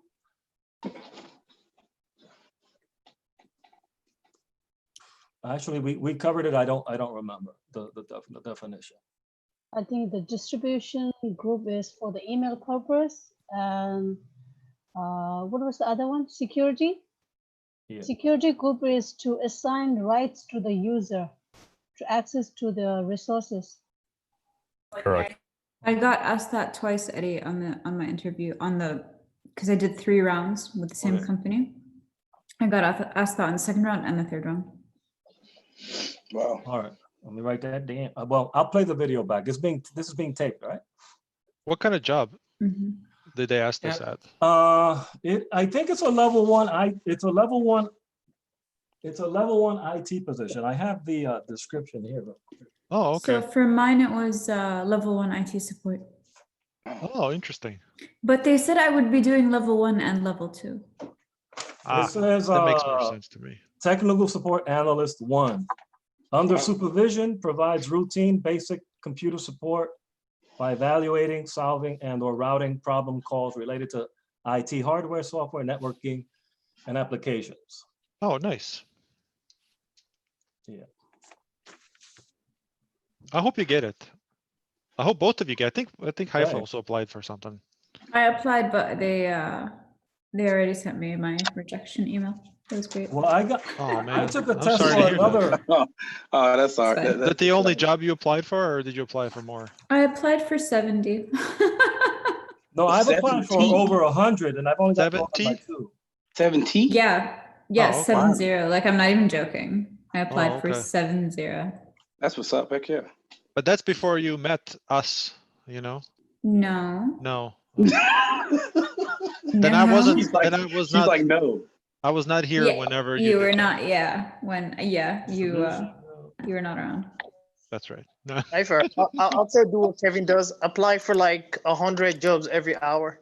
I do. I honestly, I think I'm just taking a break today and yesterday, but I'll get back on it tomorrow. Limitless is asking if we're using LinkedIn for applying. I don't know about everybody else, but I literally use Dice. I use LinkedIn. I use Indeed. What's the other one? Wait, let me pull up my email. Oh, ZipRecruiter is very good. Monster. Monster I haven't used actually. Monster, Dice, LinkedIn, Craigslist. Craigslist. I got a job. No, I got a job in Craigslist. So. Are you kidding? Yes. Yeah. There's jobs there. Yep. Wait, hold on. definitely And there's another one, general whatever, but if it's for people in the States, I'll link it in the chat. Hold on. There's also Glassdoor, right? That's right. Yeah.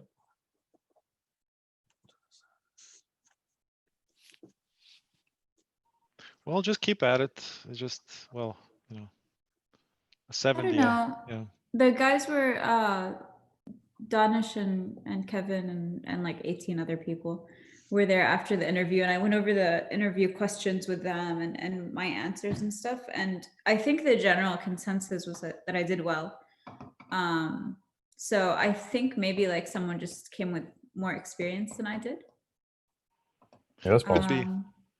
Because I think, I mean, confidence-wise and stuff, I wasn't nervous on the interview. I was like super energetic. I was, you know, I did everything that we're supposed to do on an interview.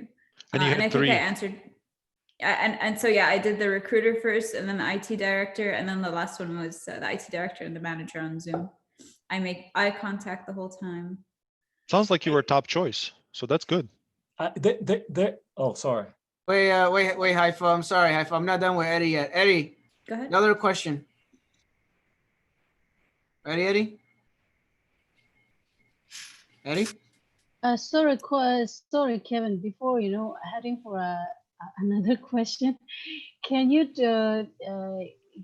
show us how to add a new distribution group which you were asking to Eddie? If that's possible. Yeah, can you show us that? Yeah. Yeah, let's share my screen real quick. So you go into the server itself, server 2016. You go into the start menu. You go to Active Directory, users and computers. And depending on the company, they have the groups. They have a distribution group folder or a different OU. Depends on the company. Every company is different. But in this case, we're gonna put it under users. So you would literally just right click on it. You hit new, and you hit group. And then there's security group and distribution group. So security groups are more commonly used for security permissioning. So like, for example, like a share drive, certain things. The security groups do a lot of different things, even group policy. But I don't want to get into that on this video. So you just hit distribution, and then you just call it whatever you want. Like I already have one here, by the way. So it's around here somewhere. I think it's called IT support. I'll make a new one for this one. So basically, you go into group, distribution group. We're gonna call it IT support, and then that's it. And now the group is there, and it's a distribution group. So the difference between a distribution group and a security group, distribution group is basically everyone's added to that group, and you could email that group. Basically, you could email that group. It gives you the ability to everyone that's added in that distribution group receives that email that's part of that group. Basically, a security group does not do that. A distribution group does that. So those are the differences, if that makes sense. And hopefully that makes sense. Hopefully I'm explaining it well, Kevin. Does that make sense, Kevin? I know Kevin's in this here. Does that make sense? And I think I looked it up. That you can actually make a security group that you can email to. Yeah, you have the option to do that as well. But normally in an IT environment help desk, typically they create the distribution group on Active Directory. And the second way would be if you go into the Exchange server and you open up your Exchange server on this, which I don't have it. I don't know if I have it configured. I probably do, probably don't. I'm gonna have to. I don't have it configured on this, so because I have 3 different labs. So basically, you go in there and then you hit distribution group, and then you basically create the distribution group in there on the Exchange server. So entirely how you do it, but that's basically how you would create a distribution group. Does that make sense? Yes, thank you. So basically, just create a group, and it was just a matter of creating a group and checking the box saying distribution or security group.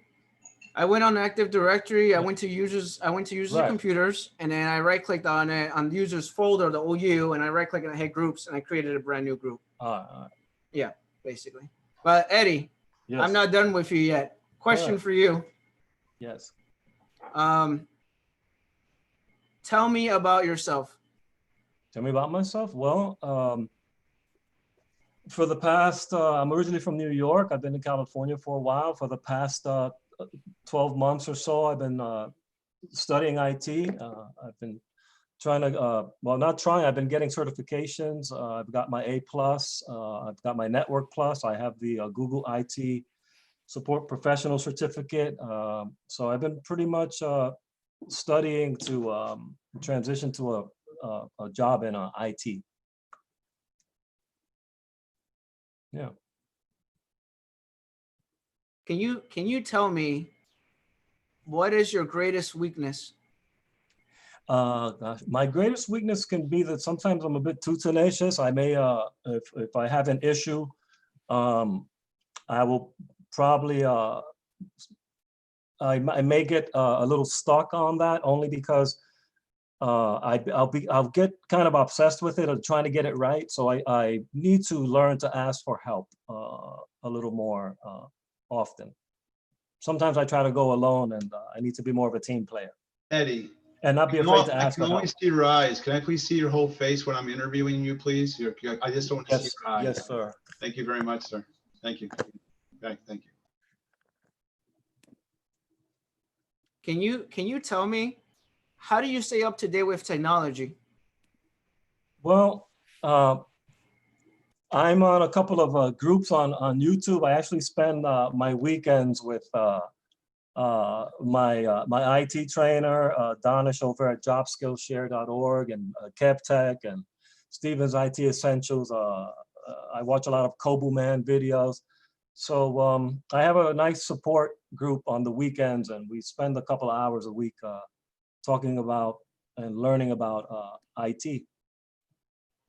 Excellent, excellent. Just because he mentioned me, that's all. Oh yeah. Can you tell me of a time you had to deal with a difficult customer? How did you fix it, and how did you resolve it? Well, I have many instances of dealing with difficult customers because I've worked in hospitality for a long time, so I've always been dealing with a guest, and so I guess there's a bit of it's a bit of an art because you have to kind of read the person and try to make them feel that you genuinely care about their issue and that you're going to do whatever you can to fix it. And if not, then you will ask for help from a manager or a supervisor. What do you know about this company? I guess the one that you're about to apply to, about to interview for. What do you know about this company, and why do you want to work here? I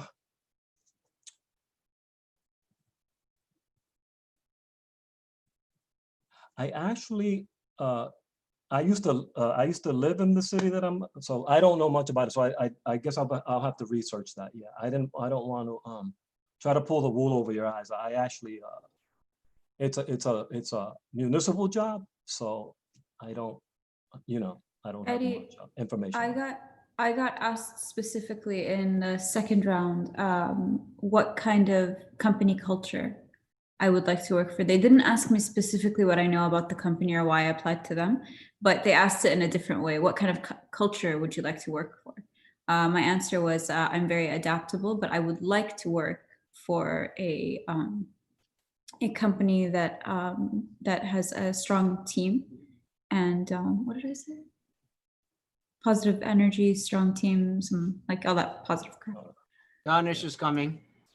The last time I was asked that, the last time I was asked that question at a job, it wasn't for IT, it was for another job. And I tried to feed them what I thought they wanted to hear. And the guy was like, we're the complete opposite of that. Thank you so much for your time. I was like, oh, okay. Oh, wow. So on the second interview, I will do some, no, let me write that down because I do need to figure out what the work culture is like at this place. I have no idea. It's a city job. I used to work in New York City for a year, so I'm kind of, maybe I can tie that in with my old job in New York City. I worked for a government job many years ago. I worked for New York City for a year as an engineer. So I'm kind of guessing the municipal jobs may be kind of the same. I guess that's gonna be part of my homework, is to figure out what. Good idea.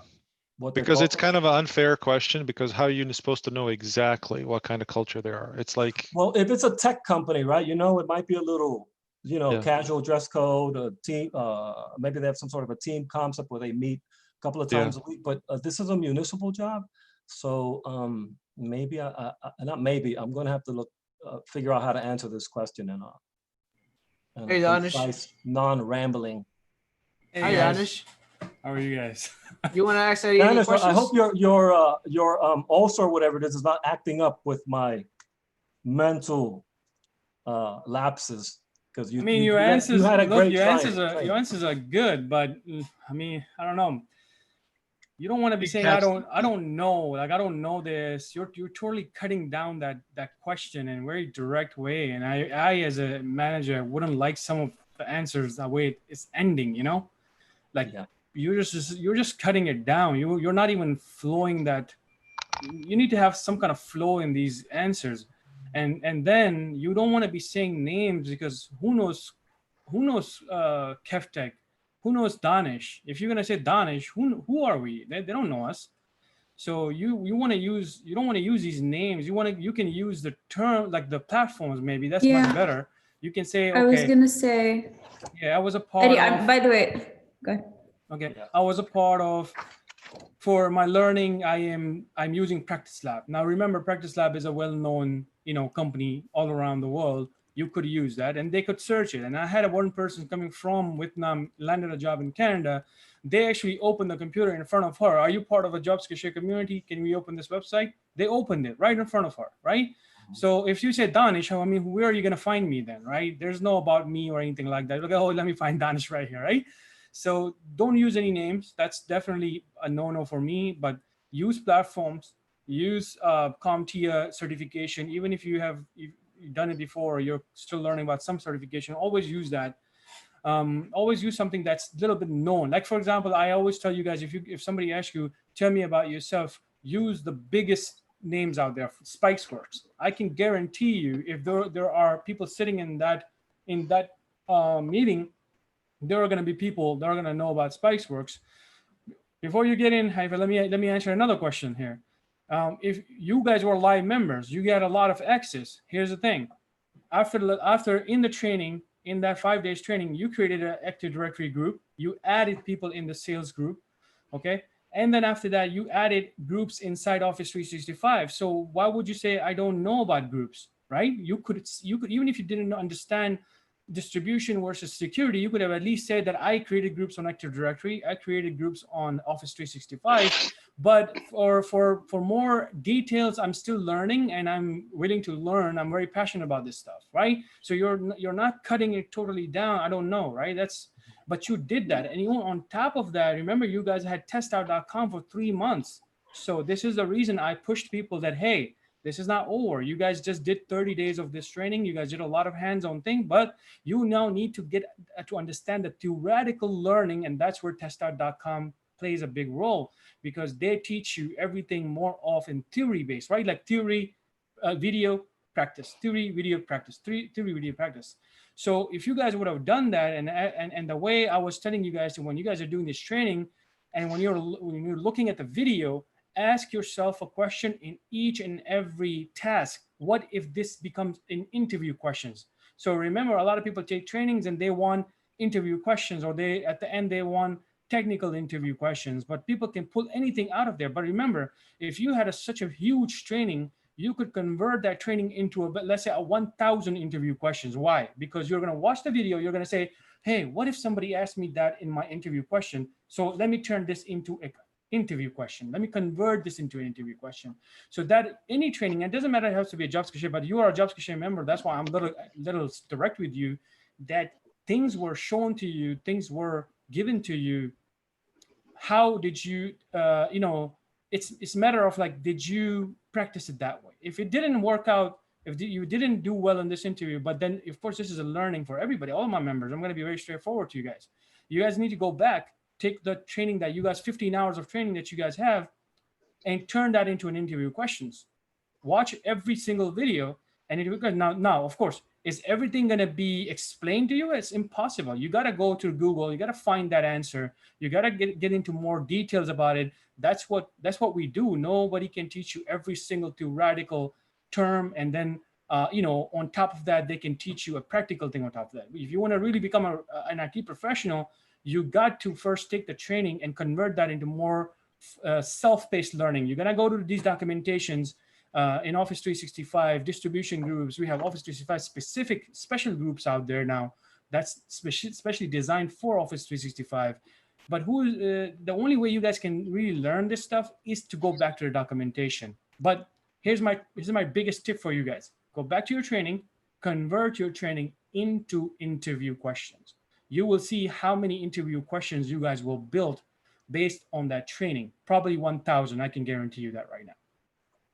That's why I was asking him questions. I thought he would know it, Danish. That's why I was asking him that. Because I know you do that training. I know you go over that. That's why I was asking him, like, how do you reset a password? Yeah, and that's not it's not a bad, like, the thing is that even if you ask me a question, even for my training right now, I will blank out and maybe I'll just say, hey, okay, I don't know about it, right? Or maybe I don't know. But remember, the flow is the biggest thing in interviews. Some people don't want to hire a person that is totally 100% smart or technical, an extreme technical thing, right? If they're going to be hiring you for entry-level positions, they expect you that you're an entry-level person, right? They want a person who is willing to learn. They don't want a cocky, or they don't want an egoistic type of person who's going to come out there going to say, I know everything, right? Then they don't want that for entry level. To be honest, I'm telling you something that internal that we all hate in IT. We don't want a person in level 1 to come and start messing around with my system where they don't know what they're talking about, right? So I don't want them to come into my servers and they know that they have learned some theories, they went into some books, and they have some good knowledge about theoretical stuff, and they can start messing with my system. That person is going to go away like in 1 month or 2 months. That person probably will get fired, to be honest. So the way it works is this. Think positive. Even if you don't know anything, don't cut the question down. Say that I'm passionate about this technology. I have been doing this stuff. I'm going to Office 365. I have some certifications from this platform. I'm a part of that platform. I'm doing my labs. But if I'm given an opportunity, I will do more certifications. I will. This is why I love this opportunity, because it seems like you guys are giving this opportunity, like in the companies. And Kevin Diaz asked you a very good question. Why do you want to work for us? And that's something, as soon as you got that first call from this company, did you do your homework? Did you go and start searching about this company, what this company is about? What if they are a company that sell meat, right? And you have no clue about that. You go to that interview and they say, hey, we sell meat. And you're like, oh, I don't know about meat. I'm kind of vegetarian. I don't like meat. And now here's the thing, it can go very different ways. So you got to understand, as soon as you get that call, the first thing you have to do is to go to that website and see what's going on. And that is where I told specifically the live members that once you get a call or get a job interview, you need to send me that description. And just what Haifa did. Haifa sent me that description. I went into their website. I found out that they were using ADFS. I already know what technology they're using. So Haifa had she had a little bit of more than other people. That's where she upper hand. That's where she went to 3 interviews in that company. But at the end, she was they didn't pick her. And I totally understand that from a manager perspective. They found a better person. That's it. They wanted a person who can do the job, or can they may not need too much training. Maybe they're in the situation that they need someone more experienced. Simple answer. There's really no bad and good in this. The good thing is that you guys learned so much from these interviews, from these rejections, that now you're gonna go back into this whole game, and you're gonna go very strong, because now you know certain things that you guys can fix. And even in our last session with Haifa did some mistakes. Remember, I was like, I didn't like those 2 answers. You could have done that even in a more better way. I don't know. This could be one of those answers that led that they made that decision. Does that make sense? But it could be totally that picked someone who had more experience, and that is one reality that we cannot do anything about it. By the way, I mean, you can only get better and better and better to beat your competition in your level. So a college student or a person who doesn't have a job, doesn't believe in our type of training, doesn't believe in Kevtech, like, I'm wasting my time with these people. You are way better than that type of people with that type of mindset. You guys are beating that competition. But beating a person who had more experience than you, no, it's not going to be easy. I mean, maybe you'll get picked against them, but it's not going to be easy. I'm being very real to you guys, right? I'm not going to give any wrong hopes right here. So Eddie, I was going to say, Donna, do you have any technical questions you want to ask Eddie or anything? Eddie, how do you find an IP address? We already did that. We go to a command line and type in IP config. All right, I'll pass you. You're on the job. You got your interview passed. All right. Eddie, I don't want you to think that I'm like giving you advice because I know what the hell I'm doing. I don't. No, no. But like they asked me a question like what was it? And Danish was like, "Oh, that's a good answer. You used COVID to your oh." Sorry, Kevin. I did it again. Oh. I used CVID to the thing to my benefit. Oh yeah, they asked me if so since the beginning of my training, if I've worked with network devices, and I said, oh well, so I started my live classes in January, and by the time I was ready to go into the office for my internship, we all switched out to remote because of what was going on. And so I wasn't able to handle like things with my hand per se. That's not the exact answer that I gave, but I gave something along those lines. They also tried to ask me a negative question that I turned very positive. I don't know if you remember it, Danish. Let me see if I can find it. I think you said something about how you were learning this before in your education, but then COVID came in and you didn't have an opportunity to go to the physical learning, and then you basically used the online opportunity to learn. Yeah, labs and simulations. Yeah. And you use practice labs and stuff like that. And then the other thing I wanted to tell you, and again, please, I'm not a pro. I like obviously didn't even get the job, but like I worked on this very, very, very hard, and I sent it to Danish a gazillion times, and everybody here knows that. But for my intro, I like literally wrote it out 17 times and like kept changing words until I got like the perfect one that I like. If I look at it now, I'm probably going to change something in it.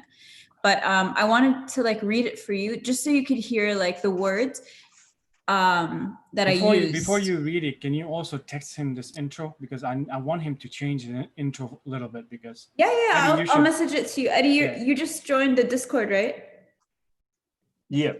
I'll type it out because I have it on, like I literally have it on notes. So I'll type it out and send it to you.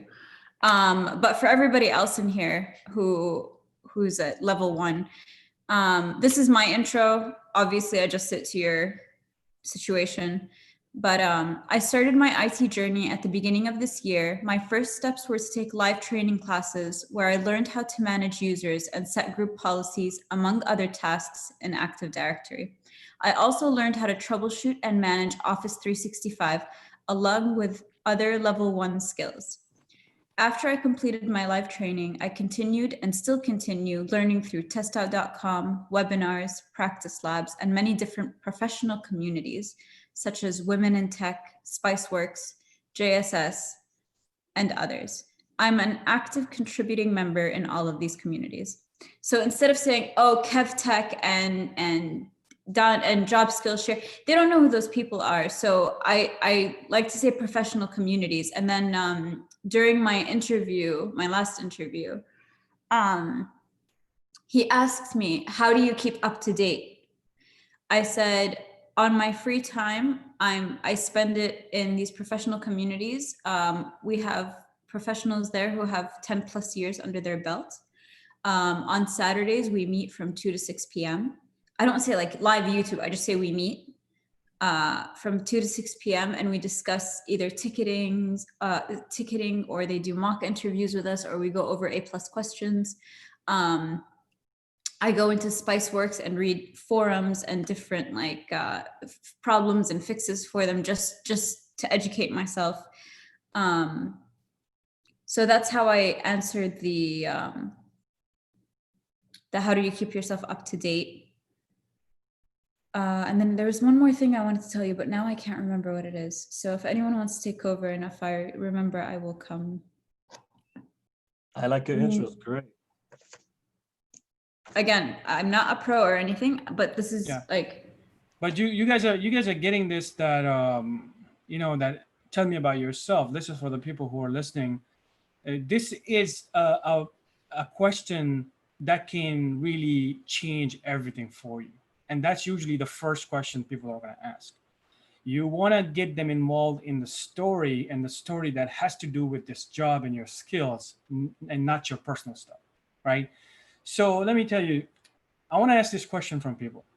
You guys know about Roberhoff company? What company?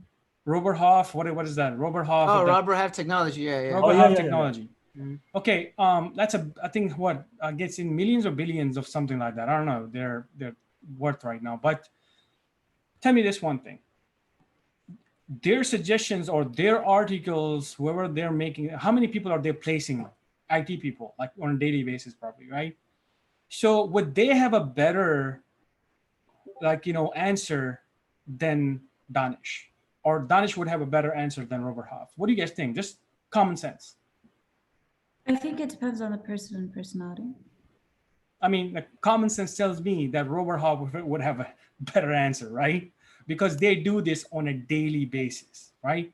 Right. So if you look at their articles, and that's what I like to do, I like to go to consulting type of companies and I like to read their articles. So if you guys don't like the way the presentation of what I am telling you, right?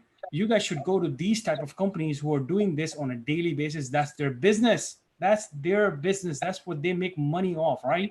So their articles are going to be well thought of, but it's not going to be so targeted. For you as a member, it's not going to be extremely targeted, but they're going to say everything in a broad level. So even if you go to their website and you just type Robert Half Technology, tell me about yourself question, exactly what you just said, Haifa, is what they are saying. Don't get too personal. Don't waste too much time. Don't make it too long, and target specific in-demand skills in your tell me about yourself.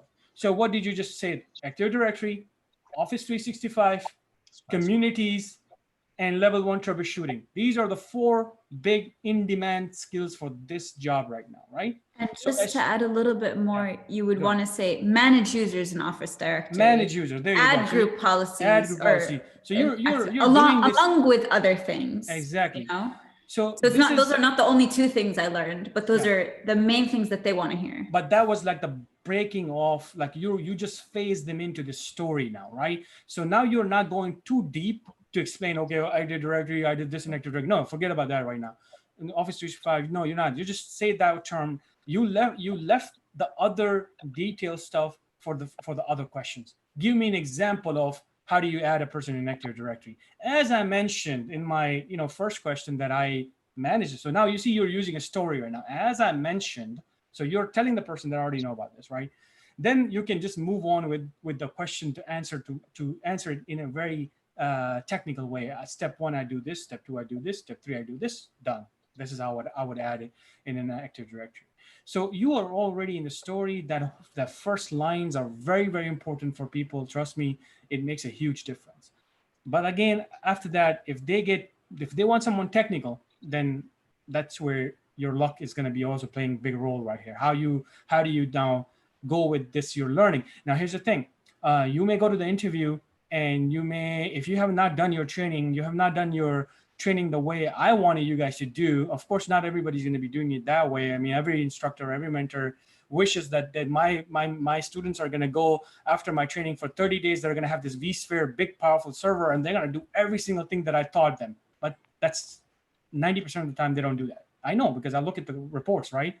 So they don't do that, right? So this is where then a person who have done it will have a better way to explain the technical answer versus a person who have not done it. And that's something you got to work on yourself, right? you got to go back and practice. It's that easy, right? You got to go back and practice. So then when you're talking about technical stuff, it comes out like very fluently and you're not shaking, you're not stopping, you're not blanking out. Wow. It's going to come out fluently. Does that make sense to many of you, or am I just going left and right now? Makes sense.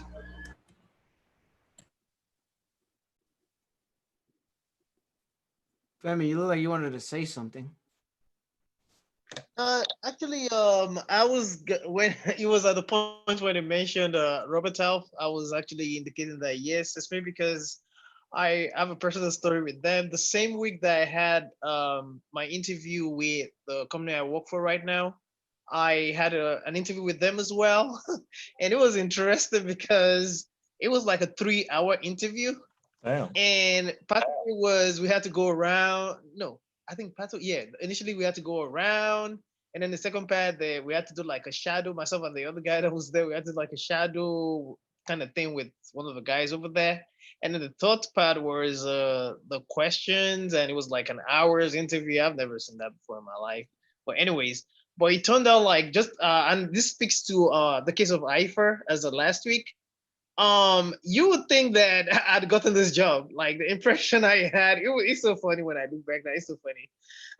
You think I'd gotten this job, but one thing I took from it, well, again, and this also speaks to Eifer, was that I mean, sometimes it doesn't matter that you didn't get the job or whatever.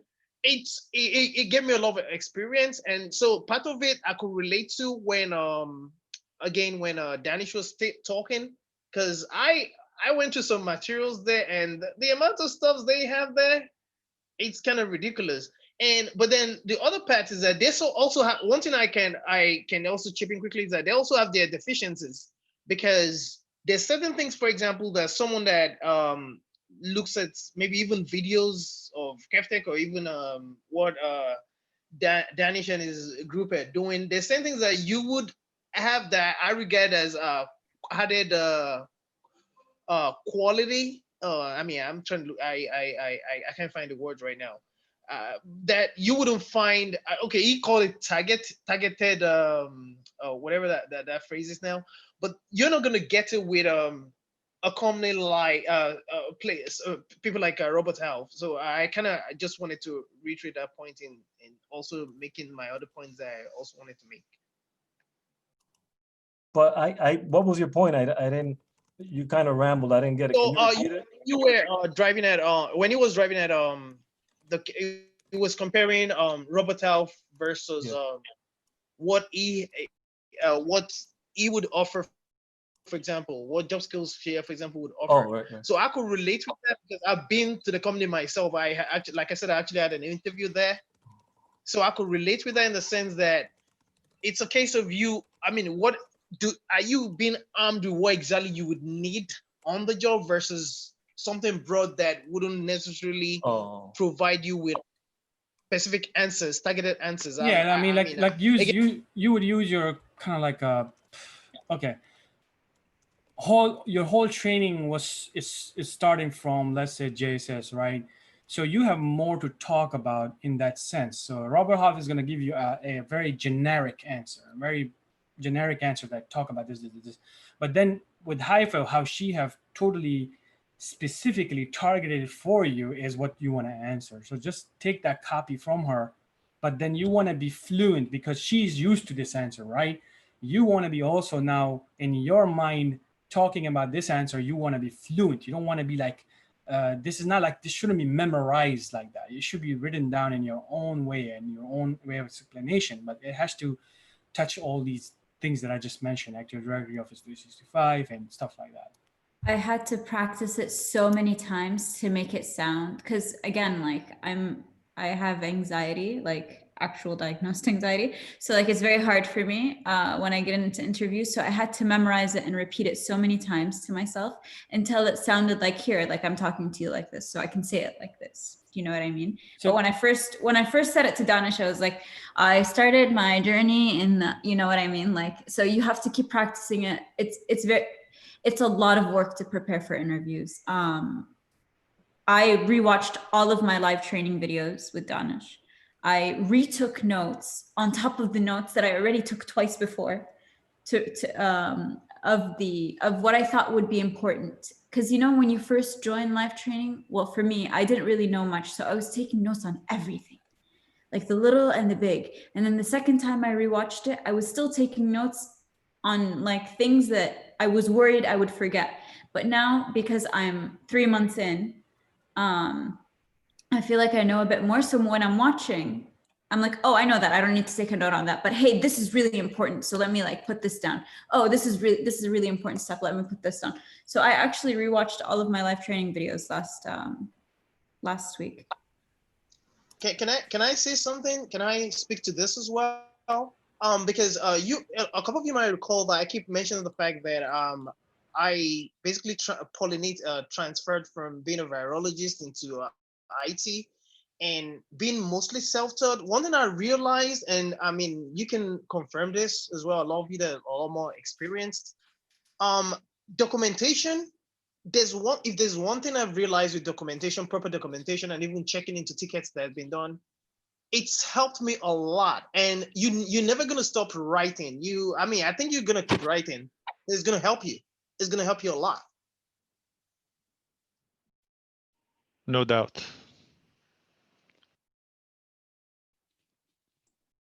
You want to say something? Eddie, you may get a common, and I don't know if you guys touched that. Just agreeing, that's all. A user's calling you, and a user's calling you, and they cannot RDP to their work machine.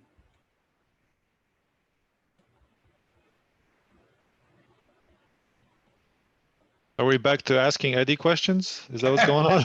I just want to ask. I'm kind of. Oh, okay. Yeah, this one question is something that I think now, as in this whole pandemic, you'd think that people would throw that to probably every single technician out there, because what are we doing right now? Most of us are doing RDP, right? Eddie, I can't get on my computer. Can you help me? What's the issue? I can't RDP to my computer. Oh, I thought you said you didn't connect to your computer. Is that what you would say to the customer? Come on, professional. So if I may, real quick, just to kind of add to this whole thing about interviews and all that, I want to talk directly to the people who are actually doing the interviews. During the interviews. So the interviewer, if any of them are watching, I just want to ask you, please stop putting people in uncomfortable positions where, for example, you would ask the same question, but word it differently, but it will be 5 questions down.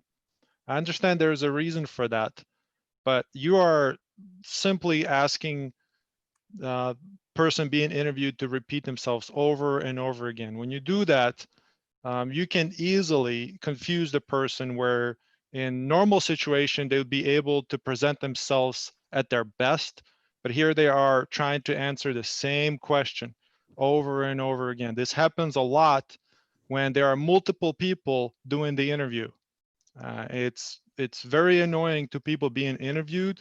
So I just want to, kind of at least ask and plead that if anybody here watching is doing the interviews, please try to put less pressure on people being interviewed, because sometimes they become so nervous and agitated that they can't really present themselves, and you could be missing out on a really, really good employee.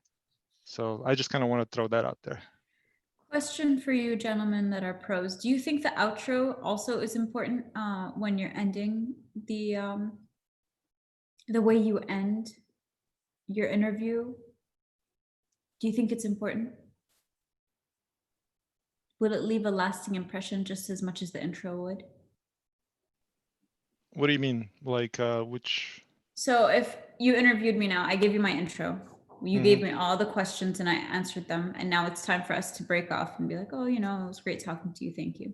Do you think the outro is just as important as the intro? Well, sure. You got to keep the same impression all the way through, but you don't have to overthink it. You can just say thank you for your time, and that's it. Thank you for your time. Thank you for the opportunity to speak to you about this role and your consideration. I'm really enthusiastic about bringing value to your team. I feel like adding something like that into it kind of pushes your personality sure a little bit more. Oh, I mean, showing enthusiasm is always good, you can say things like, I'm looking forward to opportunity to actually show, or share my expertise with your company. But in my opinion, just keep it in my opinion, I would just keep it short. And yeah, that's definitely okay. Or maybe just show enthusiasm. But I think, and I think you mentioned that in the Discord before, sending a letter, thank you letter, after an interview is even more important, because that way it gives you more of time to actually say exactly what you want. But at the end of the interview, I think it's, as long as you show very enthusiastic interest, but not overly fake sounding or anything like that. I think what Kubuman is saying, Irvin, is be natural, right? Just like when you meet people in in a It's really gathering. nice to meet you. In a Okay. gathering, nice to meet you. It was so much fun. So in a professional manners, you're gonna try to use, of course, those terms, and just end it, but not like overdo it or show like I'm so excited, oh my god, and spend like another 5 minutes trying to. Yeah, I was gonna wanted say to Sorry. No, I was just gonna say just in your. Oh, you go. Sorry, Kevin. I was gonna say before I forget, there's a science or a specific way to write a thank you email, by the way. It's not just like thank you for your time and stuff. I can share that on Discord, the link that I found on Discord. It was really, really helpful, but basically, if I'm not mistaken, it was to mention their names, thank you for, and thank them for giving you the opportunity to apply to a specific position at specific company, and then mention something that you guys talked about in the interview, so they know that it's like not a what's that word? Let me correct it, because in the first reply, remember I told you that in the first reply, That was too much, yeah. In the first reply, what you did was you didn't reply. That we corrected that. What you did is that you kind of pushed them. That someone wrote that for me, by the way. Yeah, you kind of push them that pick me, or I am picked already. And I say to you, change these wording. You're just implying to the manager that now you're putting him in under pressure, and that person will not take that positively. Like, I did not even call you. I did not even give you any hint. And your answer is saying that I'm so happy to be a part of your team, right? Yeah.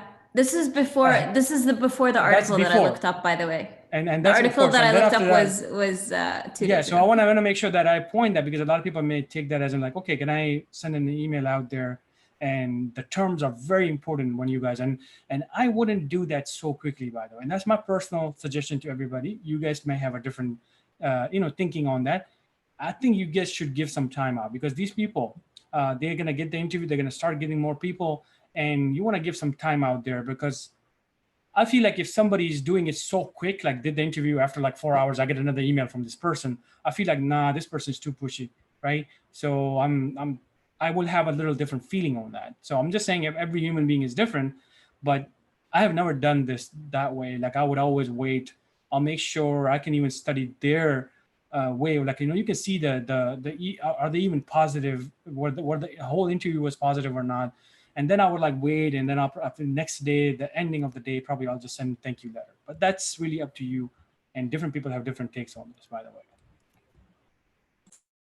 Yeah, what I was just gonna say earlier was, remember, it's not an essay. You're having a conversation with a person. It's an interview. It's professional, but you're still having a conversation. So you don't want, like Donna said, you don't want to sound fake. Just and then naturally, thank you for your time. And then if you want to say something like that, you can keep it for your follow-up email or whatever.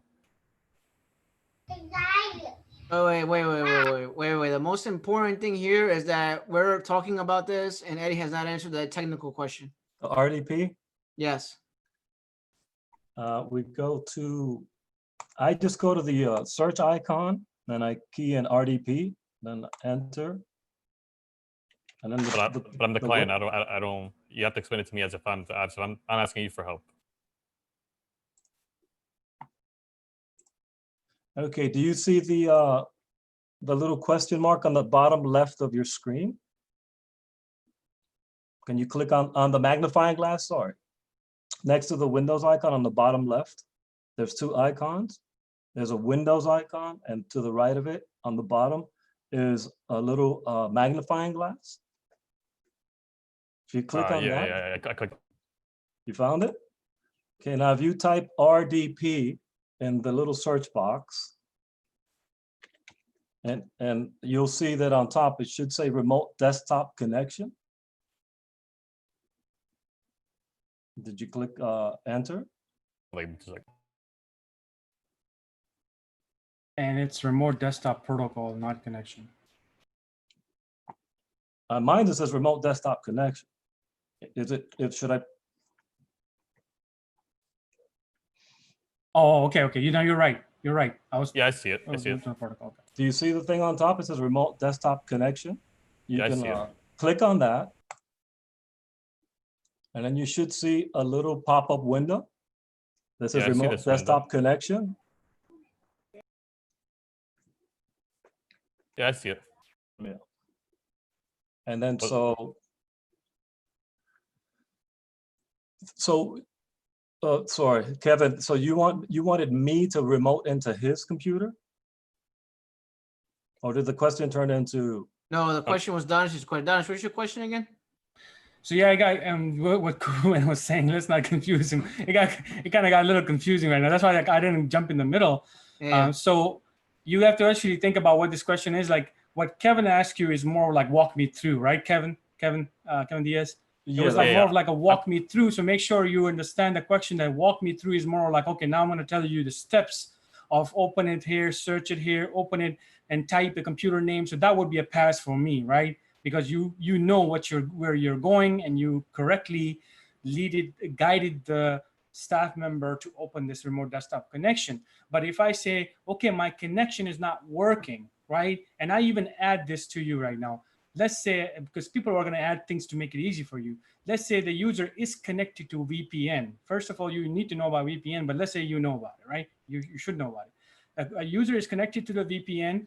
A machine is on in the office, and I say that the user is complaining about they can't get to the RDP, and the RDP is not working. It says the connection cannot be blah, blah, blah. It can't connect. So, and they already tell you, they're going to give you all these details, right? So this means they're going to cut down on the gray area. That is this going to be this question or that question, going back to Kubuman question. Some people may not even want to confuse you, just like what he's saying, right? So they may just give you exact answer. Computer is on. Computer has its connection to VPN is working. Computer is on. So you already know that you're not going to give any answer. Shut down the computer, restart the computer, all that kind of stuff goes away from here, right? So that he's just simply asking you, why is this connection not working? There is no perfect answer, by the way, but it got to be some answer that makes more sense, right? Okay, so we got there, and I put in my computer name, like you guys told me in the documentation, but now it says that I can't find my computer. That doesn't belong to the specified network. What can I do about this? I need to do my work.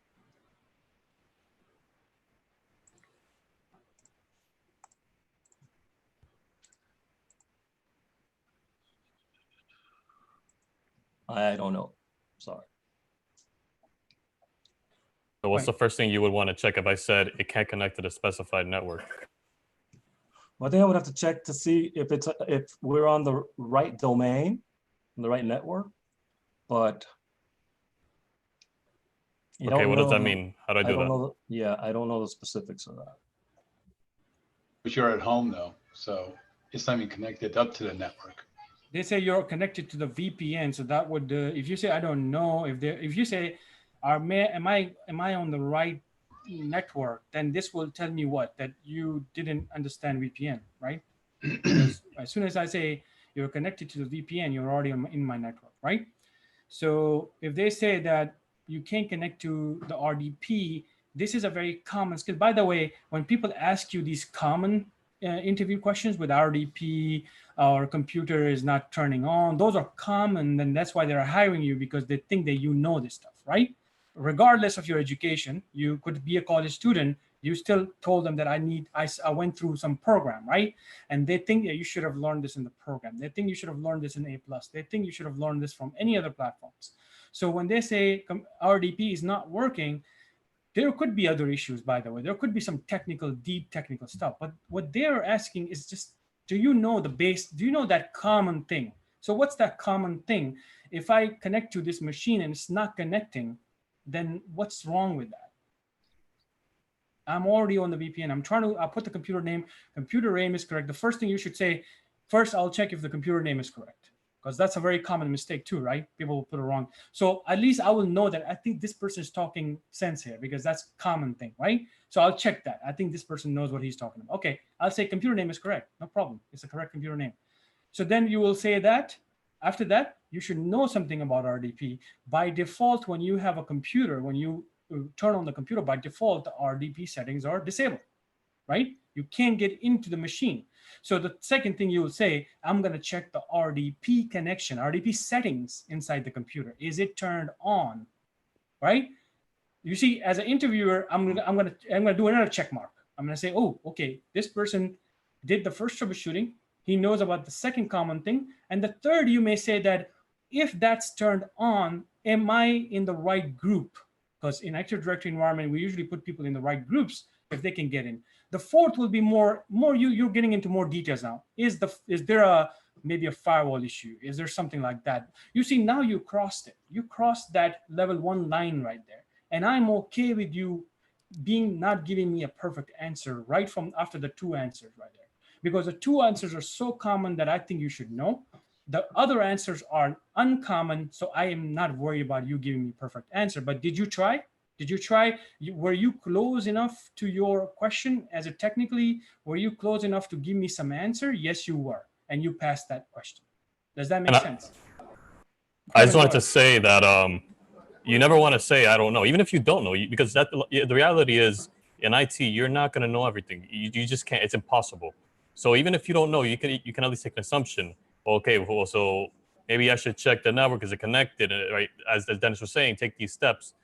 General steps. It doesn't have to be specific. I'm gonna go and open. I'm gonna trace this thing. You don't have to go that in depth. You just say something general that makes some kind of sense based on what you're trying to achieve.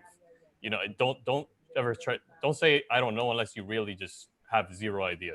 At least try, because that's really what the job is. You try something, you Google it, you try something. Does it work? No, it doesn't work. Try something else. Or ask to be honest, you should bring back. You should bring back that training. If you totally don't know anything, right? Bring back that training. You said I did something, exactly the same thing, but I forgot that specific settings. You see, now you are putting something in their mind, like, oh, you know what? I think is he talking about the same thing that I'm talking? You see, now you're playing with their mind.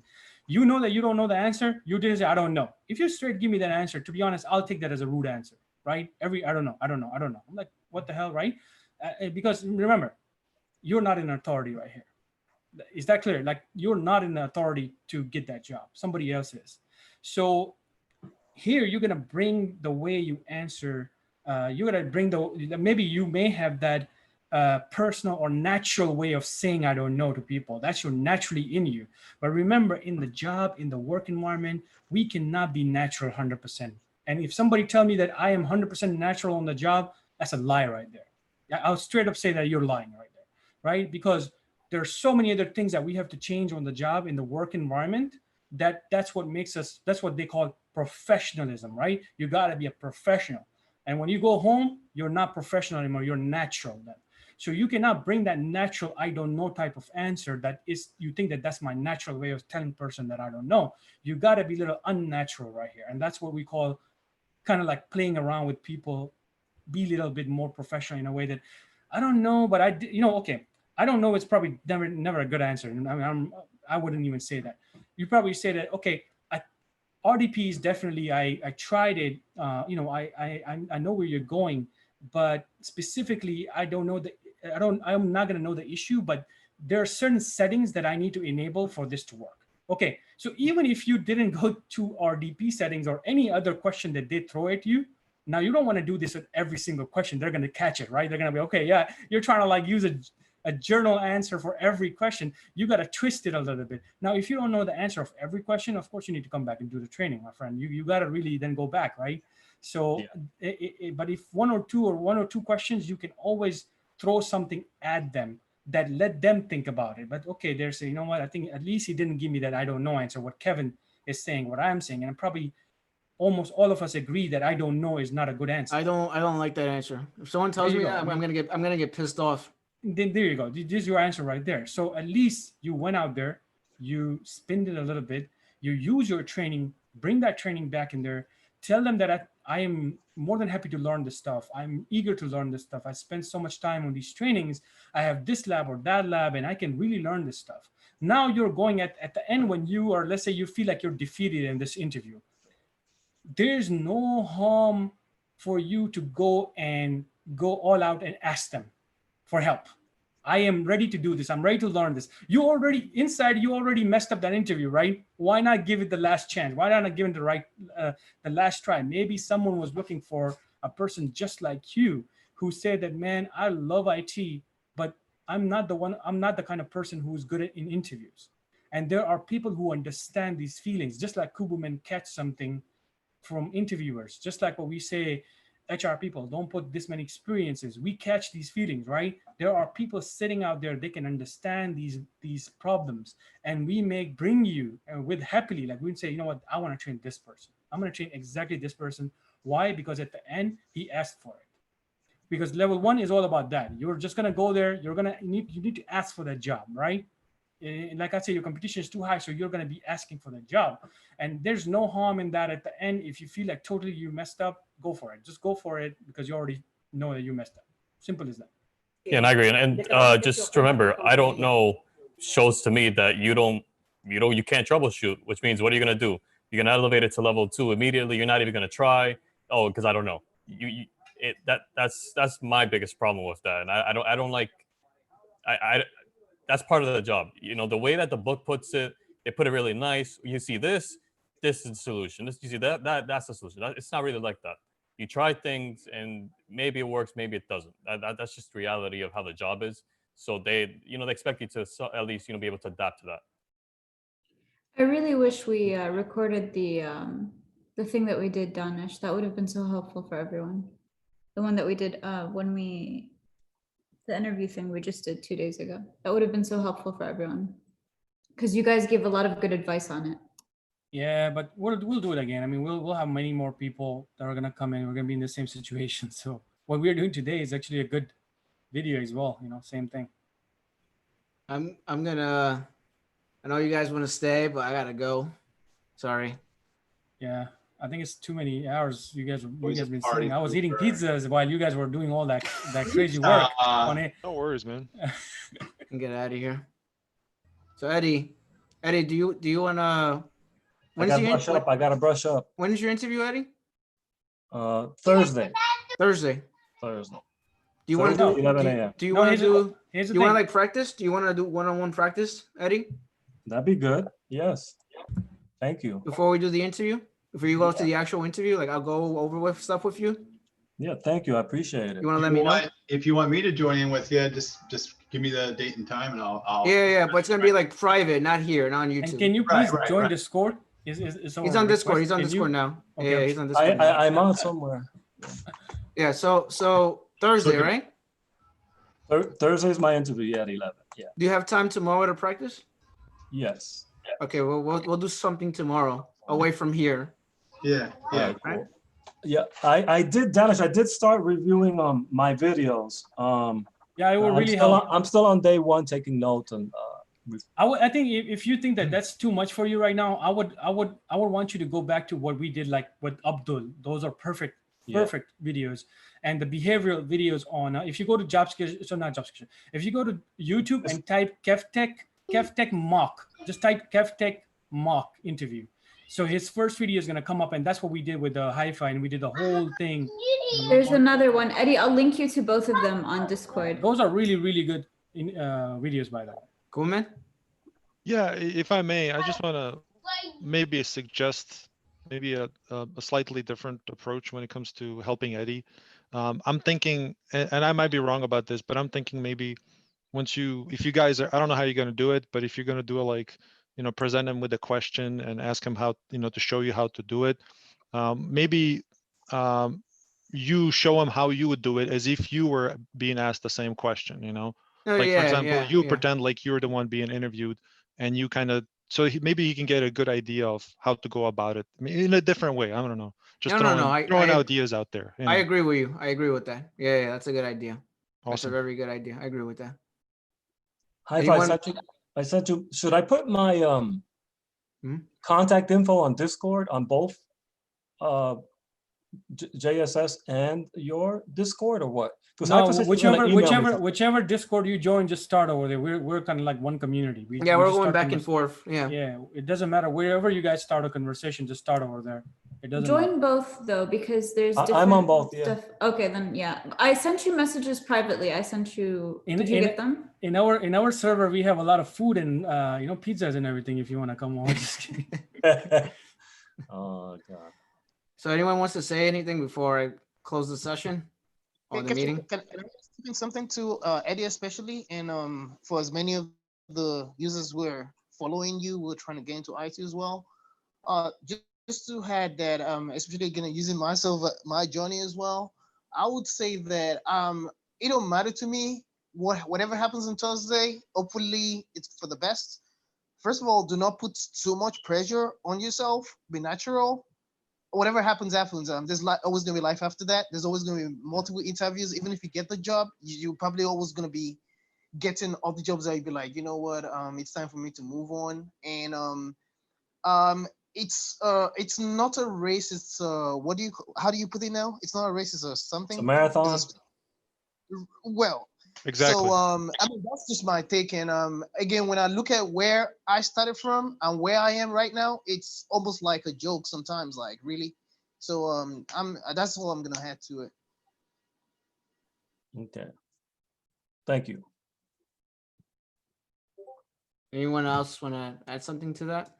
You can do it. Before we go, can I say the special chat- thank you? Can I say special thank you to the new people that joined, like Kevin Diaz and Thank the you, Kevin. other Sandra, Everyone you know, else. Ilan, and so many. Femi, you're always welcome, and the new Sykes, Dara. I really want to say thank you to you guys, because this is really amazing that you guys are putting that kind of effort with us and joining us, and especially thanks to Kevtech for providing a platform like this to really help us out. So thank you so much for that. Oh, thank you, everyone. I appreciate it. In the chat, I put both the Discords, and then I put the first mock interview we did on the Job Skillshare Discord? YouTube, and then on Because the I Job paid Skillshare her YouTube. $10 to put my No, because link that was first. because that's the one we did first, and then I put the second mock interview that we did on Kevin's. You'll see, like, if I was in both of them, so you'll see the difference even in the answers, and then they helped me so much walking into this interview, because I would have walked in like an idiot otherwise if I didn't do those mock interviews. So thank you to everyone here. Don't say that. No, I really would have. No. Anyway, guys, you wanna I'm gonna get off. I guess I'll be on Discord if you guys need me. I'm gonna be on Discord. Cool, man. Always a pleasure to have you here. Kevin as well. Thank you. Femi, Thanks for having and me. everyone else. It's always a pleasure to have you guys here. Danish, Steven. Thank you, everybody. I'll learn from this and get better. So that's all, That's all it's about. Kill the interview process. Kill it. All right, guys. You guys have a great Saturday. You have a good day. Stay safe, and we'll continue the party in Discord if you want to go on Discord. All right. Bye. All right. Bye bye. Take care. Thank you guys for joining. Appreciate it. Bye. Bye. Bye. Have a good day. Stay safe. Oh my God. By the video you guys are talking about getting I'll dance too. All right. I end the video with me dancing. All right. Fine.